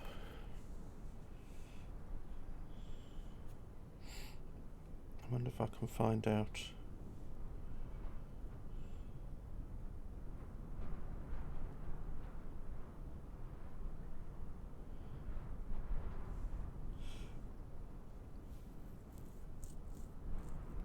Oh, it just says it's 46 metres above sea level, so that's not too bad then.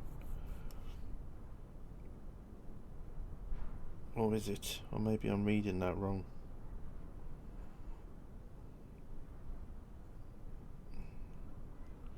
Don't know, there's lots of does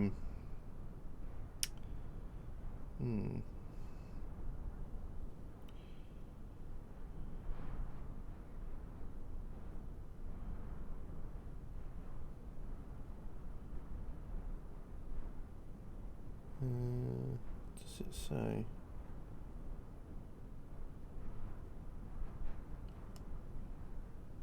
Can't find anything. But anyway, never mind. We'll know when we know. There's some Lego houses there. A little shop with this little thing hanging down. Very rocky there, isn't it? You've got to be careful when you're leaving these houses. You might trip over these rocks. It's a bit like when we went to was it Egypt a few weeks back, wasn't it, or whenever it was. Remember when we went up the pyramids?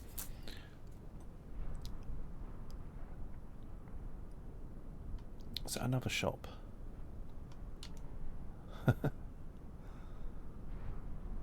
Looks like a newsagent shop. What's down there? Of course, these are just like randomly generated, AI buildings they put in. Auto-gen buildings. So it's not indicative of actually what the shops are actually like there. It's just, it's quite interesting anyway.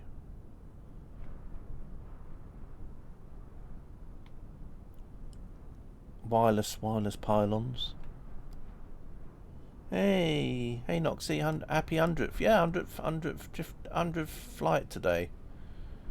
It's of this series, that is. It's not the 100th stream, I mean. But the 100th of these kind of flights. Makes a change, Noxie. As I said earlier, normally you come in and I'm like, well, we're just finished now.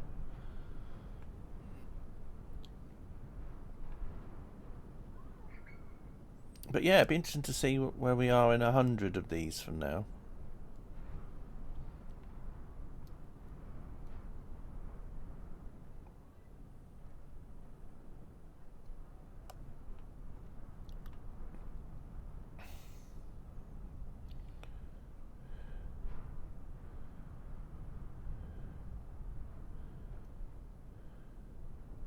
Hopefully still not in China. Yes, it was good to catch you. Yeah, I think it's just because these streams tend to go on for ages and ages, Noxy, so the chances of you actually catching me is actually a little bit more. I mean, I've been going now for, how long's the flight been going now for? About 4 hours. Yeah, about 4 hours now.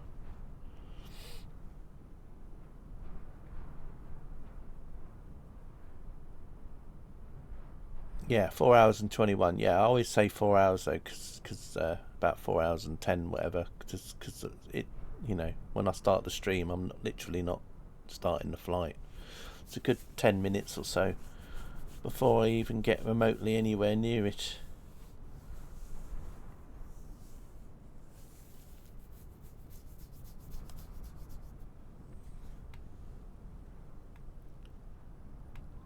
But yeah, we're in China.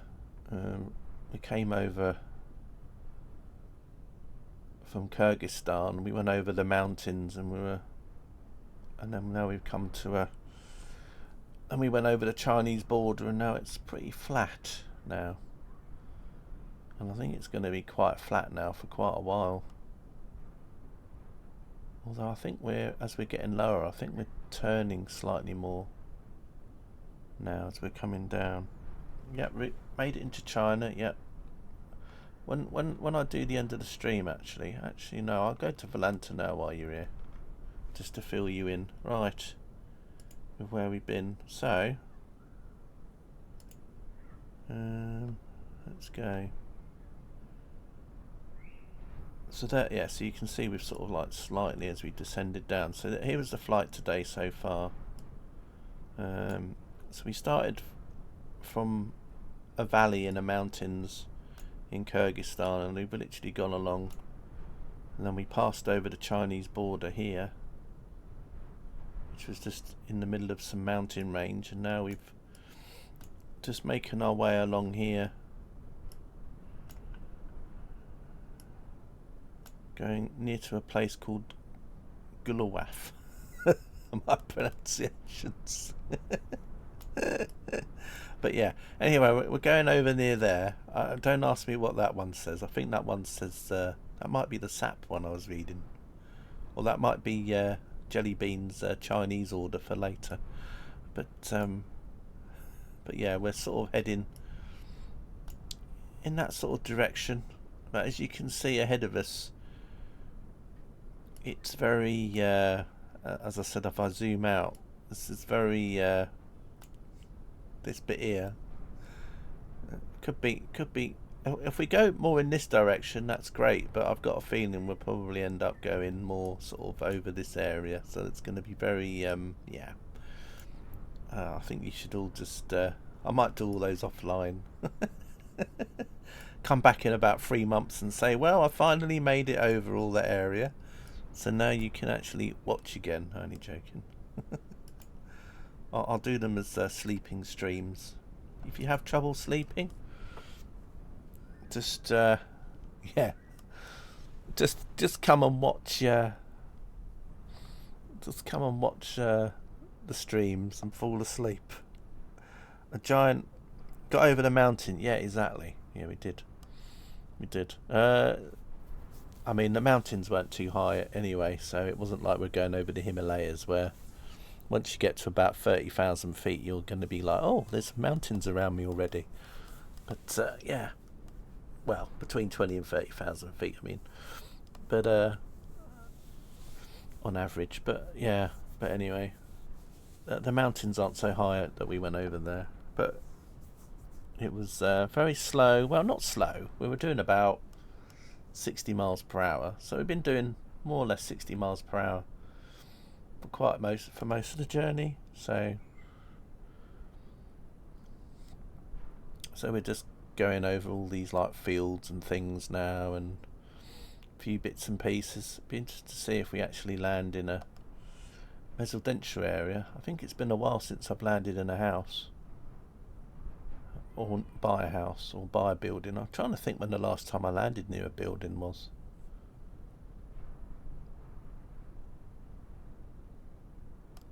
I can't remember.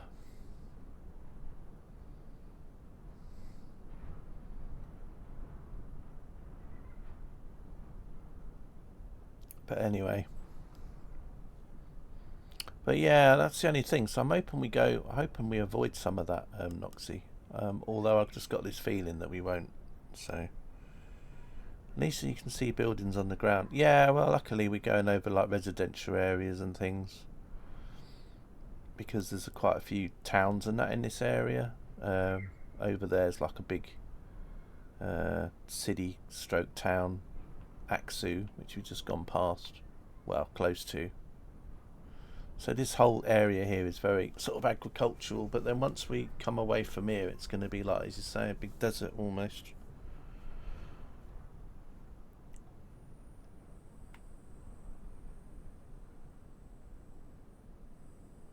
But we're still quite high up. We're at 15,000 feet.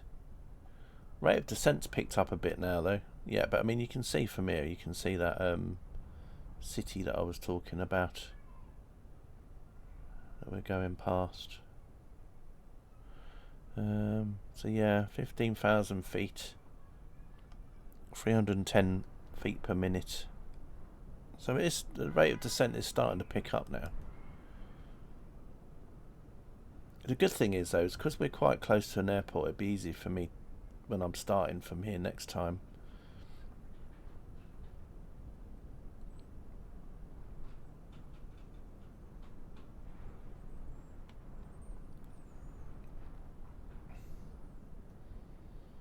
It's like another sort of town just over there. Just lots of fields, agriculture.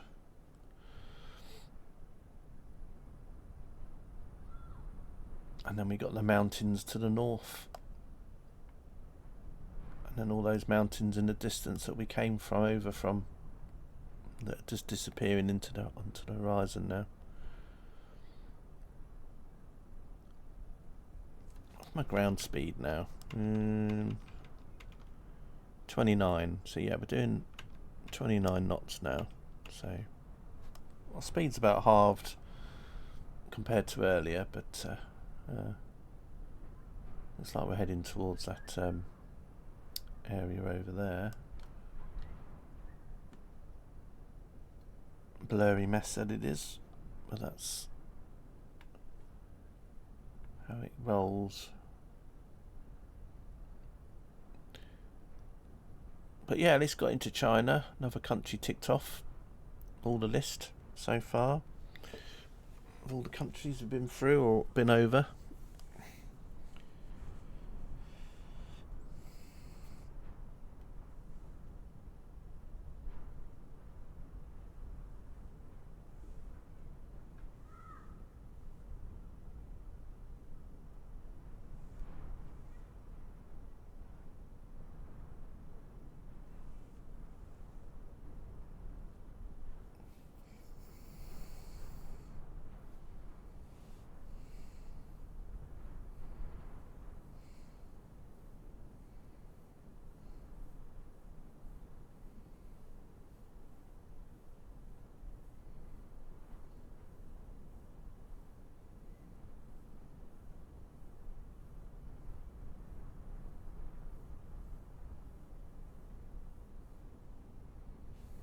How are you anyway, Noxie? You been alright?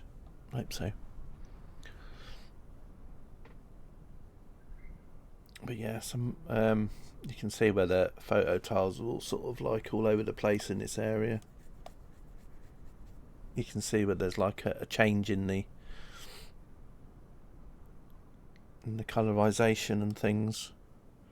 So all this lot's quite reddish, and then you've got obviously another area there where you can see where the join is, where that's a lot more different. It's very red over there, for example, very reddish hues. You're doing alright, busy though at work. That's always a good thing, to be busy at work. I always find time goes better, time goes faster.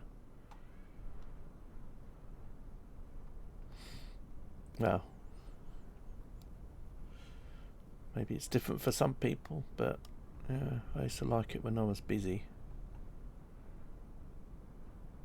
Because before you know it, the day is almost done. Whereas when it was really quiet, it used to really drag the days. There was good busy and bad busy.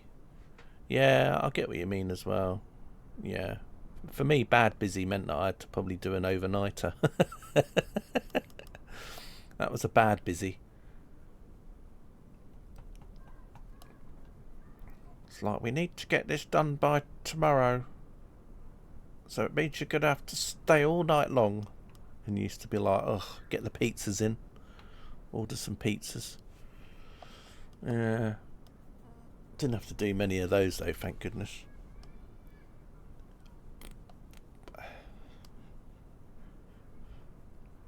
Well, you know, I always used to give you the day off later on.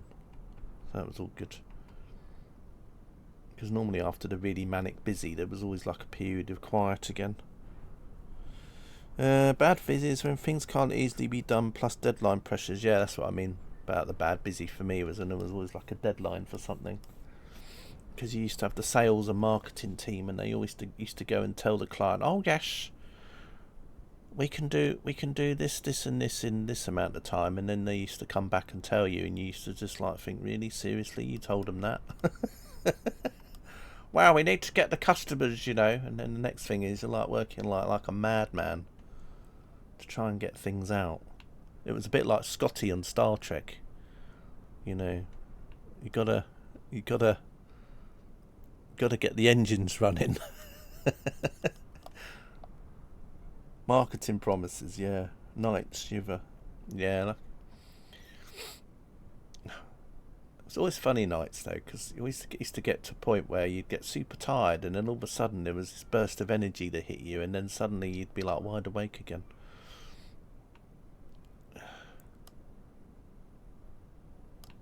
Things you could do in your 20s.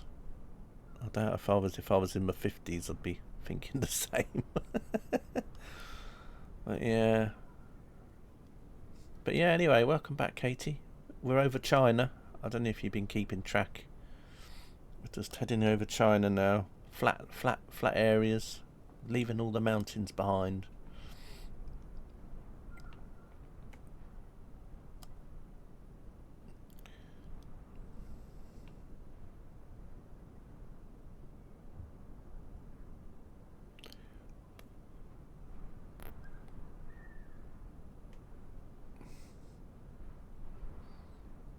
I can't remember what I was doing the last stream I came in. Was I driving a train, Noxie? I can't remember.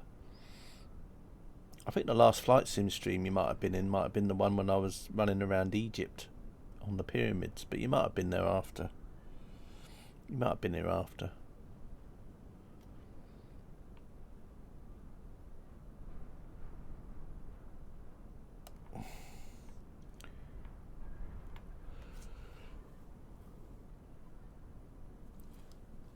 It's hard to keep track because I know, for example, Egbert's been doing streams and you popped in when Egbert's... you've been playing GTA Online. Oh, cool.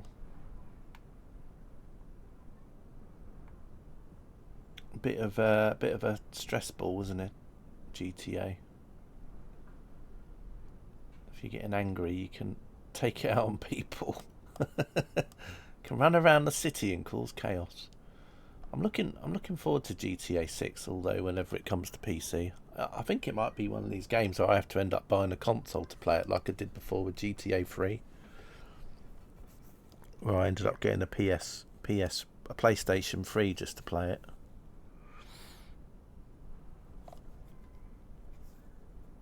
So I might end up having to do that with GTA 6. Might have to end up getting a console just to play it. The last flight sim was a Stan Country for me. Oh, okay. Yeah, it's probably the last one I did of these then, because I hadn't done one of these for about 2 weeks. Noxie, February the 14th was the last time, so the start point was where I ended up. So it could have been the flight from before that or the one after, but I think before that I did in between. I did Egypt, I think the pyramids, so I think it must have been the last one I did of these, which is where I started from today. I landed in some mountains anyway. Cyberpunk 2077 is your violent outlet. I've never played Cyberpunk, mainly because I don't think it would run very well on my PC for a start. So I don't bother. I don't really want to run around with every setting in low or something, because I'll probably have to do that with my Pro CPU, being it's only quad core, very old. So I don't know. Probably. I was looking at was it Watch Dogs, the one that's set in London. I was looking at that because it's now on Game Pass, and I was thinking, oh, maybe I should download and play that, but I don't know. I know at the time that they were going on about it because obviously it was set in London, and obviously it was on a few UK places mentioned it, obviously because it was a bit like with the Forza Horizon game being in Scotland and Northern England, so that was might have got a mention. You may be right, it does use resources, but the detail is dumbfounding. I know when it have they fixed all the issues of it now? Because I remember when Cyberpunk first came out, everyone was moaning about how buggy it was, but I guess it's been out ages now, so I suppose it's a lot better now. I think it might be for me because it's a bit more futuristic, too far in the future. I like to have things modern day. Although I'm trying to think when that Watch Dogs game is set. That Watch Dog Round London game, isn't that set around now? Don't know. I played the first Watch Dogs, a little bit of it, because I think that was set round San Francisco and Oakland, wasn't it? I think the first Watch Dogs game. They fixed most issues and redeemed. Oh, okay. That's cool. I thought they must have done, but I mean, because it has been out a little while now. I mean, I know sometimes I see Sat playing it, for example. But yeah, don't know. First was in Chicago. Oh, was it? Oh, okay. I remember playing it. Might have been. Maybe it's Watch Dogs 2 I played then, because I remember it was in San Francisco. Because I remember driving over the Bay Bridge in a car, and then going over to Oakland, I think it was. Maybe I'm being stupid. Maybe I'm just completely. Oh, yeah, it might have been Watch Dogs 2 actually. Okay, I think Watch Dogs 2 is set in thing. Yeah, I think Watch Dogs 2 was the one, because I can see an image of the game and there's like the one of the bridges, Golden Gate bridges in the background. Yes, it was Watch Dogs 2 I played. I never played the first one then. It was just something that I think was on Game Pass or something. Actually, no, it wasn't Watch Dogs 2. Didn't they give that away on Epic? It might have been one of those games they gave away on Epic. Maybe that's where I got it from. Even the details on everything, like smudges on cups or magazines laying around. Yeah, that was a bit like for me, like what happened when I first had GTA 5. You know, it was all those little detail things that they had in the game. I remember that.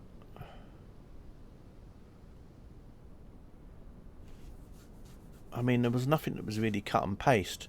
I saw someone did a video the other day about GTA 5, because obviously there's a load of electricity pylons and telegraph poles, so everyone was trying... So they were trying to work out if they all linked to something, because they said, well, obviously someone in the game went around and made sure that all electricity cables all connected up to something, and then they all went to transmitters, and then they all went to like power substations and things. It was crazy, because you don't really think about it when you're playing GTA 5. You just see the pylons and the telegraph poles, but you don't really think if anyone actually seriously put a lot of thought into it, but apparently they did. Because I was like thinking about it, I thought, well, I've not really thought about that when I've been running around and seeing telegraph poles and all the electric wires coming out of places. But they actually all kind of connect to each other and then link to other places like they do in real life, which is crazy. WT is probably the best one. Oh, you mean Red Dead Redemption again? Watch Dogs 2, okay. WD2, okay, got you. Yeah, I played that a little bit. It was quite interesting. Yeah.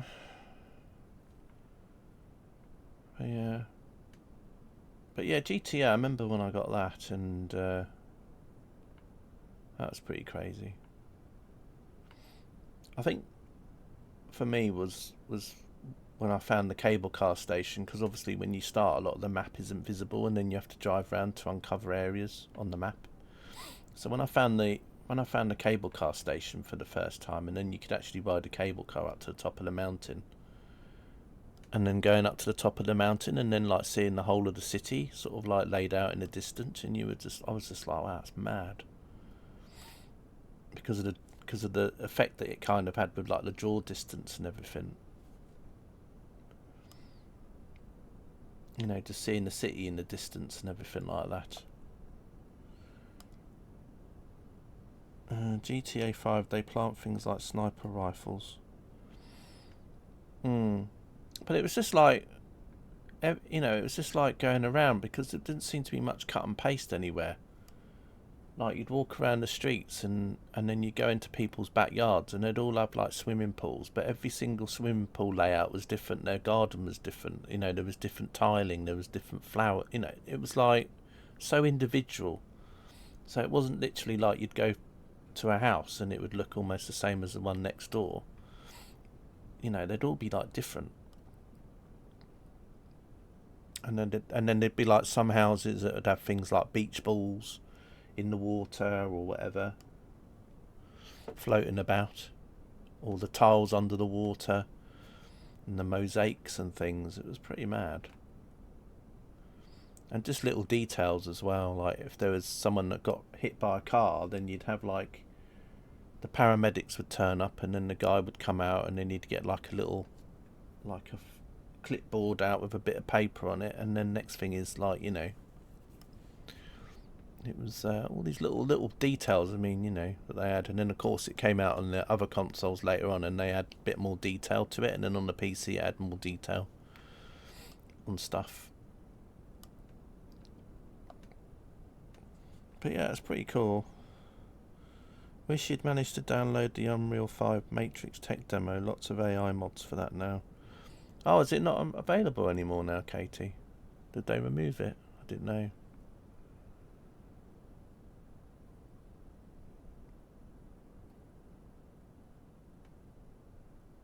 Anyway, we're getting nearer now to the ground. How high are we now? 8,300 feet? Yeah, we're dropping down quite a lot now. This is normally what happens. There's no cut and paste, sort of the same for Cyberpunk, unlike Starfield, but there's a lot of plopping the same. Yeah, the bases and stuff. I think they get around that, don't they? Because obviously they're saying that all the company that would fit all these things is obviously all prefab stuff, isn't it? I think so. All the star bases look the same, because I guess it's just like one big company that makes all the stuff for the, you know,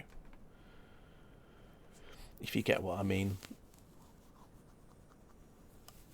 It's a bit like in Star Wars universe, isn't it? I mean, the Imperials, all their bases would look all similar, and then you'd obviously have the Rebels, and all their stuff would look different, because they're obviously just trying to make use of whatever.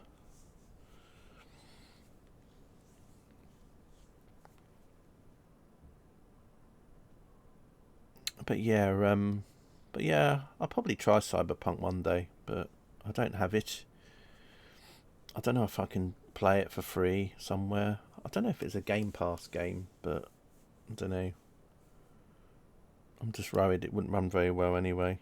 And the thing is, I'm a bit funny about some games. I don't like to sometimes run lots of games on low settings. I'd rather just have 2 FPS with ultra than have low and 30. But then, you know, 2 FPS isn't very fun either, especially in a game where you're running around driving a car. So yeah. Yeah, exactly. We were just talking about that. Good game, Cyberpunk. You just finished a No Guns playthrough. Hey Dave, how you doing? You've come just as I'm about to land somewhere. I wonder if we're going to land near these buildings over here. We must be getting close. Right, let's get over to the plane then. As we get lower and lower down. Yeah, it looks like we're going to Be a bit boring and not actually land on a building, although we might land on a road. That'd be quite good. I bet you thought that said sap then, didn't you, sap? Almost. There's also another lossless scaling thing. Yeah, I've got that, Noxy. I do have that. But the trouble is, like, it's all good, but if you've got low frames, so if you only got like 10, 15, 20 frames per second and you run that lossless thing, it can't really pick any good frames because your frames are so low. It's great if you've got 30 or 40 to start with, because then it's got more frames to look at to do its thing with. But when you've got low frames in the first place, I think the latest version has something now where if the frames are less than 10 FPS, then it doesn't make any new frames, because otherwise you just get that horrible jelly effect on the images.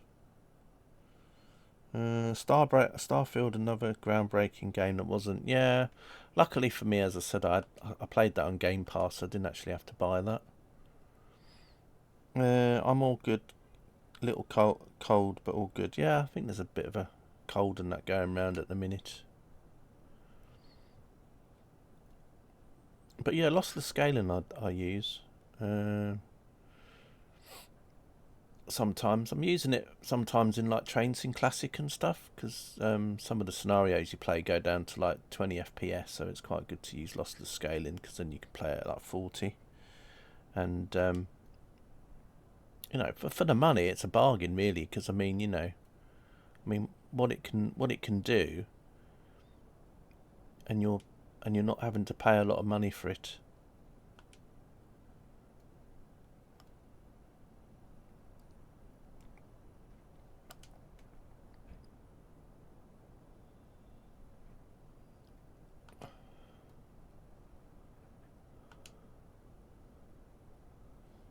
Starfield Quest Art was really great, but not enough of them. It was like half a game.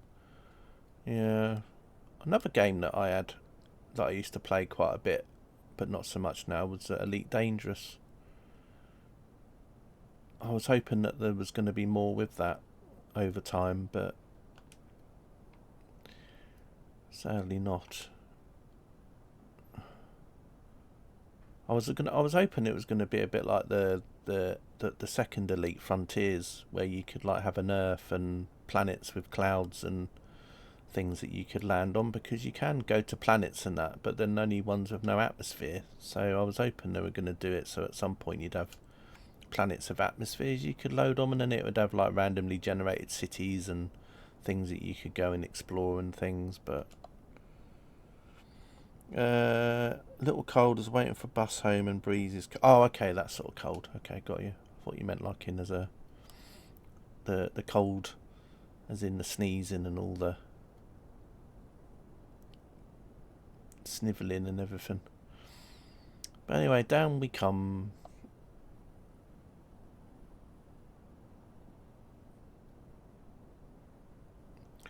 CK likes jelly effects. Yeah, I haven't had jelly and ice cream for a while though, Dave, to be honest. I mean, that's the only jelly that I can think of, unless there's any other jellies that I don't know about.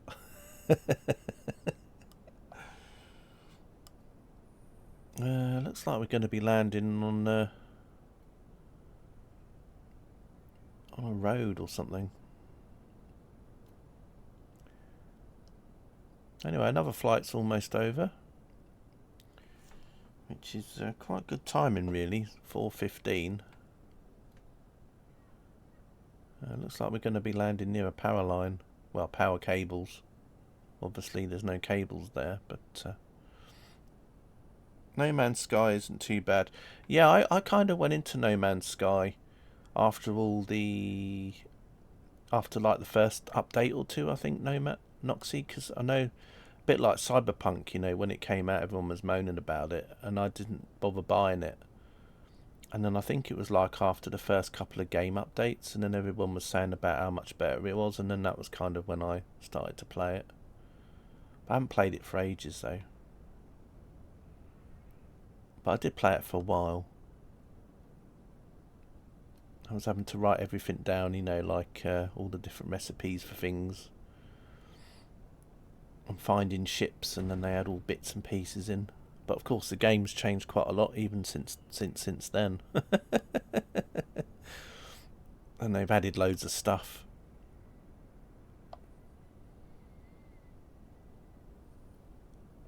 I think the only thing about No Man's Sky I didn't like too much was the fact that the whole solar system just seemed to be condensed above your head. So you'd literally look up in the sky and all the planets were literally very close by, whereas in like Elite and stuff it actually felt like a proper solar system. You know, it took you a while to travel to each planet. You know, even if it was just a jump or whatever, it still took, you know, several minutes. Whereas in like No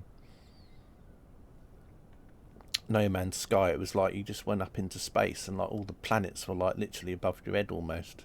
It was like almost like if all the planets in the solar system were all sort of like all accumulated around the Earth, so you could look out and go, oh, there's Jupiter, Saturn, and they're all literally like right above your head. That's the only thing. The newer one is pretty good. The quest missions are oblique, but the mechanics are fun. Yeah, I'll probably have a look at that again at some point, Noxie, and see what they've done since I last played it. Right, anyway, we're here down on the ground. Let's end this flight. I need to look at the statistics, and we'll just have a quick look on here. Let's see. So let's go to Volanta map. So we started from Kyrgyzstan. We took off from where we left off, which is was in like a mountain valley, and then we so it was just here, and then we headed off to the east. Of course, there was a lot of snow here and stuff, so even though the image is we just headed off, and then we crossed over, started going over. As I said, we were going over a mountainous area anyway, and then we I'm trying to see if that sap place is along here as well. I can't see it. Oh, that's the mystery of the universe. That what happened to that place with the sap word in it? But yeah, just over more mountains, and then we crossed over the border with China, just about here. There was the border with China that we crossed over, and then we just carried on going. We got a lot more flatter, and then a lot more agriculture, and then we ended up landing down here. In some fields, luckily, and not in any buildings. Statistics wise, let's have a look. Final time was 4 hours 41, so pretty long flight. One of the longest, not the longest, but it's very up there with some of the longest. Distance wise was 243, so looking at who would put some of that, I think that was Katie. Oh no, actually it was Egbert, wasn't it? Egbert had 180. So Egbert won the signed photo of Margaret Thatcher today. Yeah, so yeah, well done, Egbert. That's another one going to you. You can put them up on your shelf with the other ones that you have, the set. As if. But yeah, anyway, notes wise, what should we put? Can we put good flight, quite long, 100th flight, ended in China, quite a few people, quite a few people popped into the stream. Let's see if I can name everybody more or less. So there was Nox, no relative order. There was Noxie, there was Jellybean, there was Sap, KTL, Rob Powell. I'll just put KTL Rob. Neko popped in.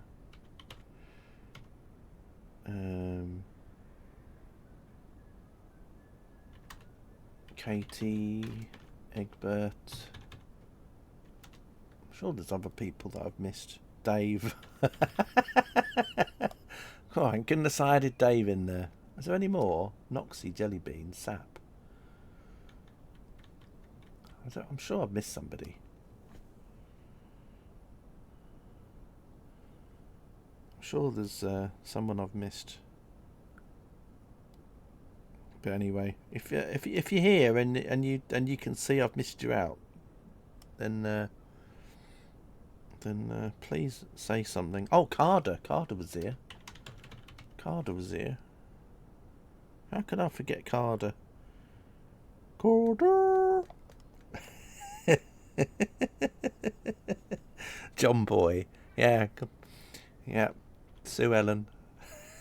Oh, Mary Ellen, sorry. I don't know, I was thinking about Dallas for a minute then. But anyway, yeah, we chatted about lots of things. Saw a town with sap in it. I can't find it now. Do you know what? That's going to be bugging me now. I'm going to have to try and find that. Carter was here. Yeah, exactly. Yeah. Yeah, we were...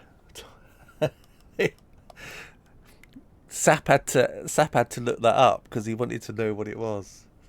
So he was... yeah. Sap wanted to be educated. What else did I learn from Sap? Oh, what was he said? Oh, that's it. He removed the golf game because it was a rage in him or something.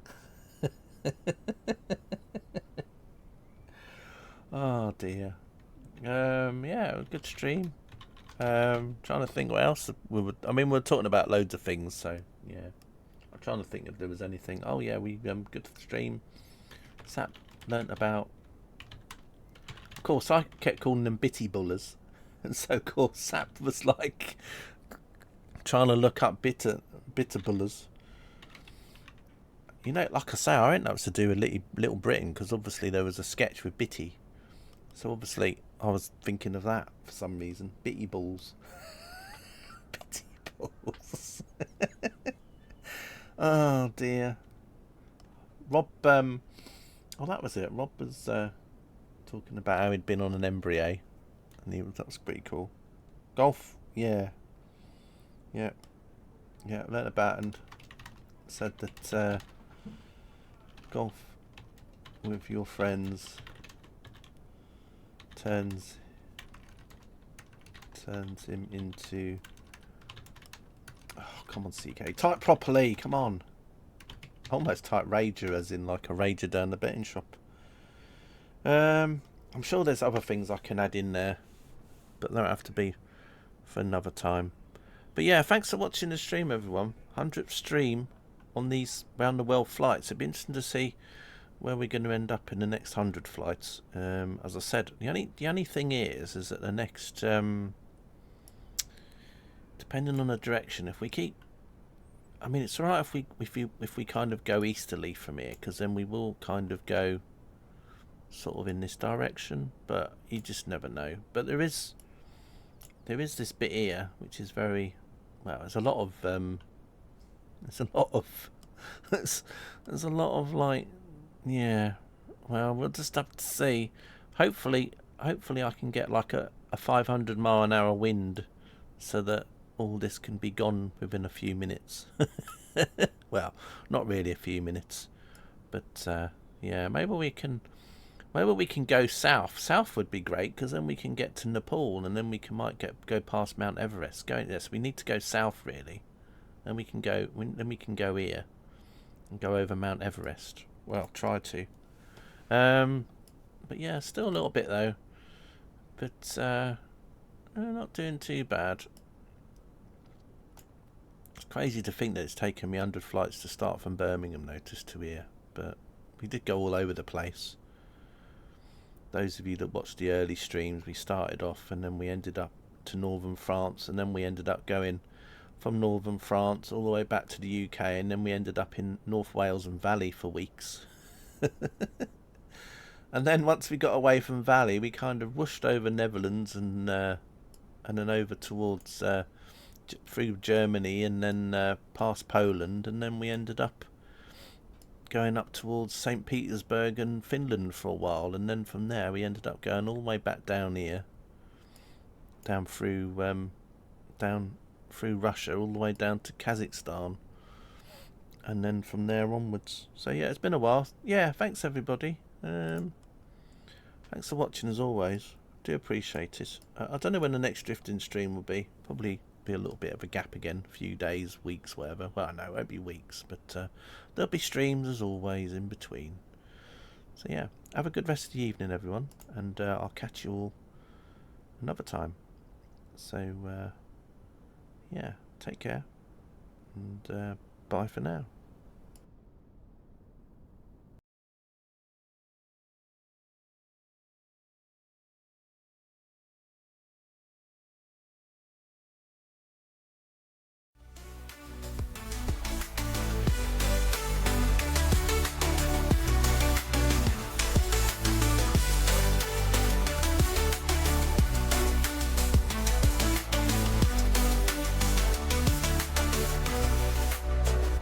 Thanks for watching. Kyrgyzstan gaming.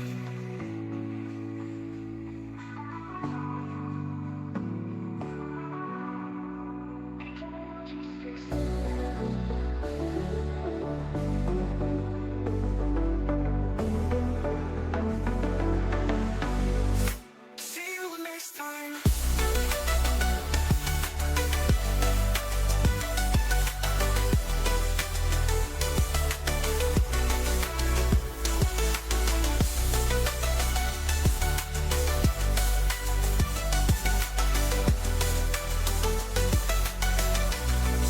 See you next time.